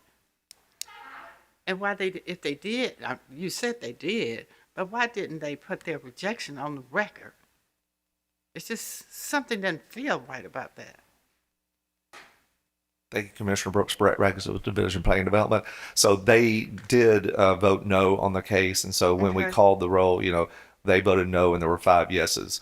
And as I mentioned, I can't really, I want to speculate, but we did make our presentation, and our presentation, just as it is today, really relied most heavily on the transportation, the roads that are in the vicinity that are for the foreseeable future. And as the applicant has mentioned, these are development-driven widenings and dedications, which is slow moving. They're mentioning plans from 2020 and 2019 for projected road widenings that still have not occurred. So we're 26 years sometimes later, and so I think that's our main concern. And I know there's the talk about the small bays and the contractors and things, and this is a large property, and it was mentioned that this is going to be less traffic on Houston Levee and not more, and I'm not sure how that works. So I think that the roads that are existing there, north and south, are what we mainly focused on in our presentation. So I would have to think that that may have been what they were really listening to. So Well, we'll have to wait for them to come forward on the record. Thank you. I'll get back in the queue. Commissioner Whaley? Yep, thank you, Madam Chair. My question is around, I think I have a good understanding of the proposal here, but my understanding, Mr. Chambliss, is just to understand exactly what your role intends to be in all of this. Like, do you intend just to develop the site, or do you intend to be in some kind of joint venture with the developer of the property, whether it's self-storage or small bay industrial or a combination of both? If you intend, or if there's some plan to be jointly involved in the construction of it, not just the site prep, can you help us understand like what your understanding of the lease up schedule, phases, like what has to trigger the phases, how long is this project, and then if you are a owner in any way, do you intend to keep the property or sell it when it's leased up to another operator? So just, all that might be moot if you're just developing the site and you don't plan on being in a joint venture with the developer, or if you are, then there's some other questions around sort of how you envision your role in that going forward. Sure. So it started out with the self-storage project, and that is the one that I would likely have the most hand in. It would be developed in 2 phases, and it leases up at I want to say it's a 12 to 24 month lease up schedule. It's roughly 2,400 square feet per month is the metric. But as far as the small bay industrial, it remains to be seen as to whether or not I'll be participating in the actual construction of that one. It's possible that we could sell that beforehand, but that's the beauty of the planned development, is that it's the conditions run with the land, so any future owner would be bound by the same conditions. Okay, and so part of this too is if you're going to do all of this site work, we wouldn't want a situation where, and I'm sure you wouldn't either, where you do all this and it just sits there. Sure. You're hoping for someone to build something on it, but it doesn't happen. So that's where I'm getting at. Like, are you also planning to help develop this property rather than just clear the site and tie in the infrastructure? Sure. Sure. So this is a project that we're developing. It's family land, and so we intend to be long-term stewards of the project. As far as the development of the storage facility, yes, I have like full feasibility studies on that, and there is demand for it. And it's not something that we're just jumping into. But yeah, I mean, I do have a full feasibility study on it. It's just the presentation was already maxed out as it is. I'd be happy to share that with you if you'd like. Commissioner Brooks? I think Commissioner Whaley opened up a whole new train of thought here. I initially thought that the entire acreage would be developed by you with the project, a real project. But what I'm hearing, I guess maybe I'm not hearing correctly, only a partial of the park, the 53, will be developed. Is that true? I'm sorry, I didn't hear that last part. Will you have a development for the entire 53 acres? Yes, ma'am. Yes, You'll ma'am. have okay, tell me what that development will be. Yes, ma'am. So we're starting with the self-storage facility, and Okay. we would like for the small bay industrial or the remaining usage to come after that. And so I do intend to be involved in the development of it. And but my point earlier was that if I am not involved in the development of it and we do sell off the remaining acreage, the planned development is conditioned and it runs with the land. So any future owner would have to play by the same rules that. Okay, so the self-storage will take up 53 acres? No, ma'am. No, ma'am. It would take up about 5. The remaining would be. So what will the remaining acreage consist of? Well, it's drawn as small bay industrial. If you look at slide 3. Do you have the project development for that remaining acreage? Or will you be holding that for something down the road? Well, yes, ma'am. So we don't have a specific use for that remaining acreage. We would want to develop it for the highest and best use. And so if you look at page 15 of the slide deck, it lays out the uses that we're targeting. We've eliminated 24 uses under the EMP zoning, and all of those are the more intense, unfavorable uses. And so the ones that remain are the ones that you see right before you. And you did say you had a community meeting, right? Yes, ma'am. Okay, and how many people showed up? I have the sign-in sheet. It was 11 to 13 or so. It was, I don't want to rehash it, but did you have any objections? No, ma'am. No, ma'am. Okay. We did have an objection letter to the rezoning, but not to the plan development. Apparently, Okay. one came in after the deadline, but I haven't seen that. Okay, all right, thank you. Commissioner Caswell? Thank you, Madam Chair. And my question, just as I think about the Office of Planning and Development, speak about the road conditions. And my thing, are they going to have 18-wheelers, trucks coming up and down to this development? So the uses that we're targeting are the lowest trip uses of any commercial real estate that there is. So self-storage is, I think it's 9 peak trips during the day, which is extremely low. I think the small bay flex space is very low as well. But yes, there will be some 18-wheeler traffic, but it's not considered one of the highest uses by any means. It's one of the lowest. Yeah, and it's just my concern, if the director, if you can come up with, if it's okay, Madam Chair, to the question, I think you all made a question about the road condition. What was your concern in that? Yes, Commissioner Brett Ragsdale with the Division of Planning and Development. So there are several sections of this road that are only 2 lanes, and some that are 2 lanes with a turning lane, and they go through either single-family homes, townhomes, or apartment buildings.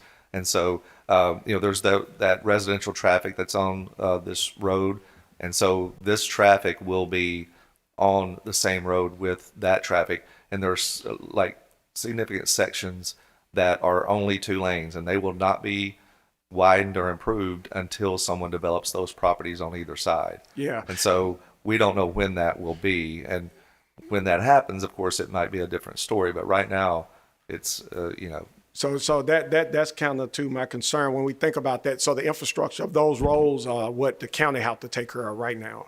It would be development driven, as the applicant mentioned. So it is typically now it could be something that the municipality would do, but those plans are the plans that have been mentioned that maybe had some road widening that would be done by the county, or that those are older plans that are not in place right now. And so when you say municipalities, what municipality did this? Shelby County in this instance, and Is it Shelby County unincorporated? engineer, unincorporated, and the Shelby County engineer is here as well. I don't know if you would like to hear from him, but they currently do not have any plans to widen those roads. So it would be, as development occurs, it would be widened and improved, and that would probably be years in the future. Yeah. So. Okay. Thank you, Madam Chair. Commissioner Caswell, may I respond, please? If you look at page 13 of the slide deck, please. And Mr. Britton, if you could just Oh, Dedrick Brittenham. Dedrick Brittenham.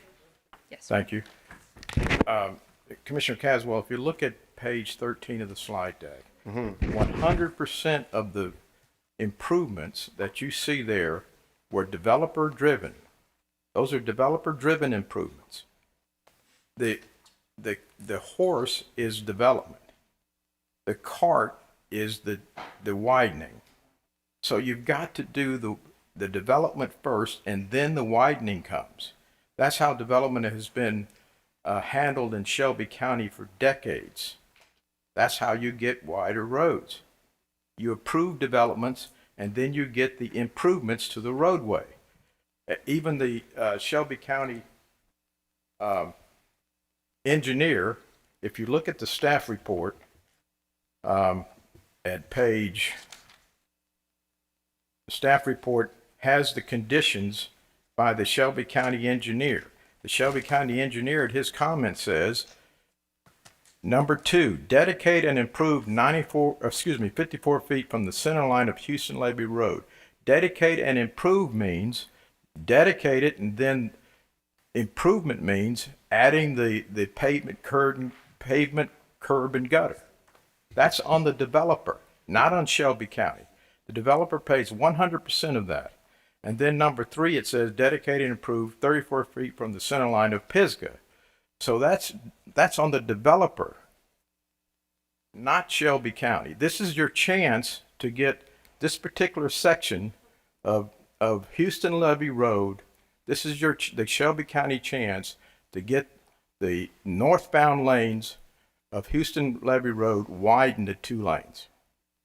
If you approve this case, you improve that section. Thank you. Commissioner Mills? Thank you.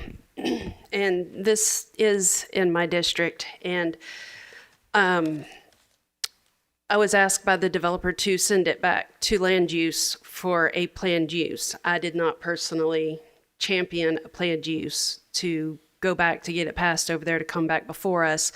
I knew that a rezoning was going to fail, so to help you, not because I wanted it, I did remand it back to the land use.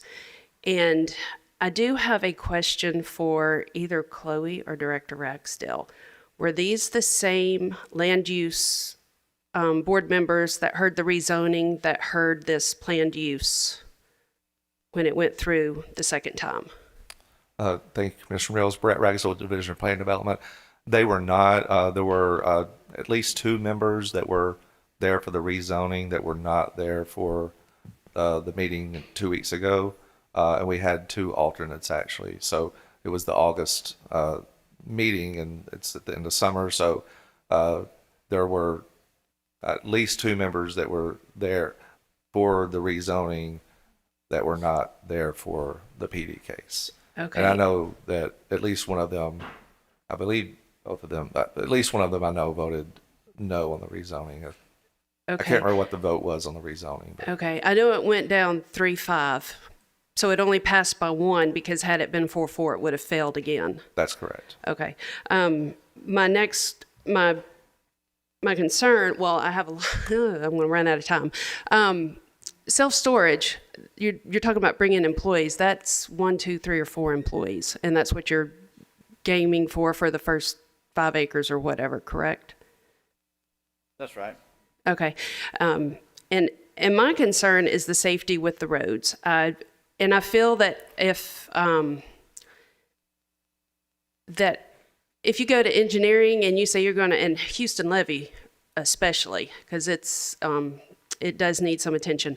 But if you go to engineering and we're going to pave these roads multi-lane all the way, I don't see it being pushed for rejection by you all, by the staff report, if that's the case. So I do have some concerns about this, and I'm not comfortable with this. If this were going on to a multi-lane commercial highway, man, this would be great. But because there are so many unknowns, and because of the road, and because of the staff report, and because of the land use not having the same members, and to Commissioner Brooks's point, there not being a lot of discussion for us to go by, which I was really disappointed in as well, with the planned use at land use, I will not be supporting this. Thank you. Madam Chair, may I respond to Commissioner Mills, please? Or to the Director of Planning and Development, Dedrick Britnam. Yes, you can answer that Okay, question. thank you. Commissioner Mills, at the Land Use Control Board, there were 5 votes in favor. 4 of those votes heard the case when it was going through as a rezoning. So one of those 5 votes changed their mind. That was Pastor Keith Norman. Keith Norman changed his mind and voted yes when he saw the plan development. So, and as you know, there was very little discussion. However, staff made their presentation like they did today, and then we made our presentation, and you heard Mr. Chambliss make the presentation. And the Land Use Control Board, which is the next step before getting here, voted in favor, voted recommendation of approval with conditions. So they overruled the staff. The Land Use Control Board overruled the staff and disagreed with staff and said this was a good case and gave us 5 votes in favor. And they sent us down here to the County Commission with 5 votes in favor from the Land Use Control Board with conditions. Thank you.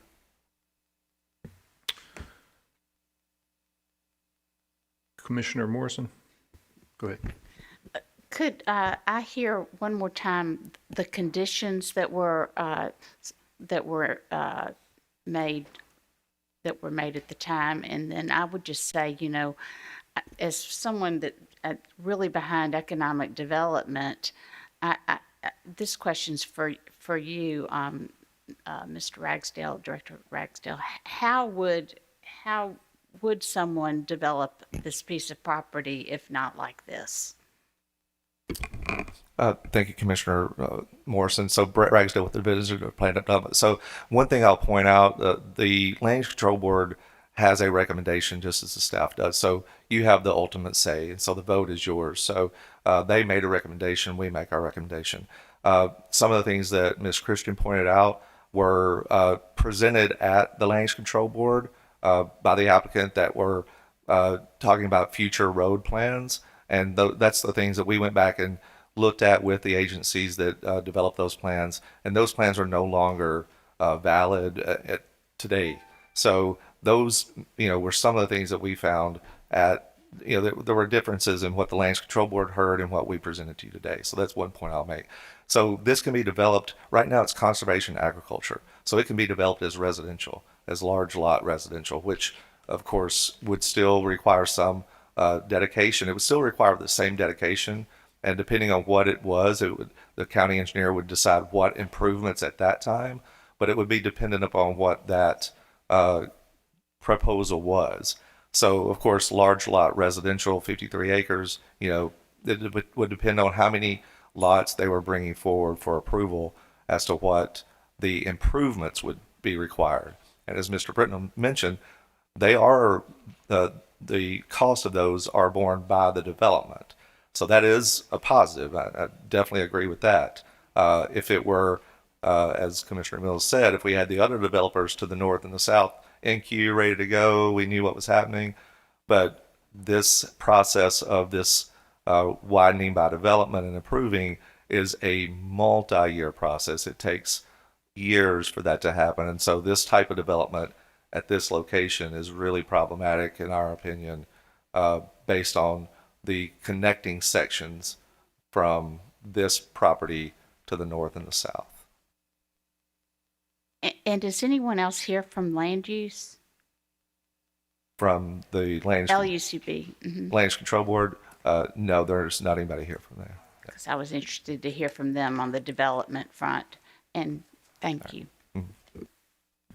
Chairwoman Avant. Yes, so thank you. My district actually is, bumping up into this part of the development to the south side. So definitely for this question is for Mr. Ragland, just when you're saying, if you could come back for the the problematic piece to the north and the south is there are developers already in place, or there are not developers in place? There are no proposed plans for some of those properties. Some of them are already developed with single family, some townhomes. They are 2 lanes with a turning lane, so they've been improved to a certain degree, but you know, they would still, the increased traffic and depending on what the uses are, but with 53 acres and 5 acres of that being self-storage, the remaining of that, the potential for heavy truck traffic, even if it was small, contractor based. In our opinion, the increased traffic of that with this intensity of development would be more than what those sections of unimproved roads would be able to really handle safely. And this is really a safety issue for those residents that are currently traveling those roads from schools or churches or just in general. Mm-hmm. So, and then the question around the actual developments around the property to the south, there obviously at the south of this plan use of development, there are a lot more single-family homes. It's more sparsely populated, to Commissioner Brooks's point, at Pisgah, right? Because you have to drive down Pisgah to really get to where some of those other neighborhoods are. But I guess my question around the safety piece, because I get a call once a month about Walnut Grove, and that we didn't take time to think about, as many of the developments were approved, how that impacted the residents who live in those developments. It is literally one of the largest volume of constituent calls that I get is about about Walnut Grove, right? And so that is where my concern lies, because you do have the apartments in so many of those neighborhoods that are at the south that are really a part of my district. And I know Commissioner Mills probably has some concerns too. There are some that, veer off Mount Pisgah, but that is really a concern for me. Do you know how many actual neighborhoods are around that portion of where they're trying to develop? Brett Ragsdale with the Division of Planning and Development. To the north, there are several single-family homes, and then there are the apartments that are just to the north. Mm-hmm. And then to the south, there are, as you mentioned, there are single-family homes. So there are several neighborhoods, and there, the apartments are almost directly adjacent. There's one property mm-hmm. between them, and then there is some distance between the next single-family homes and the neighborhoods. And Highway 64. But frankly, that distance is still, it's a 2-lane road, and everyone that lives in these neighborhoods is going to be traveling on that 2-lane section of road, with this, whatever increased traffic this is. So it's not just when you're in the neighborhoods, really, it's the sections between that are 2 lanes and not even a turning lane, which there's not a need for a turning lane, but still it's, problematic. And that's why the intensity, and as I mentioned to Commissioner Morrison, what is allowed here, if you just did the subdivision in conservation agriculture, is residential. And so residential, you can imagine, is a much less intense traffic-wise and just in general. So one additional question for you, Mr. Ragsdale, is if this was developed into single-family homes, right? Tell me the difference between your concern of how traffic flow happens with this plan use versus the single family. Brett Ragsdale with the Division of Planning and Development. So this currently, and as the applicant mentioned, they did restrict a lot of uses, but there are still uses that could have 18-wheeler trucks.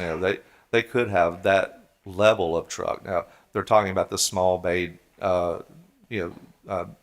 industrial, which would be your HVAC contractors and things like that. So, those trucks are, the smaller, but they could have still Bob trucks. They could have some large trucks, but it could range really. And that's the issue with this. And then single family homes, you would have much fewer lots.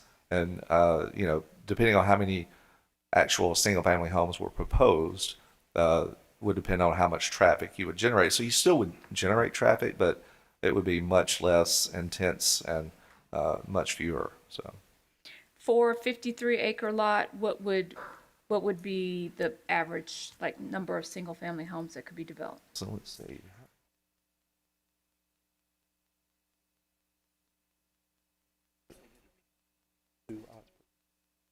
So it's zone CA, so 2 lots per acre, or no, 2 acre lots. Yeah. So, oh yeah, so 26 homes. 26 homes.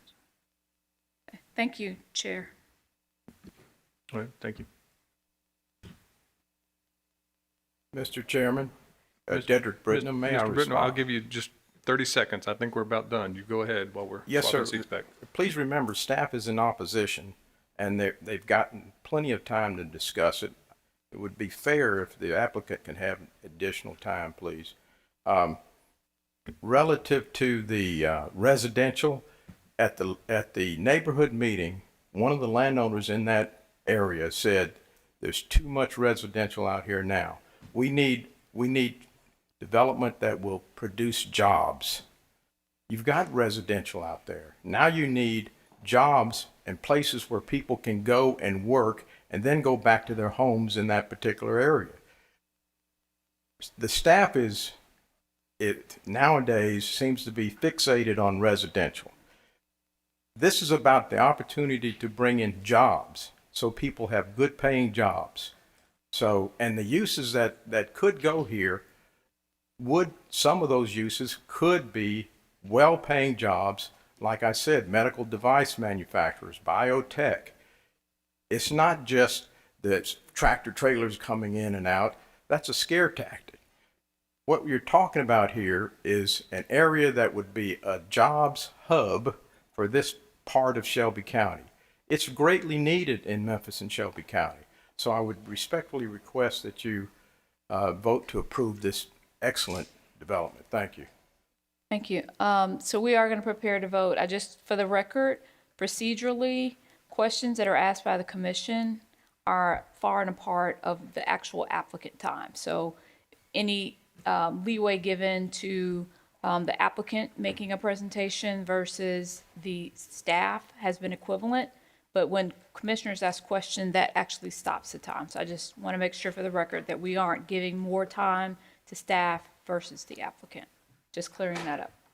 Please prepare the screen for a vote.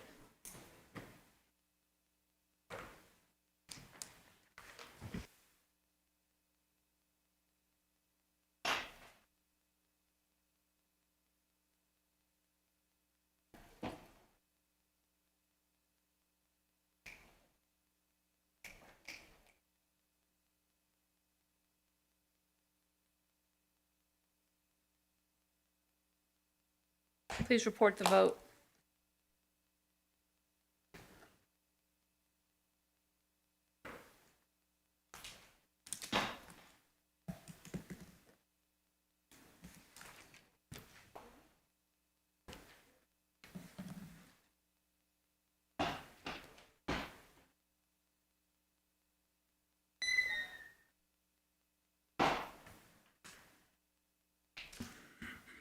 We have aye votes from Commissioners Whaley, Wright, and Morrison, Commissioners Clay Bibbs, Caswell, Sugarman, Mills, Shalai, Thornton, Brooks, Bradford, and Chairwoman Avant have voted no.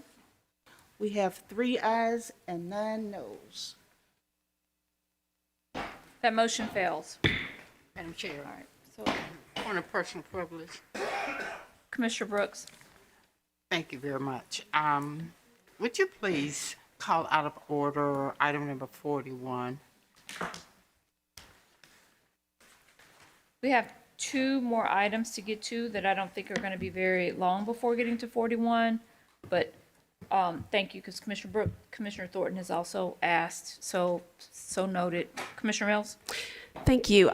In my last meeting, I just wanted to say to Director Ragsdale, Chloe, and the rest of your team, thank you for what you do.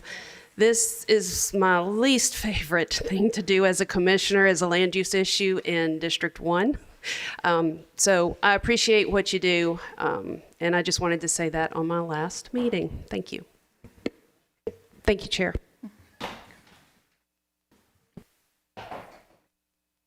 Commissioner.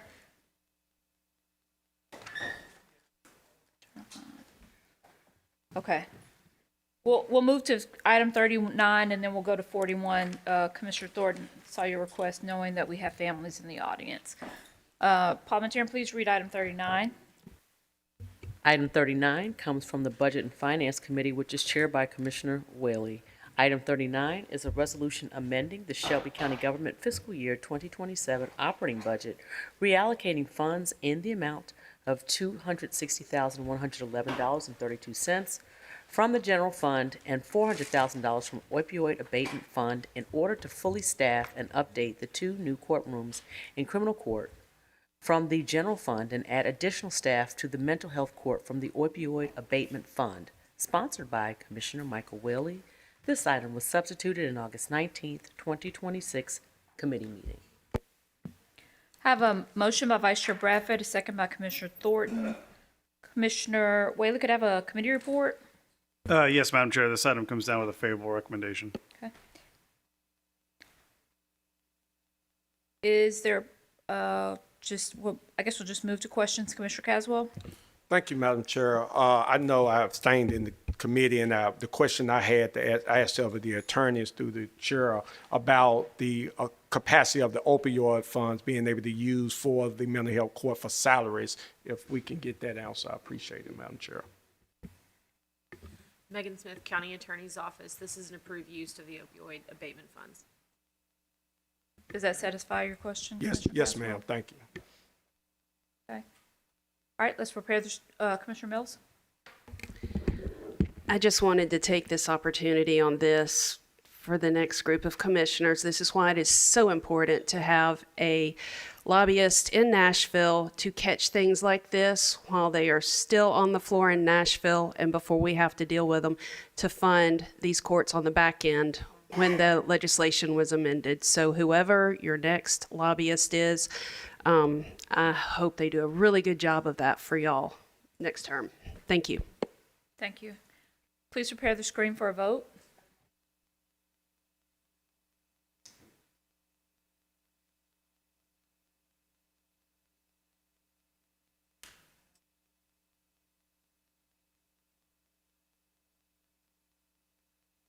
Please report the vote. Madam Chair, my screen is malfunctioning. Count me as an aye. Aye for Commissioner Thornton.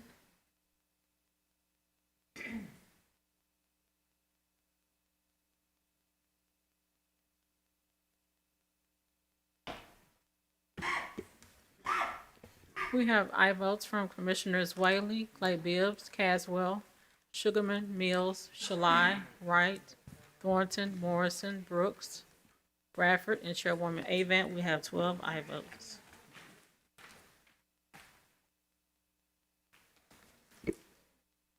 That motion passes. All right, we'll move on to item 41. There are a number of comment cards for item 41, and so I want to be mindful of the number of cards that we're going to give each speaker 2 minutes in order to speak. I'm going to call the first. I'm going to ask Vice Chair if you could come, and then I'll come back. The first, Felicia. I'm sorry. Go ahead. Yes, before us. I'm sorry. Yes, ma'am. Item 41 comes from the Budget and Finance Committee, which is chaired by Commissioner Whaley. Item 41 is a resolution prohibiting the appropriation, allocation, transfer, or expenditure of Shelby County funds in support of litigation challenging the Educational Oversight Board established for Memphis Shelby County Schools pursuant to Tennessee Code annotated section 49-1-616 and for related purposes. Sponsored by Commissioner Brittany Thornton. This was an add-on item in August 19th, 2026 committee meeting, and the item does not meet requirements of permanent rules. Once it's properly before us, I believe that there is a substitute. Okay. Is there a motion? I have a motion by Vice Chair Bradford, a second by Commissioner Mills. Commissioner Whaley, can I have a committee report? Yes, the item comes down with a favorable recommendation. Okay. We will need a motion to suspend the rules since this item did not meet the permanent rules. I'm sorry. Was there a motion? So moved, Chair. There's a motion by Commissioner Thornton. Is there a second? If she gets a I'm sorry. Ooh, that was Commissioner, we have a Commissioner Wright. And Commissioner Caswell, you're objecting to the motion? Okay. We will now speak on the motion before us. If you have a comment, Commissioner. Commissioner Caswell? Chairwoman, again, my concern with this item is that we already have the attorneys moving forward on this item already. So when you talk about the waste of taxpayer dollars, is that we're going to be spending money for something that already has been taking place to get to this last moment and now saying that we want to now take away the funds that we already expended to do this. And my concern, as it was when this item came down, is that we are still speaking to a fact that we're upset with the state for trying to redistrict and draw lines out of our community. But yet we're saying that it's okay for you to come in and then make a decision about what voters evidently made clear. Even in this past election, if they were concerned, the voters as they were, we know that some are. One of the school board members who was on that previous body a couple of them got reelected back to this body. So I think that where I'm at with this item is I want to see this process take place because I believe a precedent is being set and we're setting ourselves up for a bigger situation if we don't address this where it's at. So I'm just concerned about stopping the process with money already being spent. Okay. And again, I just want to clarify for the record for each that are in the queue, we're speaking on the motion to allow the substitute. So Commissioner, yes, we are. This is on suspending the rules. I'm sorry, suspending the rules to allow the substitute. Or even for this item to be properly before us. Okay, so it's not even properly before us because we have an objection to that. Thank you for the clarification. Commissioner Thornton? Thank you, Chair, and thank you to Commissioner Caswell. I wholeheartedly hear the heart behind the objection. So the substitute provided before you actually does not dispute whether or not there should be litigation. It literally just now focuses on reporting. And so the core of what you have just objected to no longer is a part of the essence of the legislation. So I would hope that that would warrant withdrawal of the objection so we can hear the public both for and against this particular item. But just so everyone can just be made aware, the substitute no longer substantively legislates around prohibiting anything. It literally just asks us after the 200,000 to report if we go above 200,000. So hopefully that can help clear up any misunderstandings about the item in its most current form. And I encourage everyone to at least review the substitution before you. Thank you. Commissioner Morrison? I'm going to speak in favor of the resolution by Commissioner Thornton going forward because our body is tasked with fiscal responsibility. This board has been, it's already been chosen and are in place. And when you think about, just think about $200,000. If we pare back the amount to $200,000 of this enormous school board's budget. If we go to litigation, it would cost far more than that. But that $200,000 could be used to feed the students that stay after school for football across the entire county. Think of the uses that the money could go to rather than litigation, which in a matter that's already been determined. That's my view. And I would ask us to support the resolution. Okay, and just so that I'm clarifying, because I think I misspoke, this item actually is not properly before us because there was an objection to that. So we are just in the event, with the vote, it will be for us to, a yay will be for it to be properly before us, a nay will be for it not to be properly before us. I'm sorry, I misunderstood that. So I'm gonna, It's 2/3 of those present voting. yes, and so for a motion, it would be 2/3 of those present and voting. Because there was an objection. Commissioner Wright? Thank you, Madam Chair. So what we're discussing at this time is whether or not we suspend the rules to take up this resolution. And the reason I rise in favor of that is I think we're increasingly seeing whether or not you agree, whether you agree or disagree with this resolution or the substitute or any other resolution that comes before us, this body has to allow space for commissioners' resolutions to be heard. And then for the public that comes out on both sides of the issue to be heard. And I think we're getting closer and closer to this possible abuse of the rules where administrative departments are not authorizing things to move forward to the agenda. And then it comes to our agenda without meeting the permanent rules, which creates an additional barrier,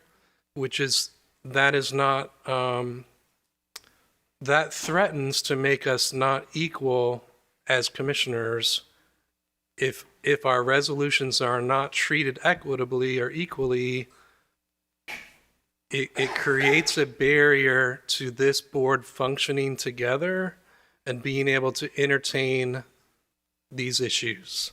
So I would just simply say, please allow the sponsor to be heard. Please allow the public on both sides to be heard. Thank you, Madam Chair. Commissioner Brooks? Thank you. So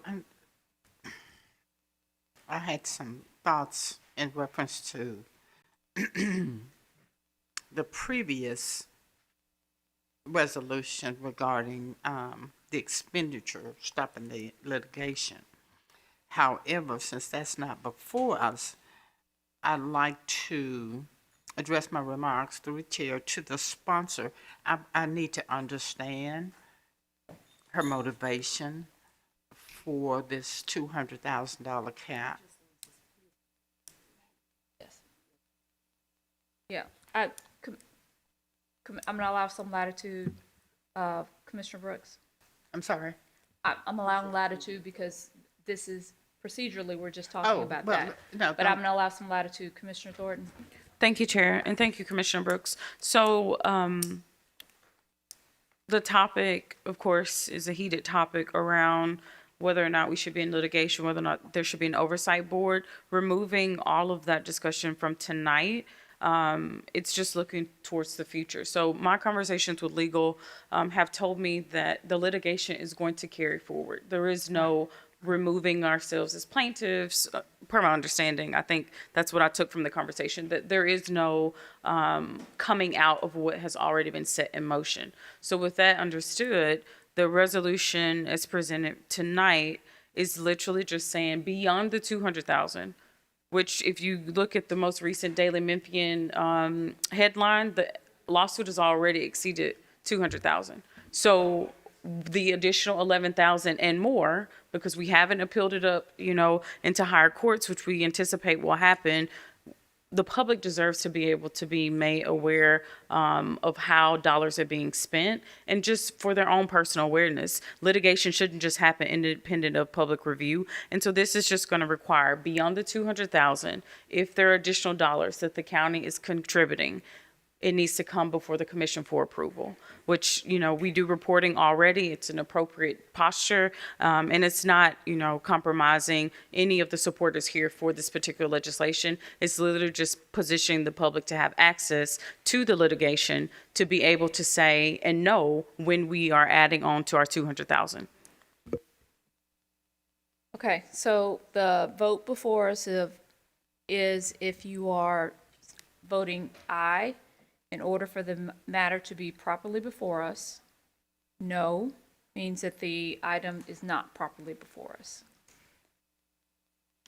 It will require two-thirds vote, which means that will be 8. 11, if there's 11 present and voting.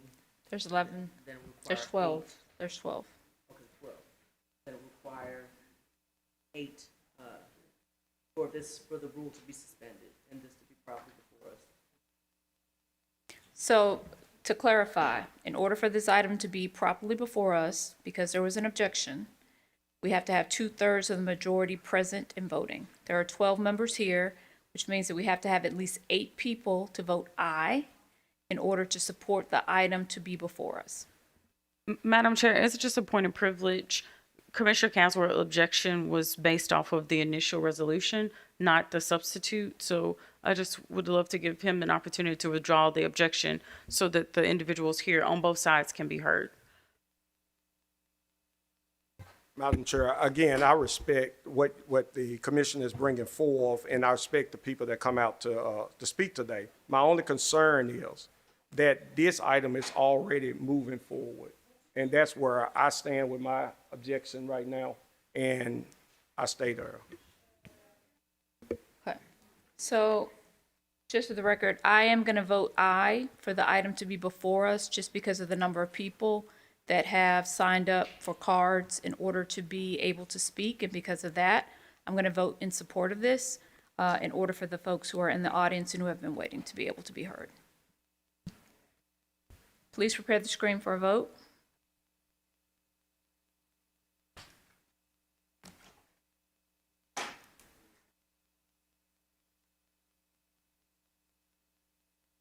Okay.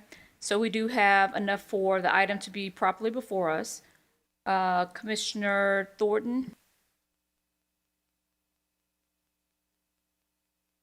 The items before us. Oh, yeah, one record the vote. Please record the vote. I'm sorry. Thank you.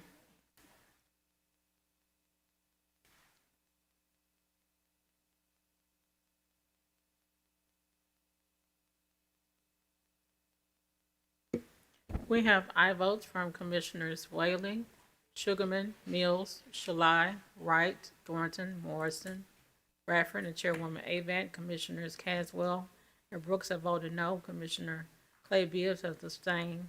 Excuse me. We have 9 ayes, 2 noes, and 1 abstain. Okay. Is there a motion for the substitute? A motion by Commissioner Thornton.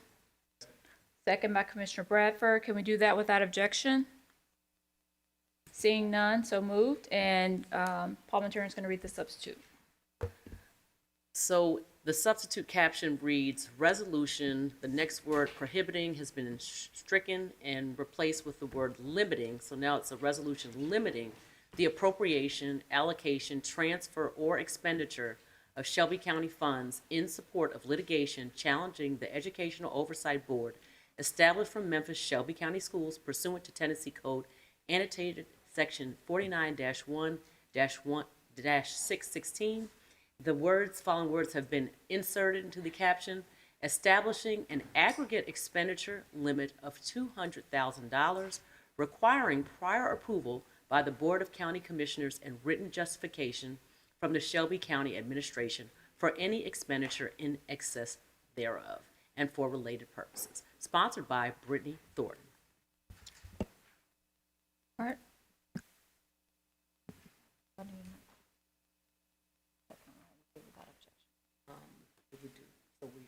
So was it done without objection? It was done without objection. Okay. Okay, I'm going to begin, Commissioners, with the comment cards.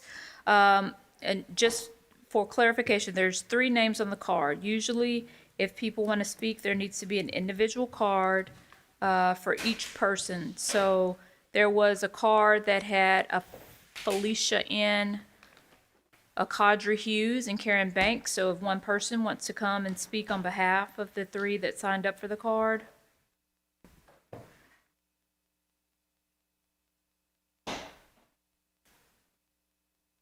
And if you could state your name and zip code for the record.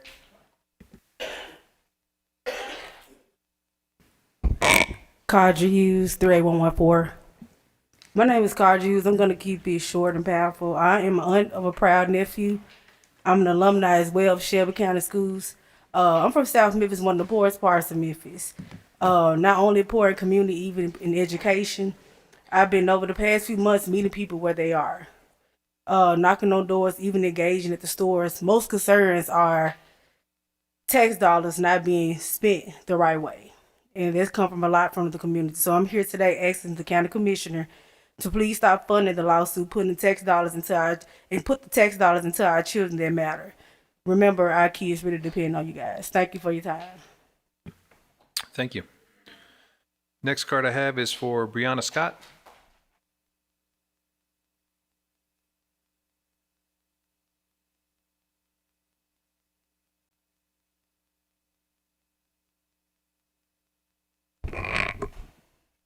My name is Brianna Scott, 38115. Growing up, school was a safe space for me. The resources we had weren't always the best, but the moment we walked into the band room, none of that mattered. I enjoyed every single minute of it. That passion didn't end when I crossed the graduation stage. I chose to pour my time back into our students, teaching flag girls and sharing one of my greatest passions with the next generation. I know firsthand how transformative a dedicated, supportive school environment can be because I lived it. As someone who experienced this school system as a student and now works alongside our youth, I see that many of the same issues I faced are still happening today. The biggest concern I hear and see is the lack of consistency across our schools. The curriculum and educational opportunities vary widely depending on the zip code, and our children are the ones who are paying the price. I've spoken with parents and neighbors across different communities who share this exact same heart-wrenching worry. Their children are simply not receiving equal access to the resources and quality education they deserve. We are all bound by a shared love for our children and a shared desire to see them succeed on a level playing field. Right now, a lawsuit is creating further delays in bringing real oversight and accountability to our school system. But while this legal battle drags on in courtrooms, our children are still sitting in those classrooms today. They are trying to learn right now under decisions they had no say in. We cannot allow lawsuits, red tape, or political delays to take priority over immediate needs for our children. This shouldn't be about protecting a system. It must be about protecting our students. Every child deserves a consistent quality education, regardless of what school they attend or what community they came from or come from. Our students cannot afford for us to keep waiting. We have a collective responsibility to act now, hold the system accountable, and ensure every single student gets a fair opportunity to thrive. Thumbs up or thumbs down, thank you. Brandy Price.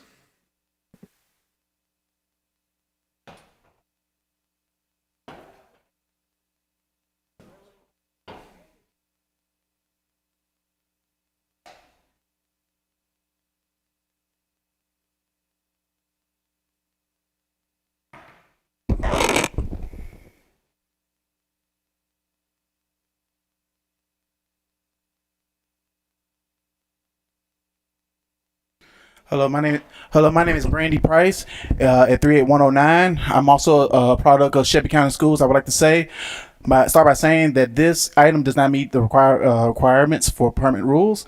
And this was hastily put together resolution that seeks to obstruct Shelby County's right to defend itself from malignant states and other outside actors of which would love to see Shelby County and Memphis beaten, broken, and defenseless, so they can make a profit. That's what it's all about, profit. Now when will our local county officials wake up and realize that these outside privatization groups have nothing but malice for Shelby County and her citizens' right for self-determination? That is why they privatize housing through Section 8. They privatized public transportation. They depleted our aquifer just to sell it back to us. Let us not fool ourselves that this is part of a long campaign to privatize public education in Shelby County, so that the Confederate State House has control of who has a quality education. Like this is a bit, this is just a ploy to stop us from being able to defend ourselves within the courtroom, to take some type of action against a Confederate State House. Now y'all can take Whistling Dixon, all that down the road, and I want to say this: Memphis and Shelby County has a right to defend itself, and I want to ask each one of you commissioners: do y'all condemn the Confederacy? Do y'all condemn the ways the state operates in malice against Memphis and Shelby County, the most majority black county in the state? The state is supposed to be a shepherd guiding its counties and its people, but the state has only acted with malice and act as though it's a wolf in the night. It's an act as though it is a hunter to the people of Shelby County, Memphis. Let's think about this. Let's literally think about it. Do we really want the Confederacy to control Memphis? All right, your time is expired. Thank you. Think about it, baby. All right, the next card I have is from looks like Anraya Finch. Arrayance Finch.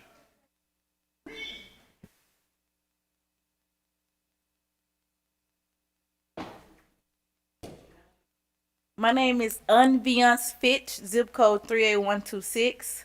Good evening, commissioners and members of the community. My name is Unviance Fitch. I stand before as a product of Memphis Shelby County Schools, a dedicated community organizer, and the mother of a brilliant 5-year-old superstar who represents the entire future of this city. As the founder of Teach and Serve 901 and a leader with the Together for Students, I see our community's grit every single day.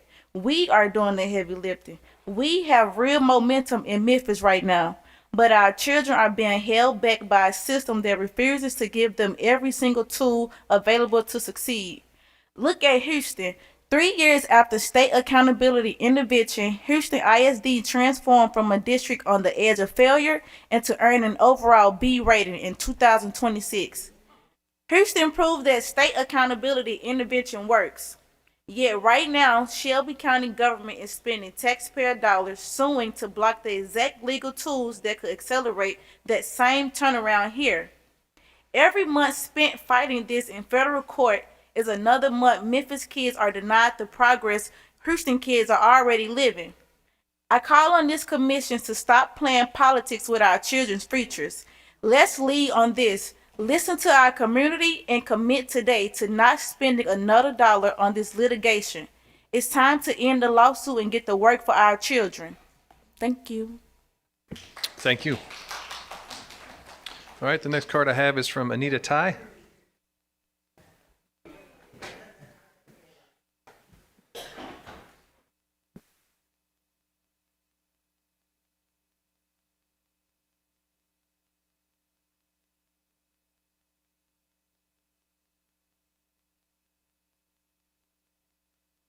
Hello, my name is Anita Tai, and I live in 38118. And I'm speaking today to Commissioner Clay Bibbs and the rest of the commission. I am here today not only as someone who cares about Memphis children, but as a taxpayer. Public dollars need to be spent on the good of the public. I do not want my tax dollars going to a lawsuit that is harming our children. I've had to fight too long to make sure my grandchild with an IEP get what she needed. But I guess the fight must continue because we know these children aren't getting what they needed. Every dollar being spent on this intervention is wasted because it causes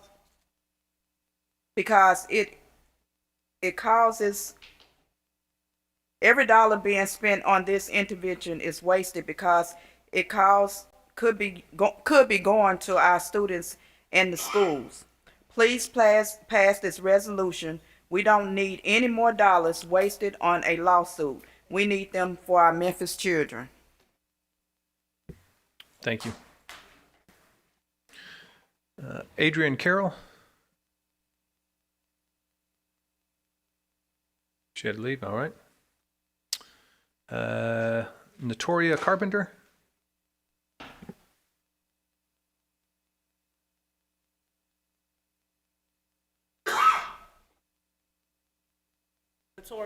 Officer 38108. Today I stand before you. I'm shocked at you. It's accountability. It's not about taking the money back, Commissioner Caswell. It's about accountability. What's the need? What's the problem with showing the community where the money going after the 200,000? They say it's coming from private funding. We just read an article where they already over the 200,000. Then what's shocking to me? Y'all get them 200,000, but then turn around and take a loan out for Shelby County employees to make payroll. Make it make sense. Make it make sense. If you about the community, you wouldn't mind giving the public the information where our money going.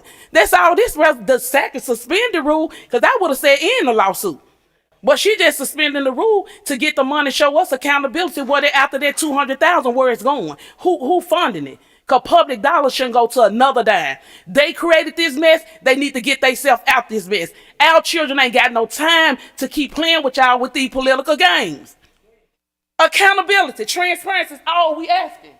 What's hard about that? But you say you for the people. I see you in the community. Act like you for the community. Next speaker is Ashlyn Sparks.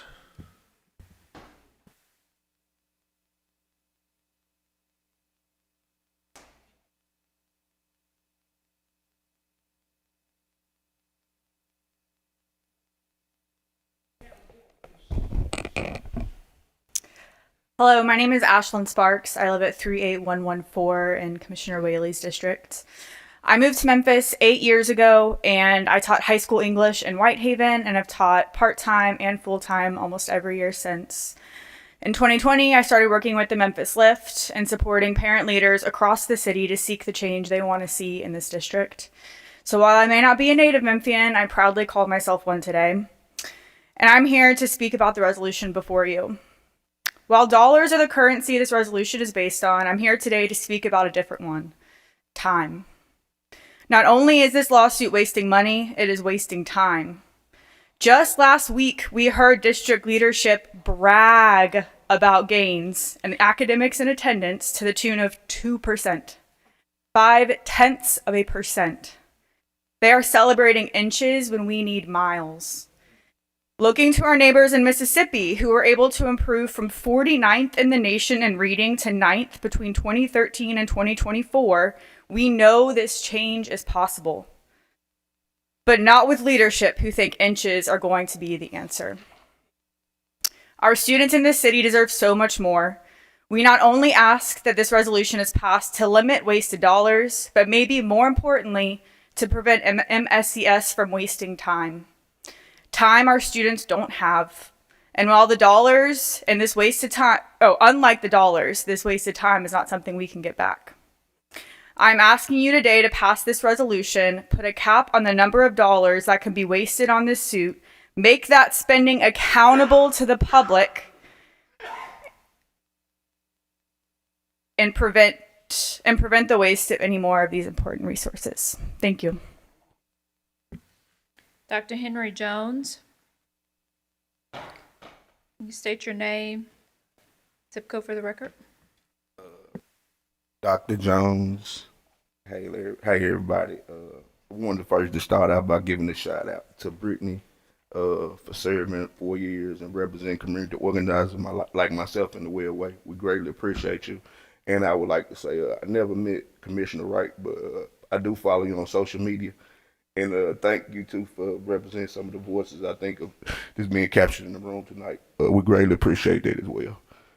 So I start out by addressing everybody. My name is Dr. Henry Jones Jr., and I serve as the director for Together for Students.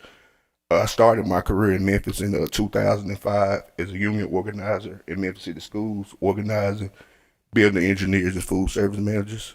I'm a little nervous because as a community organizer, it's never my job to speak. It's my job to empower people to speak. And so today, it's something new. I'm standing before you as a director of an initiative we had. And so I would say, with that said, my most important role or title I have is father. So I have a 12-year-old son and I have a 5-year-old son with autism who's nonverbal. And in December, I have to make one of the hardest decisions in my life. whether I send him to Shelby County Schools. And so I would just say I'm here to speak on behalf of thousands of parents around Memphis that have similar situations like me. And for the last 2 or 3 months, we have really been going into the community, actively engaging with people. And then a lot of you all know we've sent about 8,000 emails from about 400 people around Shelby County asking you all to stop funding the lawsuit. And so I just wanted to reinforce that by today is saying we have been authentically engaging with the community. This is something that people want to see. And I think if you check places like Houston, is something that's actually working, and we know that we're supporting a failing system now. And so, Commissioner Caswell, my ask to you is directly just listen to what Commissioner Thornton said, and maybe just think about it for a minute and ask. And we just ask you, like, don't consider not funding it anymore, but understanding the money that's already spent. Thank you all. Have a nice day. Damon Curry Morris.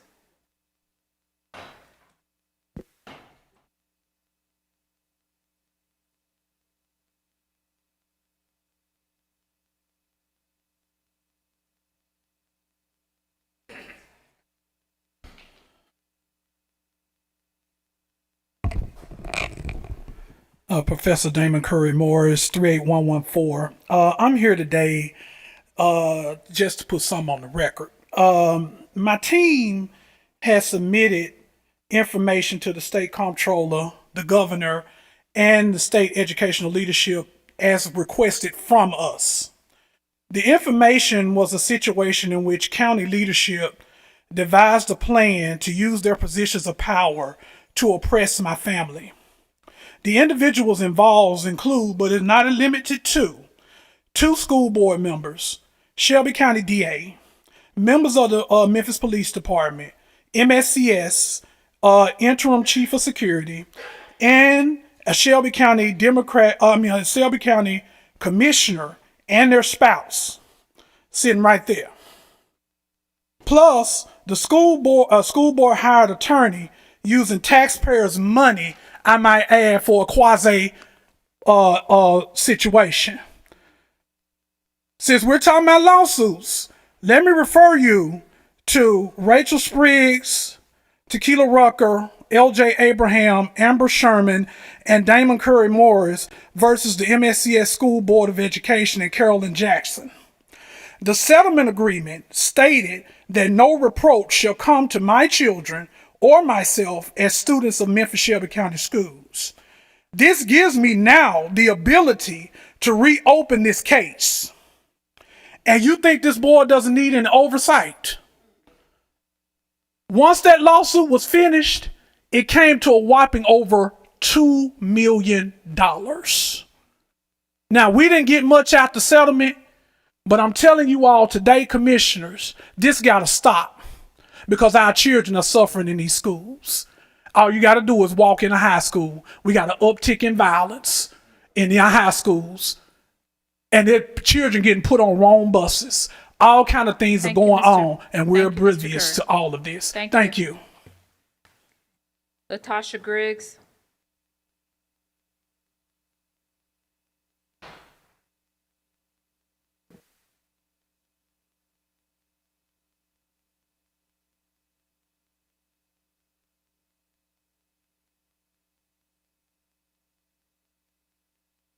Good afternoon, Latasha Griggs, 38107. First of all, to those that's leaving, job well done. Second of all, this body that I'm standing here looking at is the same body that granted us a no confidence vote. This is also the same body that got with the school board and decided y'all want to give them some money. My question is, which side of the fence y'all on? Like, who funded who here? The last time I checked, we paid a salary, because we're taxpayers. We pay y'all salary. That's what I want to know, first and foremost. Second of all, this lawsuit, that's money wasted. It's money wasted. Y'all funding this lawsuit, but y'all raising our taxes. Y'all funding this lawsuit, but the wheel tax going up. We ain't going to be able to afford our tax in a minute. We already can't pay our light bill, 'cause they done went up on that. But y'all can find money to get these people to keep a lawsuit going, and our children are the one that's failing. When we talk about children failing, this school board failed my children. Mine. Not yours, mine. I had one with an IEP and I had one that was, his birthday ran late. Well, because his birthday was late, he couldn't go back to school. I had an IEP kid that got to stay at home more than he did in school. But I go to the board and tell them about it and nothing was done. So do I care anything about this board? No, I don't. Because as a parent and a grandparent, if I am coming to you and telling you what my problems or my issues is, the least you can do is grant me a solution. So now I'm asking y'all to grant us a solution. Defund this lawsuit. They don't need no more money. They getting money, grants, and everything else from the state. Then they want y'all money. And y'all just give it to them. Make it make sense up in here. Thank you, Ms. Griggs. You welcome. Tamika Abram.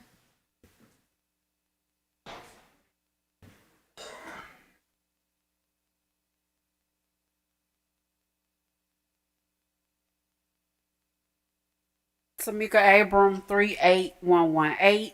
I want to start off by thanking you, Commissioner Thornton, Commissioner Wright, Mills, Commissioner Morrison, because y'all listen to the community.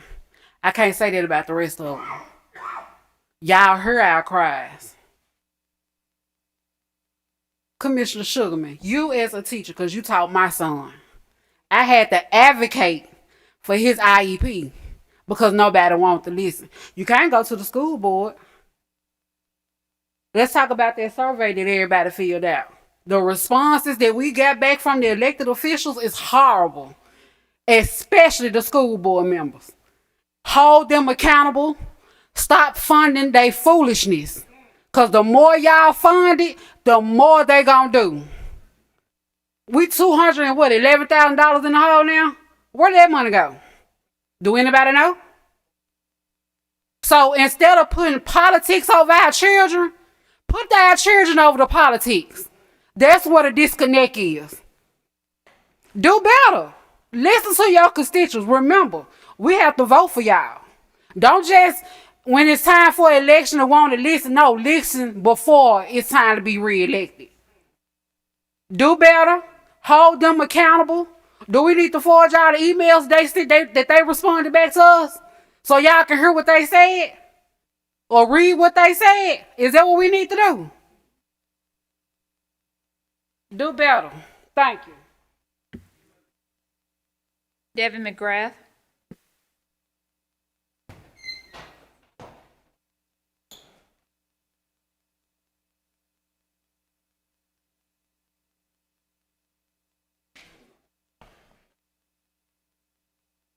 I'm gonna hold on a second for the chamber to quiet down.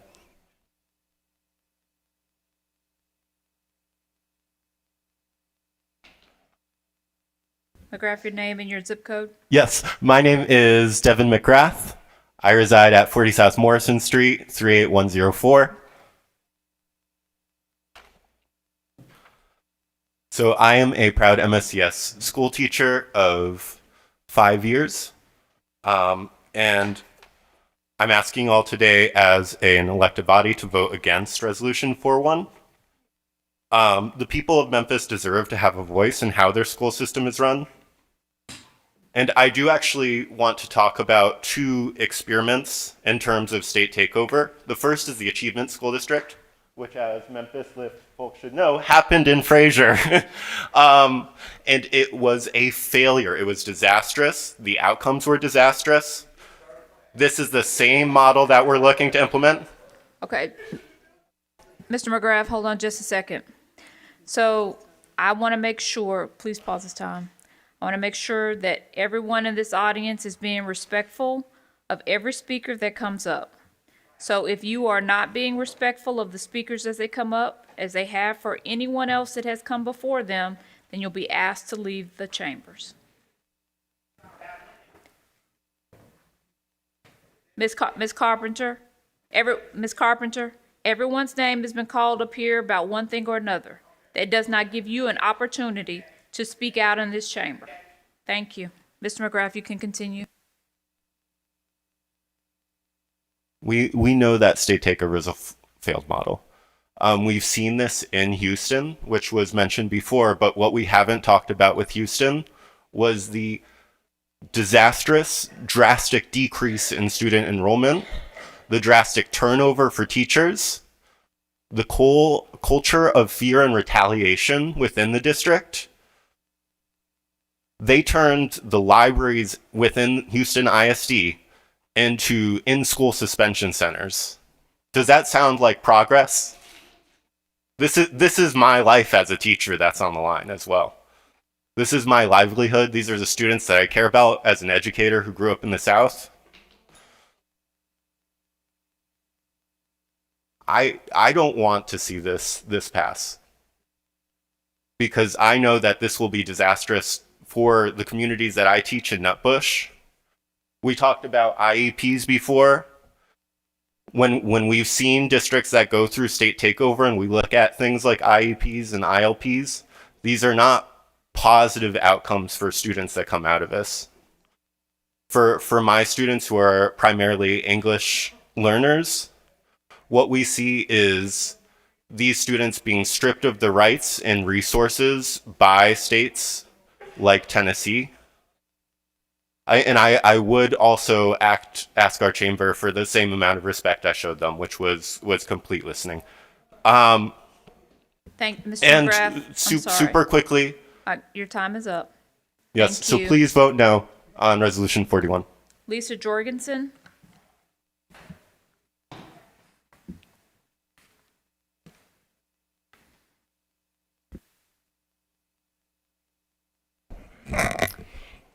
Lisa Jorgensen, zip code 38111. Thank you all for being here and being here to represent the people and children of the city of Memphis and all of Shelby County. I'm here to ask you to support continued litigation and vote against the Resolution 41. We know that statistically, Tennessee has placed us 51st in the country for student funding. That's not Shelby County. That's not Memphis. That's not the Memphis School Board. That is the state of Tennessee's products. We know that the ASD was a dismal failure. We know that we have not been allowed to have a living wage because the state won't allow us to do that. Okay, so y'all, we know that public education is the foundation of our democracy. We also know that our electoral process is the action to maintain our democracy. When people have voted, then the majority vote should continue to rule throughout that term. The state, we know that the state can put through Others can put through laws that are actually not legal according to the Constitution, in our case, the Tennessee Constitution. That is why there are courts. That is why there are lawsuits. That is why there needs to be litigation, because if they're going after the school board, they can also go after the city council and the county commission. We already know they have gone after the Congress. So we need to fight with the rules, the laws, the constitutional opportunities that are there with the cost that goes along with it. They know how to put the thumb screws on us. They've taken away our money. Thank you, Ms. Jorgensen. Thank you. Vote no, please. Samuel Schaefer.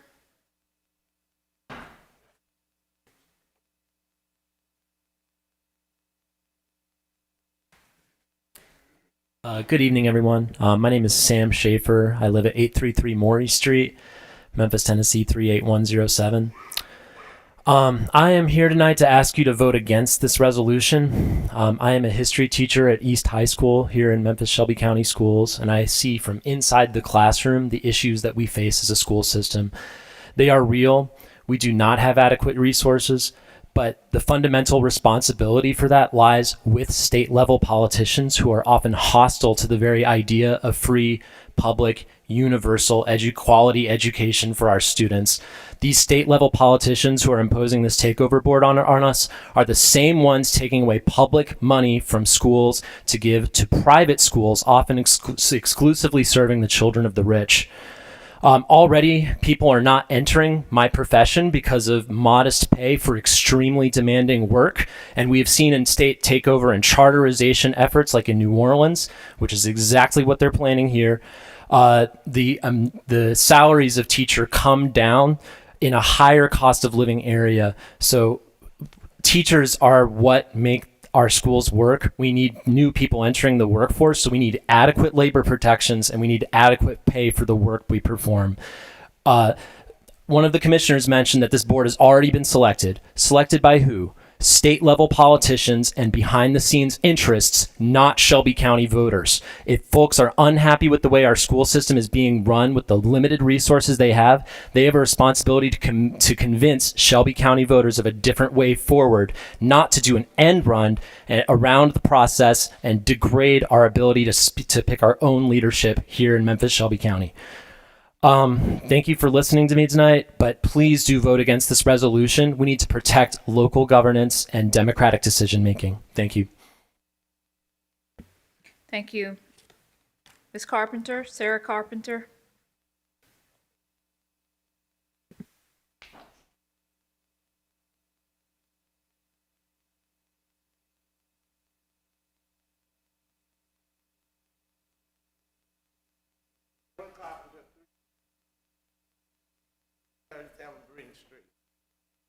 First of all, I want to commend the people that really care about children up here and keep us abreast of what's going on with the county commission and everything else. Y'all know that our kids are suffering out here. They not only suffering, they die in Charlie Caswell. I know a young man I met in 5th grade died in whatever that is last night, Parkway Village. I knew him when he was in the 5th grade, and I'm sure he died at the hands of one of his peers. Y'all come on. Our kids are dying out here, and y'all playing with their life. I don't care what nobody said. Y'all not getting the whole truth. Y'all don't see what we see. And to my commissioner, I may not have supported you, but you still my commissioner, and you don't have to never talk to me again. I'm gonna fight like hell for my community and the children in my community. You don't have to never talk to me again. Brittany, Mick Wright, and everybody else up here have supported what we wanted. Y'all listen to the people. That's all we gotta do is listen to the people. We the people. I don't care if I don't vote for you, you still my representative. So I'm telling y'all now, we're not letting up on this board of managers. Because surely somebody needs manager. Y'all approved a budget and no board member showed up in front of y'all. Is that in front of y'all? We're gonna fight like hell, we ain't letting up. All we asking, don't add no more money to a lawsuit. Y'all, I stay in Hyde Park. I pay city and county taxes. Most black poor people in this city pay county taxes too. I don't know if you know that, young man. Don't know where you stay and really don't care. We pay 2 taxes, y'all. 2 taxes, not 1, 2. If you stay in the county, you only pay 1. I pay 2 taxes. And most of the poor people around me pay 2 taxes. Think about it, Charlie. People in Fraser too pay 2 taxes. All right, our last speaker, Ms. Liz Marable.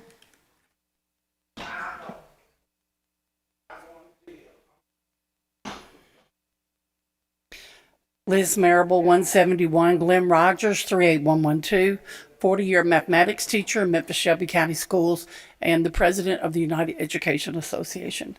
I want you to ask yourselves a very critical question. Who profits from poverty, gerrymandering, and stopping the lawsuit? Ms. Marable, I want you to be able to have your full time without interruption. Restart the time. Once again, ask yourselves a critical question. Who is profiting from poverty, gerrymandering, and stopping the lawsuit?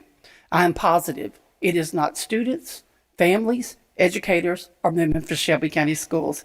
We should continue the lawsuit because this is about more than who sits on the school board. This is about whether the people of Shelby County have the right to have a voice in how our public schools are governed, and no one should be able to take their vote away from them. Memphis Shelby County Schools and its educators cannot be solely responsible for all the problems that our children face. We cannot hold schools and educators accountable for unstable housing, food insecurity, unreliable transportation, inadequate child care, neighborhood violence, parents working multiple low-paying jobs. Much of this is on the same state legislators that you want us, again, to trust their judgment.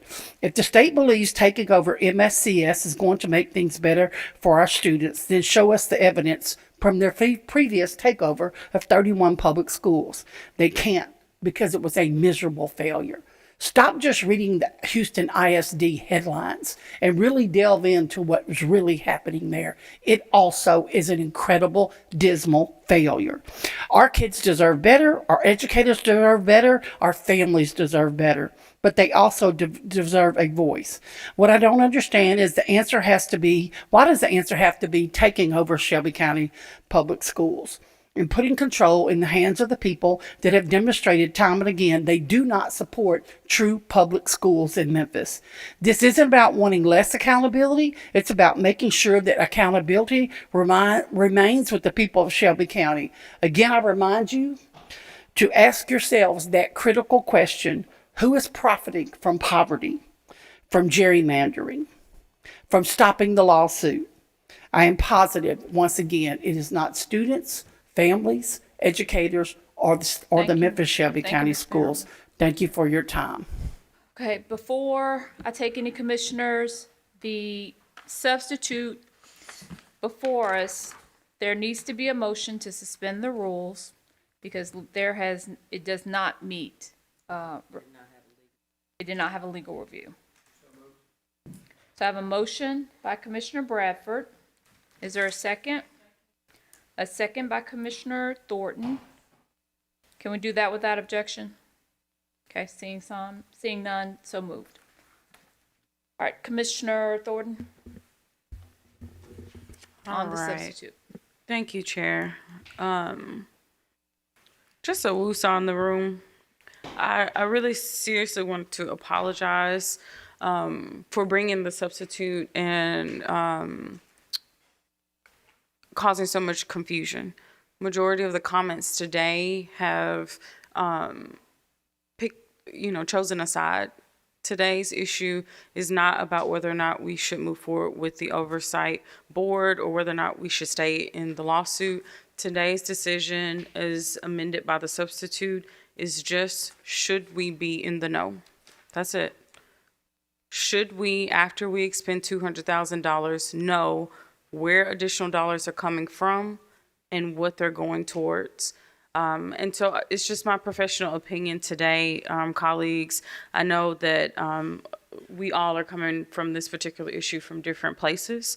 I've seen it through the votes, and I think one particular person very poignantly asked, how could the body that supported the no confidence come back and also support the lawsuit? So I know that there's been wavering opinions even on our body, and I respect wherever you feel like we should be. I just want the body to recenter itself and just to focus on the substitute. The substitute is just saying, after you expend $200,000, will you come back to this body to make sure that you get approval for additional dollars allocated on behalf of Shelby County government? And so I hope that this body can see through the emotion and just the polarity around this topic, just to uphold our fiduciary responsibility. We are here to be able to oversee how county tax-paying dollars are being expended. We cannot do that when there are headlines coming from the Daily Memphian as of today, saying specifically today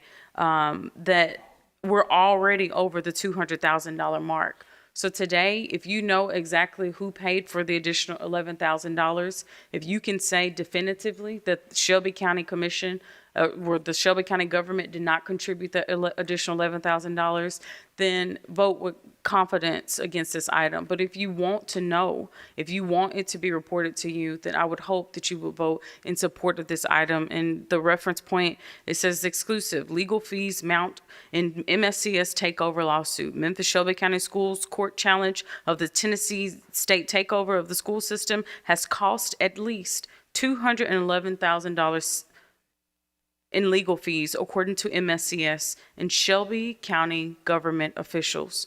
We are the elected officials that should be in the know, but I have no clue where that additional $11,000 is coming from. So I just want this to be centered, and I appreciate you for your consideration tonight. Please support this item. Thank you. Commissioner Sugarman? Thank you, Madam Chair. And so I just want to take a moment to thank all my colleagues for coming out tonight. I know it's a school night. And again, you know, we're going to go back into a classroom where there are going to be some things that are not up to par, you know, such as, you know, laptops, such as working air, such as textbooks, you know, because you're in the classroom just like I am. So thank you for coming out and speaking. Yes, and also you all mentioned ASD. And so we are quick to forget about things. For example, when the state took over these failing schools through the ASD for years, the kids were worse off than if they had stayed with Memphis Shelby County schools. The state didn't say, okay, we're gonna catch these kids up. They could care less. We beg for more resources and money. And where does the money go? To the rich kids. I'm sorry, my kids not go to private schools, they couldn't afford it. You know, I hear parents say, oh, you know, I really feel guilty about taking this money, but this means a discount for my kids who are in private schools. Well, I'm sorry, but what about the average working family who can't afford private schools and get these discounts? You know, and we did talk about the $6 million that the state's already spending for this audit. Yes, I did support an audit, but $6 million? So let's, you know, talk about the $1.5 million for, the state has never said who's going to pay for that as well.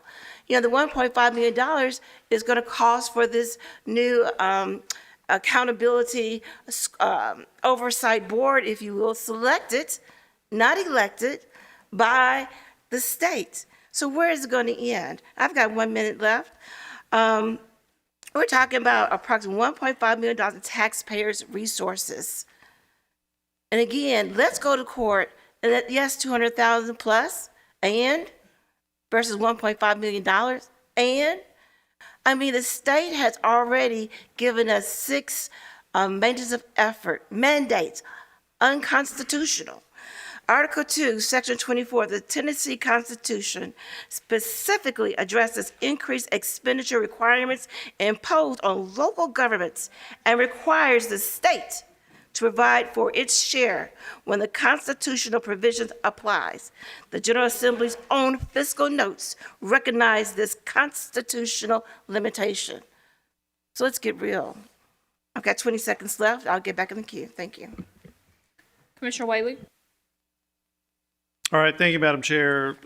So the original resolution that's in here that I think everyone has seen, I was opposed to it, mainly because, I think there's 2 things that we need here, and most people will probably agree that one, we want to expedite the resolution to this litigation because it doesn't serve anyone to have endless litigation, no matter how you stand on it. It's not conducive to any type of reform or execution. So I think no matter what, we want clarity on how we move forward, because this is really carried on a very long time. And regardless of your opinion on it, seeking clarity at some level, I think, is critical. The original resolution had the effect, I think, of saying, well, let's just back out of it. But then you run into a situation where, let's say it moves forward without a court resolution, you can go 5 years down the line and then find out retroactively that in fact it was illegal, and thus it nullifies any action. So it's much better to know something, much like you would when you go to the doctor, you want to know what's wrong. It would be good to know the answer to the question of the legality of the law. So that's number one. But also at the same time, we also don't want to spend certainly endless resources in perpetuity, because lawsuits can go on and on and on. So I will say, the substitute is materially different. It's a completely different resolution in my mind from the original item, because what it appears to do, from what I can tell, is that it's acknowledging the county's position in a current lawsuit and the funding of that as previously appropriated. But it says that if that amount is exceeded, you must come back and seek prior county commission approval, which is hard to argue with because we do it with a lot of things. Just objectively, as a budget matter, it makes sense to me. Now, in terms of the broader issue of the oversight board, that's for the court to decide. I mean, sure, it could be great, it could work well, but it also could not. No one knows that, right? But what we have in front of us is to try to figure out, is it legal or is it not? If it's not, then let's move forward with something else. If it is, let's move forward with it. But I think, to me, the substitute seems like a reasonable compromise. We've already agreed to fund it at this exact amount. So if it requires more, then it both tests both the ability to, the will of the commission to continue to fund it, and also the ability to get it expedited or solved quickly, which I think benefits everyone, no matter what the outcome is. A good, clear resolution should benefit all. So that's just my thought on these resolutions. Thank you, Commissioner Madam Chair. Caswell. Thank you, Madam Chair. And I just want to first say, I'm not going to even have to try to defend the fact that my name was called several times, my accountability to the community. Because those who know me know my work. To that point, when we talk about it, and I appreciate Commissioner Sugarman because you just hit the nail on the head with what you was coming with. Because the same people that come here and fight, holler about our children are dying. I know why they dying. I've been there for 25 years. I know who leading in their deaths and what their responsibilities is around their deaths. I'm the one burying them, paying for their funerals. So I understand what accountability looked like in my receipt shirt at. For somebody to and this is not the first time I heard my wife's name brought up in something. That's going to stop because the devil is a lie. To this resolution, again, I respect the accountability that you're speaking on, Commissioner Thornton, and look, I'm concerned too about that. But to that point, no one is saying nothing to the fact that when we talk about children of poverty dying in this city, $99 million every year go to the state for TANF dollars. Every year for the last 14 years, 13 years, they've been putting back $30 million in the rainy day fund. They're sitting on $1 billion that should be in these communities where we're talking about these children dying. See, we can get paid to come out here and make it look like we for something. But the truth is, we got to still fight for what the voters asked us to do. They, again, re-elected these individuals back. We know the money that was failed in the achievement school. I know my kids went to those schools. I'm still dealing with some of those ACEs and traumas. What we asked the state to do over and over again while I'm out there as a family, fighting for my children, dealing with the mental illness and things that they fail to address. And we think that it's not worth investing for our children. The devil is a lie. And again, I hope, and to the commissioner who speaks about the Daily Memphis make mistakes all the time. They just said something about a report that we were spending $315 million when there was $315,000 for the study. To that point, through the chair to the attorney, is it any kind of way we know what the amount that has been spent on this case so far? Megan Smith, County Attorney's Office. Shelby County has not hit that $200,000 mark. Total investment is at $111,000. And that would, the $200,000 authorized by the initial resolution.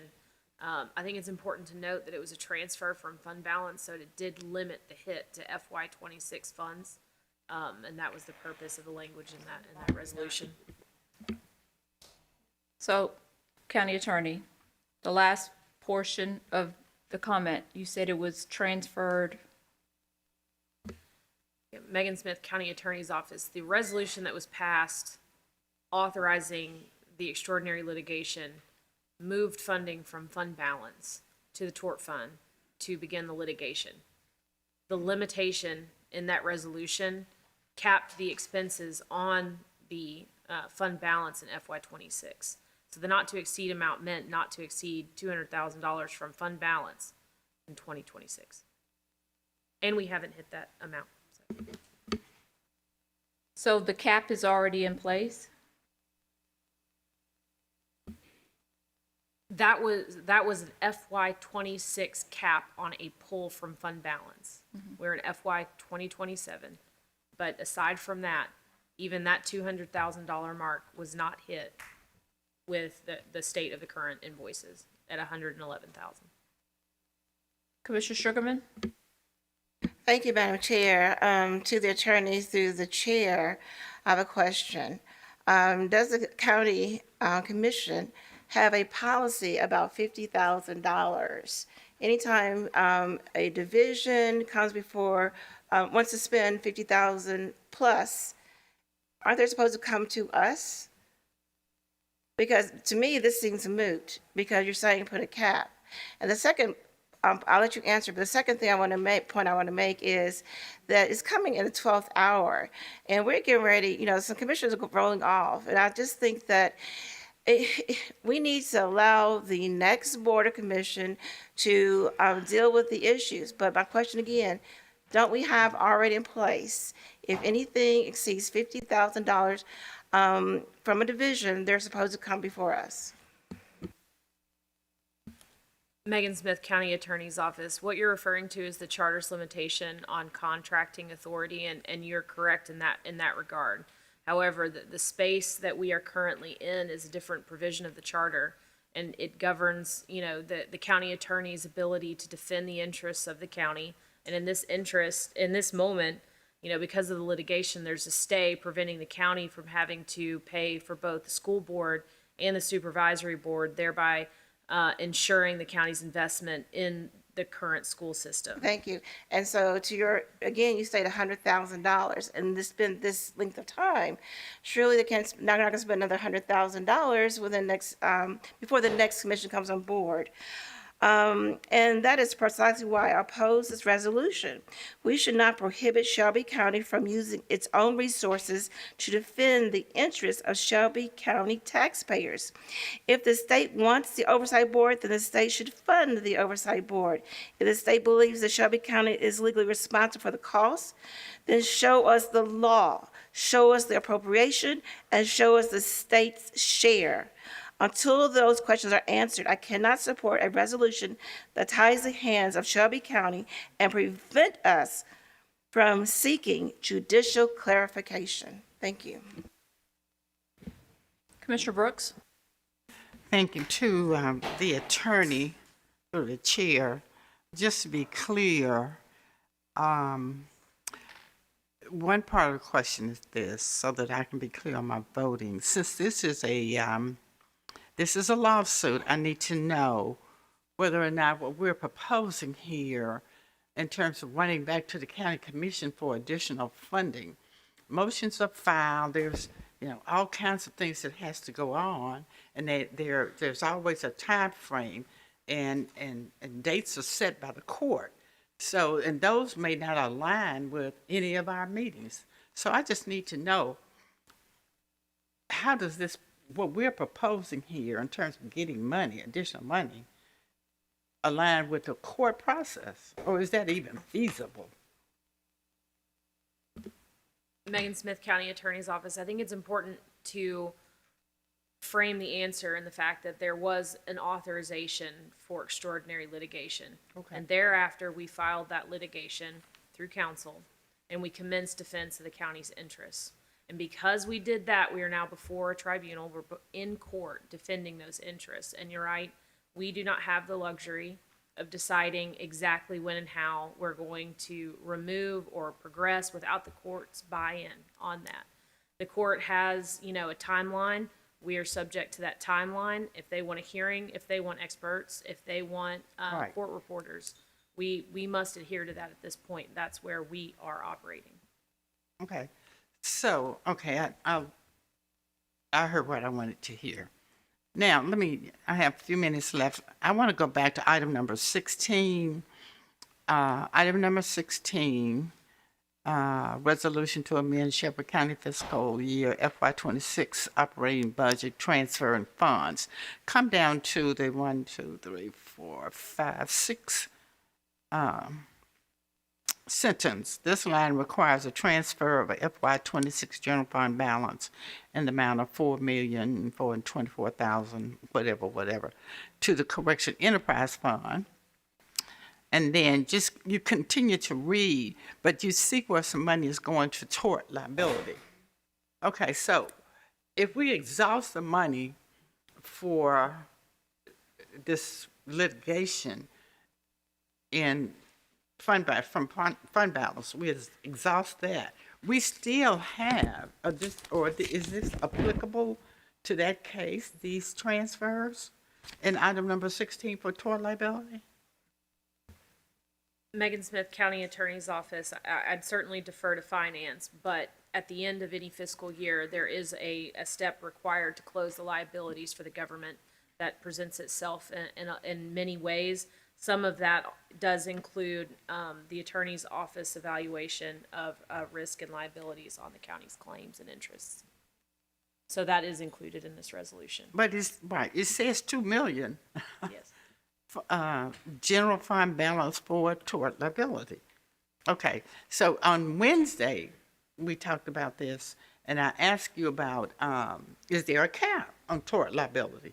And you said that, individual cases, there is a cap. So specifically speaking, would there be a cap on this particular case right in front of us, what we're dealing with now, this education litigation? Megan Smith, County Attorney's Office, our posture is different. Right. The general answer to your question is no, but our posture is that we are bringing the litigation. And so it is in an effort to defend the county's financial resources that we're bringing it so that it doesn't grow. Gotcha. Thank you so much. And County Attorney, Commissioner Wright, before you ask your question, I just want you to clarify the county's interest, which is the stay we have about the financial burden to the county, just for clarification. Megan Smith, County Attorney's Office, yes, ultimately there's a budgetary issue. There is a question of an unfunded expense on the county, and that was why the litigation was brought. That's why there's now a stay in place to allow the proceedings to continue before the court. And just, you're clarifying that because of the legislation that says that the county then funds the oversight board. That's correct. Okay. Commissioner Wright. Thank you, Madam Chair. I just want to say a quick word on this topic of accountability. That was a subject that came up earlier in comment. A member of the public was asking us to inquire about accountability on the pre-K program. I know we get quarterly reports from our pre-K operator. Operator's not the right word, but our pre-K administrator, I suppose. So there's a level of accountability there where I feel like we have been served by, at least by those reports and those opportunities to speak with her, with the leader of that group. In committee, when we considered the school's budget, we had a presentation from MSCS, the financial director, and I asked him when was the last time that the local accountability board met, and he said that he didn't think that the local accountability board had ever met. And so that's interesting to me that you would announce an accountability committee, local accountability committee, and then never meet even once. And then when the budget came to us for approval on Monday, not a soul showed up to answer any questions. No one from the administration, no one from the school board. And so how does this board provide accountability when you can't even get your question answered? And now we're talking about accountability with the taxpayers' dollars. So we've approved, the majority of this board has approved entering into litigation. I understand your point of view. First of all, let me say to Commissioner Caswell, you didn't deserve that.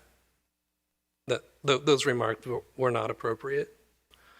But I do think that this board has approved entering into litigation and gave a certain cap of funds to go toward that effort. And again, I would say no matter what side each of us is on, there needs to be some level of accountability with those funds. Otherwise, it's a blank check.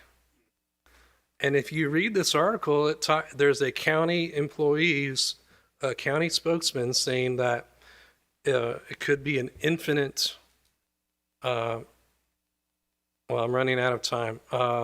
Litigation can take an endless number of developments, endless. So is this a blank check? And if so, where's the accountability in this whole system? Thank you, Madam Chair. Commissioner Thornton. Thank you, Chair, and just thank you, colleagues, for even indulging in this discussion. I have prepared remarks. I'm just going to read them. Colleagues, this is a simple vote today.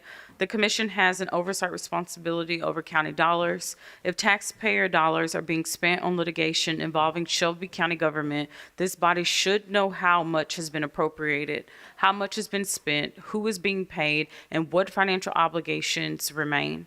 This is not asking commissioners to agree on the merits of the lawsuit. I have to say that again because I understand that we are divided on the merits of the lawsuit. That is not what is up for discussion today. It is just asking for transparency. Commissioner Sugarman, the same way the referendum was something that you supported, and I think it's interesting that the opinion of the legal counsel that we just supported getting independent counsel from, like we have seen that there is need for more transparency within county government. You have supported resolutions to increase the level of transparency coming from the mayor's administration and within Shelby County government. We cannot exercise meaningful oversight over expenditures we cannot see. How many times have we said there's not a line item for us to be able to evaluate the budgets? There's so much that goes on here. And when I hear extraordinary litigation that seems to not have a cap on how much can be spent because we have started the litigation, that is concerning to me. I shouldn't, regardless, Commissioner Caswell, with the Daily Memphian argue. I understand what you're saying because I've seen other things that have been challenged in accuracy with the Daily Memphian. But I do believe I understand now how frustrating it is for me not to know definitively. Is it 211,000? Is it 111,000? And y'all, we're talking about billable hours for Bakel Donaldson. Them talking to someone right now just increased the cost to this particular 111,000. And we haven't even got in our conservative courts to all of the appeals that are going to happen. We are going to exceed 111,000 easy, 211,000 easy, but we don't know the caps. So when I get back to my points, I just want us just to think about, we cannot exercise meaningful oversight over expenditures we cannot see. We are the appropriating body. We are the part of the oversight structure of Shelby County government. Receiving an accounting of how public dollars are being used should not be controversial. I come today in peace, Commissioner Shalai. When I went to your meeting in Whitehaven, there was a lot of deference from Commissioner-elect Streeter to you. Why? Because you've been in the seat. She knows that you've been here to make the decisions, and she trusts your opinion. Whatever your position on the underlying lawsuit, I simply am asking today that the commission receive the information necessary to protect our responsibility to the taxpayers. They are expecting us to be able to answer these questions, not in guesses, definitively. They want to know how are their taxpaying dollars going to help educate our children and ensure a brighter future for Shelby County. Thank you. Commissioner Brooks. Thank you. As a former teacher, one of the things that really get on my last nerve is misinformation, giving information that is incorrect, misleading information, not giving people the research data on which to make informed choices, and then picking and choosing and cherry picking among a whole subset of similar pieces of data. I mean, that amounts to rhetoric. And I don't play with this. I'm a former teacher. I don't play with this. This is serious to me. Okay? So you want to talk about it, and I don't want to get into that. Let's be real. It is about children, but the way it's framed now, it's not. It should be about our children. But the position we're in, where they put us, it's about our democracy. It's about our right to vote. It's about our sovereignty. It's about who's next the state's coming after.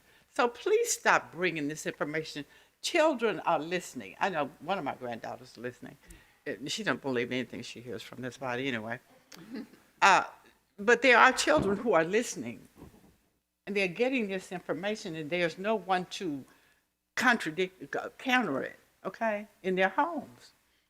So don't throw this out to win a point. This is not a competition. This is not a debate.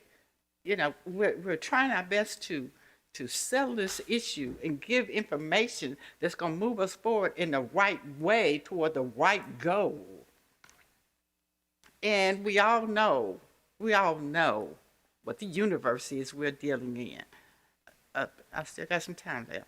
Okay, so please, let's deal in facts. Let's not throw out all this rhetoric so we can move our agenda and make points with our influencers and our others. Let's be real to the topic. Let's stay on point. There's no power here. It's nothing but presence. And that's not going to get us to our goal. Thank you. I'm done. All right, let's prepare the screen for a vote. This is on the substitute.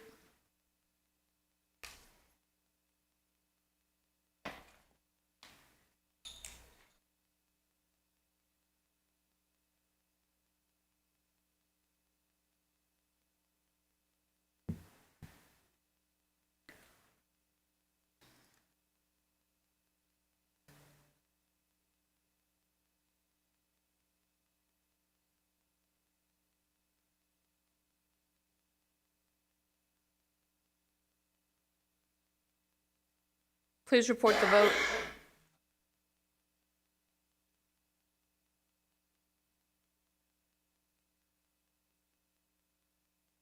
No.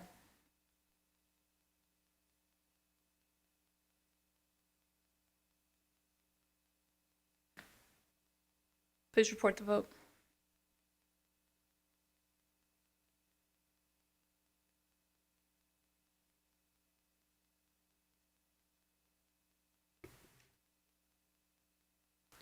We have aye votes from Commissioners Whaley, Caswell, Mills, Wright, Thornton, Morrison, and Bradford. Commissioners Sugarman, Shalai, and Brooks have voted no. Commissioners Clay Bibbs and Chairwoman Avan have abstained. We have 7 ayes, 3 noes, and 2 abstain. All right, that motion passes. Parliamentarian, please go to item 40. Item 40 comes from the Budget and Finance Committee, which is chaired by Commissioner Whaley. Item 40 is a resolution establishing the District 10 Community Opioid Abatement Initiative and appropriating $270,000, consisting of $30,000 to each of the 9 community-based organizations serving Priority District 10 neighborhoods utilizing Shelby County opioid settlement funds, providing for eligible opioid abatement and remediation activities, contracting, expenditure, documentation, reporting, outcome measures, and community partnerships, and authorizing necessary budgetary actions. Sponsored by Commissioner Brittany Thornton. This was an add-on in August 19th, 2026 committee meeting, and this item does not meet requirements of the permanent rules. So once this is properly before us, we would need to take up suspension of the rules. And there's also a substitute for this item. For motion?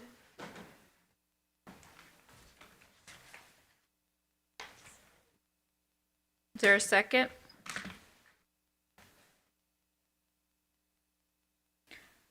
I have a motion by Commissioner Thornton, a second by Commissioner Wright. Commissioner Whaley, can I get a committee report? Yes, Madam Chair, this item came down with a favorable recommendation. All right, could we get a motion to suspend the rules? We want to ask legal why it didn't. Yeah, I we will. know what the legal barriers are. Yes. Is there a second?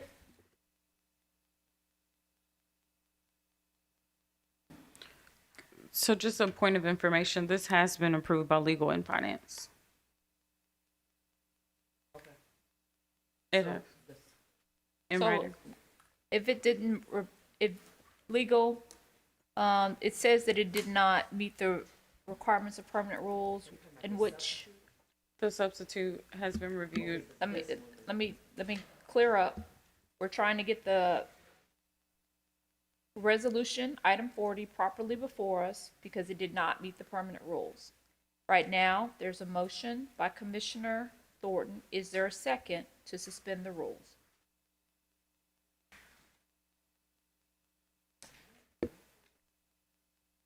Going once, going twice. All right, the motion fails, and so this item does not come before us for lack of a second. All right, let's move on to item 42. Item 42 comes from the Public Works Committee, which is chaired by Vice Chair Bradford. Item 42 is a resolution approving the agreement between Shelby County and Levy LLC to secure the public improvements to Amherst Plan Development Area 5, Phase 2, the Levy, MJR 2020-009, PD 08-306CC, and authorizing the recording of the plat when bonding procedures have been fulfilled. This item does not require the expenditure of county operating funds, sponsored by Commissioner David C. Bradford Jr. This item was sent down without recommendation in August 19th, 2026 committee meeting. I have a motion by Commissioner Whaley, a second by Commissioner Sugarman. Commissioner Bradford, could I get a committee report? This item comes down without recommendation. Okay. Would staff like to make a, Yeah, I just Speak want to up. make one comment. please go ahead and state your name for the record.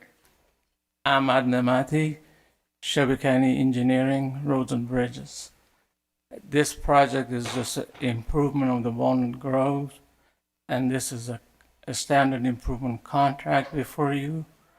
We recommend, in consultation with the county attorney's office, 3-year terms, and then adding 2 additional 1-year administratively. All right, so is there someone who will, I'll move for the amendment to the resolution, which would change the contract from 2-year to 3-year with 2 administrative. I'll make a motion. Is there a second? There's a second by Commissioner Bradford. Can we do that without objection? Okay. Seeing none. So Commissioner Brooks, did you still want to speak on the item? Just one quick question, Sure. a mild question here. Is there any cost to the county? No, ma'am. None whatsoever. No, ma'am. Okay. It's fully Sounds great. bonded by the developer. The improvement is fully bonded by the developer. I love those kinds. You just keep bringing those, okay? Yes, ma'am. Thank you. Please prepare the screen for a vote as amended with the contract.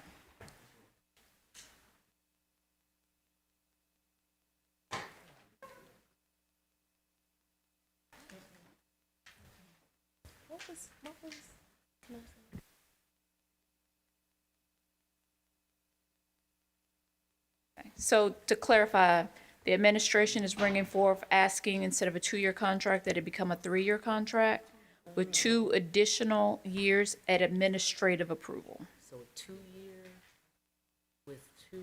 No, 3-year contract with 2 additional years through administrative approval. Okay. It doesn't have to come back. So the contract is amended from a 2-year contract to a 3-year contract. With 2 additional years pending administrative approval. Okay, got it. Commissioner, I can ask Josh Whitehead to come and explain additionally what we're trying to accomplish. We're already in the process of a vote.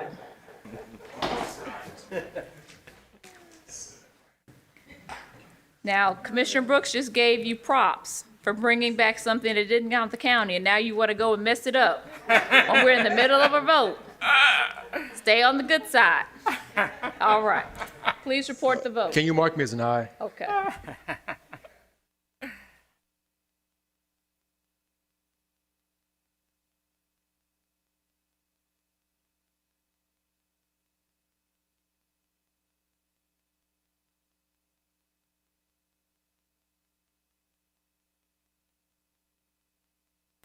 We have aye votes from Commissioners Whaley, Clay Bibbs, Caswell, Mills, Shalai, Wright, Thornton, Morrison, Brooks, Bradford, and Chairwoman Avant. We have 11 aye votes.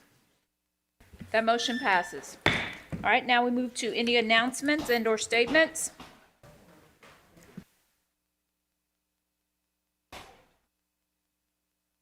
I'm sorry, my apologies.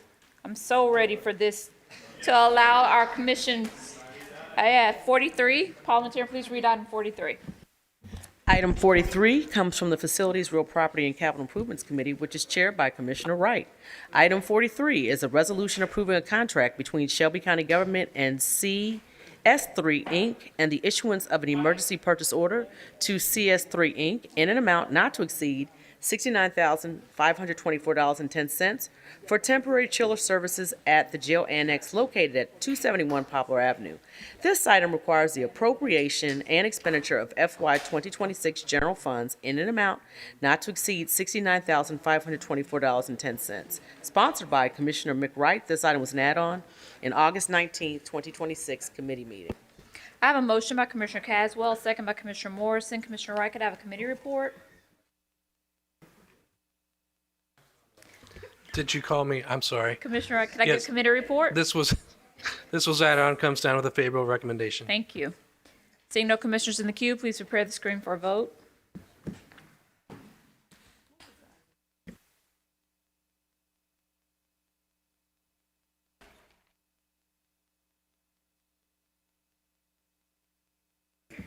Aye for Commissioner Shalai. Please report the vote.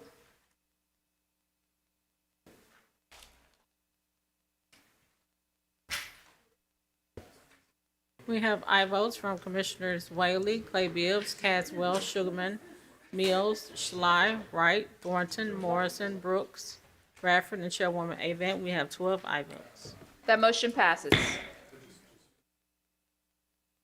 I'm sorry? Yes, we did.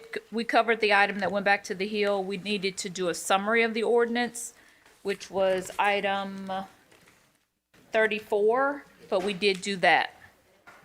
And it did pass. Clarify? Yes, we did that. We got the summary and then 10 yeas. 10 yeas. All right, now clear the screen for any announcements and/or statements. Ayes. Commissioner Thornton? Thank you so much, Chairwoman, and just thank you to my colleagues for the opportunity to serve alongside you.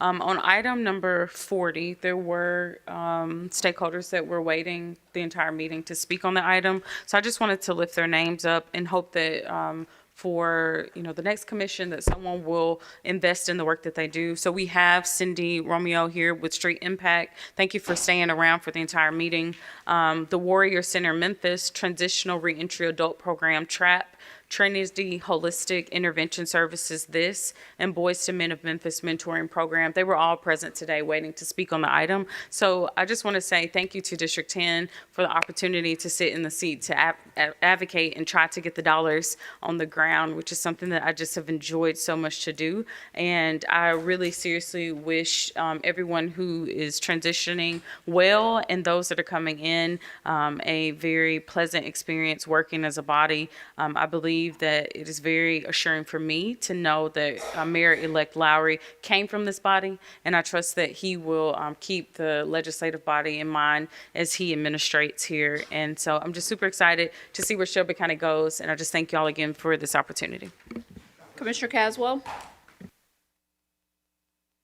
Sorry. Thank you, Madam Chair. Again, appreciate everybody that served with us. I know it's going to be I'm going to miss you all, and really appreciate y'all leadership and Commissioner Wright, Morrison, Thornton, Bradford, Whaley, Mills, and Shalai. Thank you all again for your service to this county.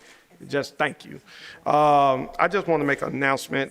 Tomorrow, I know one of the things I appreciate Commissioner Wright allowing me to come to his district quite often. We're going to be over there tomorrow, and a good friend of mine and a business owner who, as we're looking to continue to support her and build out her capacity, Alderwoman Monique Williams co-own Biscuit and Jams, and tomorrow our District 6, because Pastor David Parson has been a great partner in community coming over into our district, helping with great things. We're coming over with our District 6 meeting from 11 o'clock to 2 o'clock. We're going to bust a move on her business. We're asking all Shelby County, I'm taking that from Pastor Kenny Wade and bust a move. But going into her business, we're asking all of Shelby County to come out and support at 5806 Stage Road. I ask that you do your DoorDash or call your order in, because there's going to be a lot of people there supporting this great business. She do so much for the community all over the city of Memphis. So we're going to give back to her business at 5806 Stage Road in Bartlett at Biscuit and Jam from 11 o'clock to 2 o'clock tomorrow, District 6 meeting. Thank you. Thank you. Commissioner Clay Bibbs. Thank you, Madam Chair. I didn't get an opportunity to say this earlier because it was a lot to be able to talk about all of the people that we honored today. But I just wanted to say thank you for your service. It has been a pleasure to be able to serve with you. Even when we have not necessarily been on the same page on certain issues, I have appreciated just your thought pattern and understanding it, and also your willingness to have conversation. Special shout out to Commissioner Bradford, because we shared Marie together and we made it through. There was a good ebb and flow. I think when he would not have anything, I had plenty. And then when I didn't have anything, he would pop up with something. So although Marie had to leave, I just wanted to just acknowledge that it's been a great opportunity to be a working partner with you and working with Marie. Vice Chair Bradford, you've changed to... Yes, I got my closing comment jacket on. First off, I saw in the paper, and I think a couple of us were quoted, Joe Kent passed away last week, and he was here at this body a lot, and so just everybody thoughts and prayers with his family. That was a large loss, even though I know he didn't agree with all of us all the time. That just kind of shocked me when I read that. So, all right, some closing thoughts. I want to thank my fellow commissioners, both those serving today and those that I've served alongside with over the past 8 years. We've agreed on plenty of things, and we've certainly disagreed on a few, but that is part of representative government. I hope we never lose sight of the fact that disagreements should never mean disrespect. I want to thank the administration's employees. This body has not always been easy on you. I appreciate your patience with us, and I hope future commissions treat everyone that comes before them with respect. And lastly, I want to thank the commission staff. You all keep this body running, and you put up with a lot of interesting personalities. I truly appreciate the relationships we have built and your hard work to make sure we are moving this county forward. When I first joined this commission in 2018, I came here hoping to contribute something to the community that had given so much to me and my family. 8 years later, I leave with a much deeper appreciation for both the difficulty and the importance of local government. The decisions made in this room matter. They affect whether someone can afford their home. They affect whether a business chooses to invest here. They affect roads, hospitals, schools, neighborhoods, public safety, jobs, and opportunities for people we may never meet. This is an extraordinary responsibility. As I leave this seat, my hope for this commission and for Shelby County is fairly simple. I hope we continue to be ambitious about what Shelby County can become. I hope we remember that a strong community requires strong relationships, a strong economy, strong neighborhoods, good government, and opportunities for people to build productive lives. I hope we continue looking for ways to work together across political parties, across municipalities, across neighborhoods, and across differences of opinion. I hope that every person who serves has the privilege of sitting in one of these seats remembers that we are here to serve, not to be served. I leave the commission incredibly grateful, grateful to God, grateful to my family, grateful to the citizens who trust me, grateful to the people who I've served alongside. Serving on the Shelby County Commission has been one of the great honors of my life. Thank you all for allowing me to be a small part of Shelby County's story for these past 8 years. Thank you, and God bless Shelby County.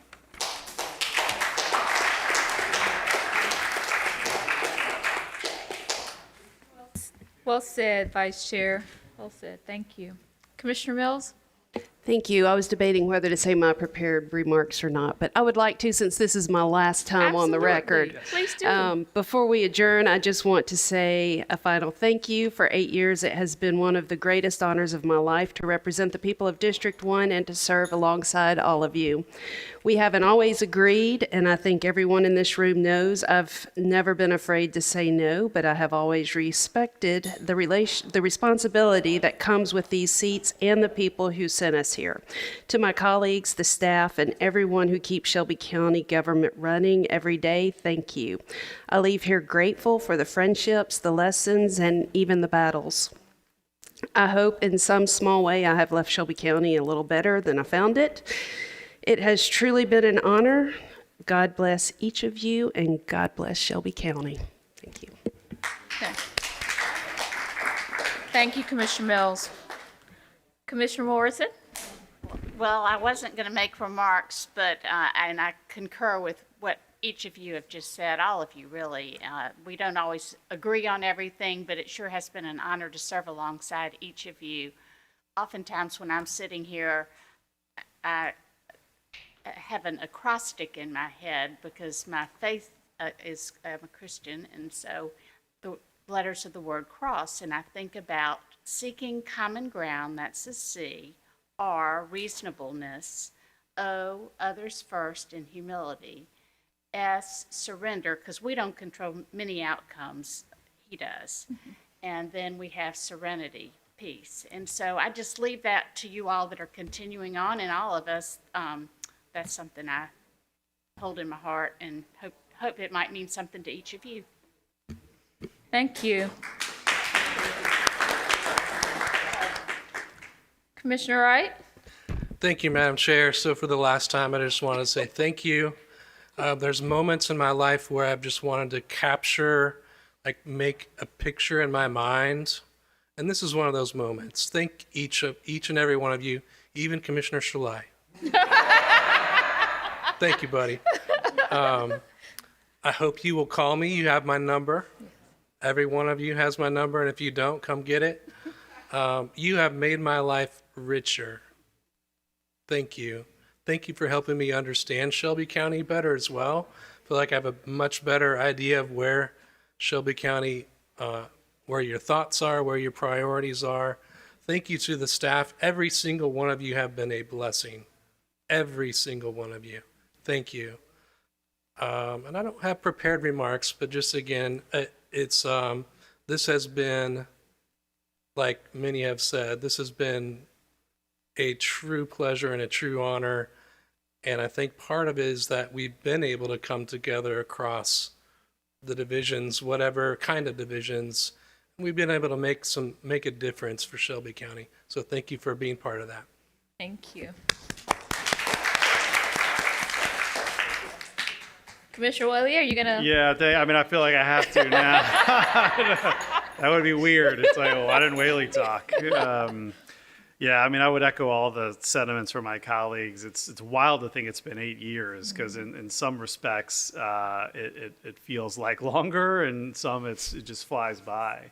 Like I remember, I think before we took office, we I guess it was Heidi Schaefer at the time we had like a dinner, I think. And it was just a casual, just get to know you, we got to know each other pretty early on, and saw a lot. A lot of major changes that happened while we were a part of this body. It's impossible to kind of remember them all because in the moment they all seem like monumental decisions, and there's so many over the years where we just stressed out about them and didn't know what to do and thought that was the biggest decision we'd ever make, only to have another one at the next meeting, all the way down to our very last one today. Yeah. But that's what it's all about. It's making big decisions and living to fight another day. I think if you didn't go through it thinking, why am I doing this? You weren't doing it for the right reasons.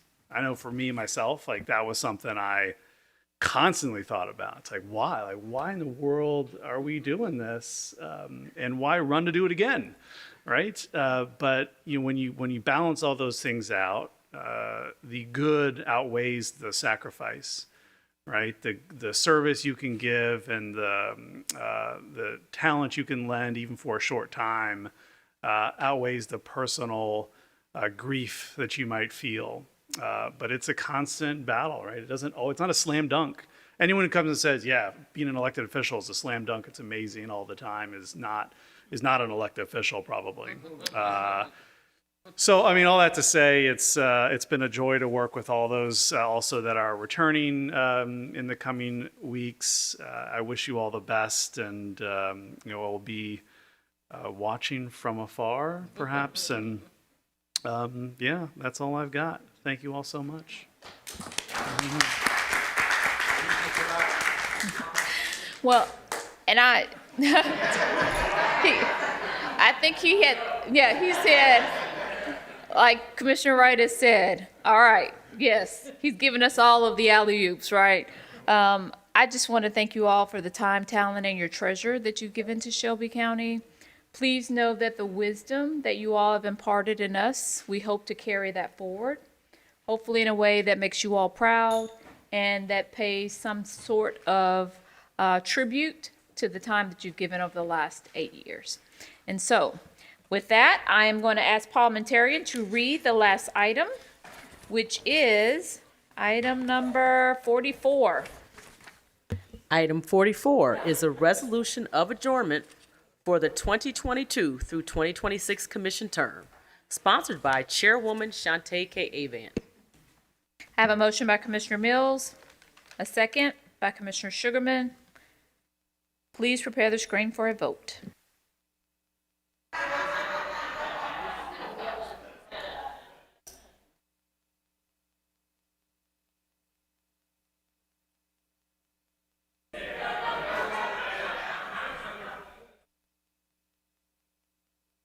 Please report the vote. We have aye votes from Commissioners Whaley, Clay Bibbs, Caswell, Sugarman, Mills, Shalai, Wright, Morrison, and Bradford, and Chairwoman Avant have 10 aye votes. That motion passes. This meeting is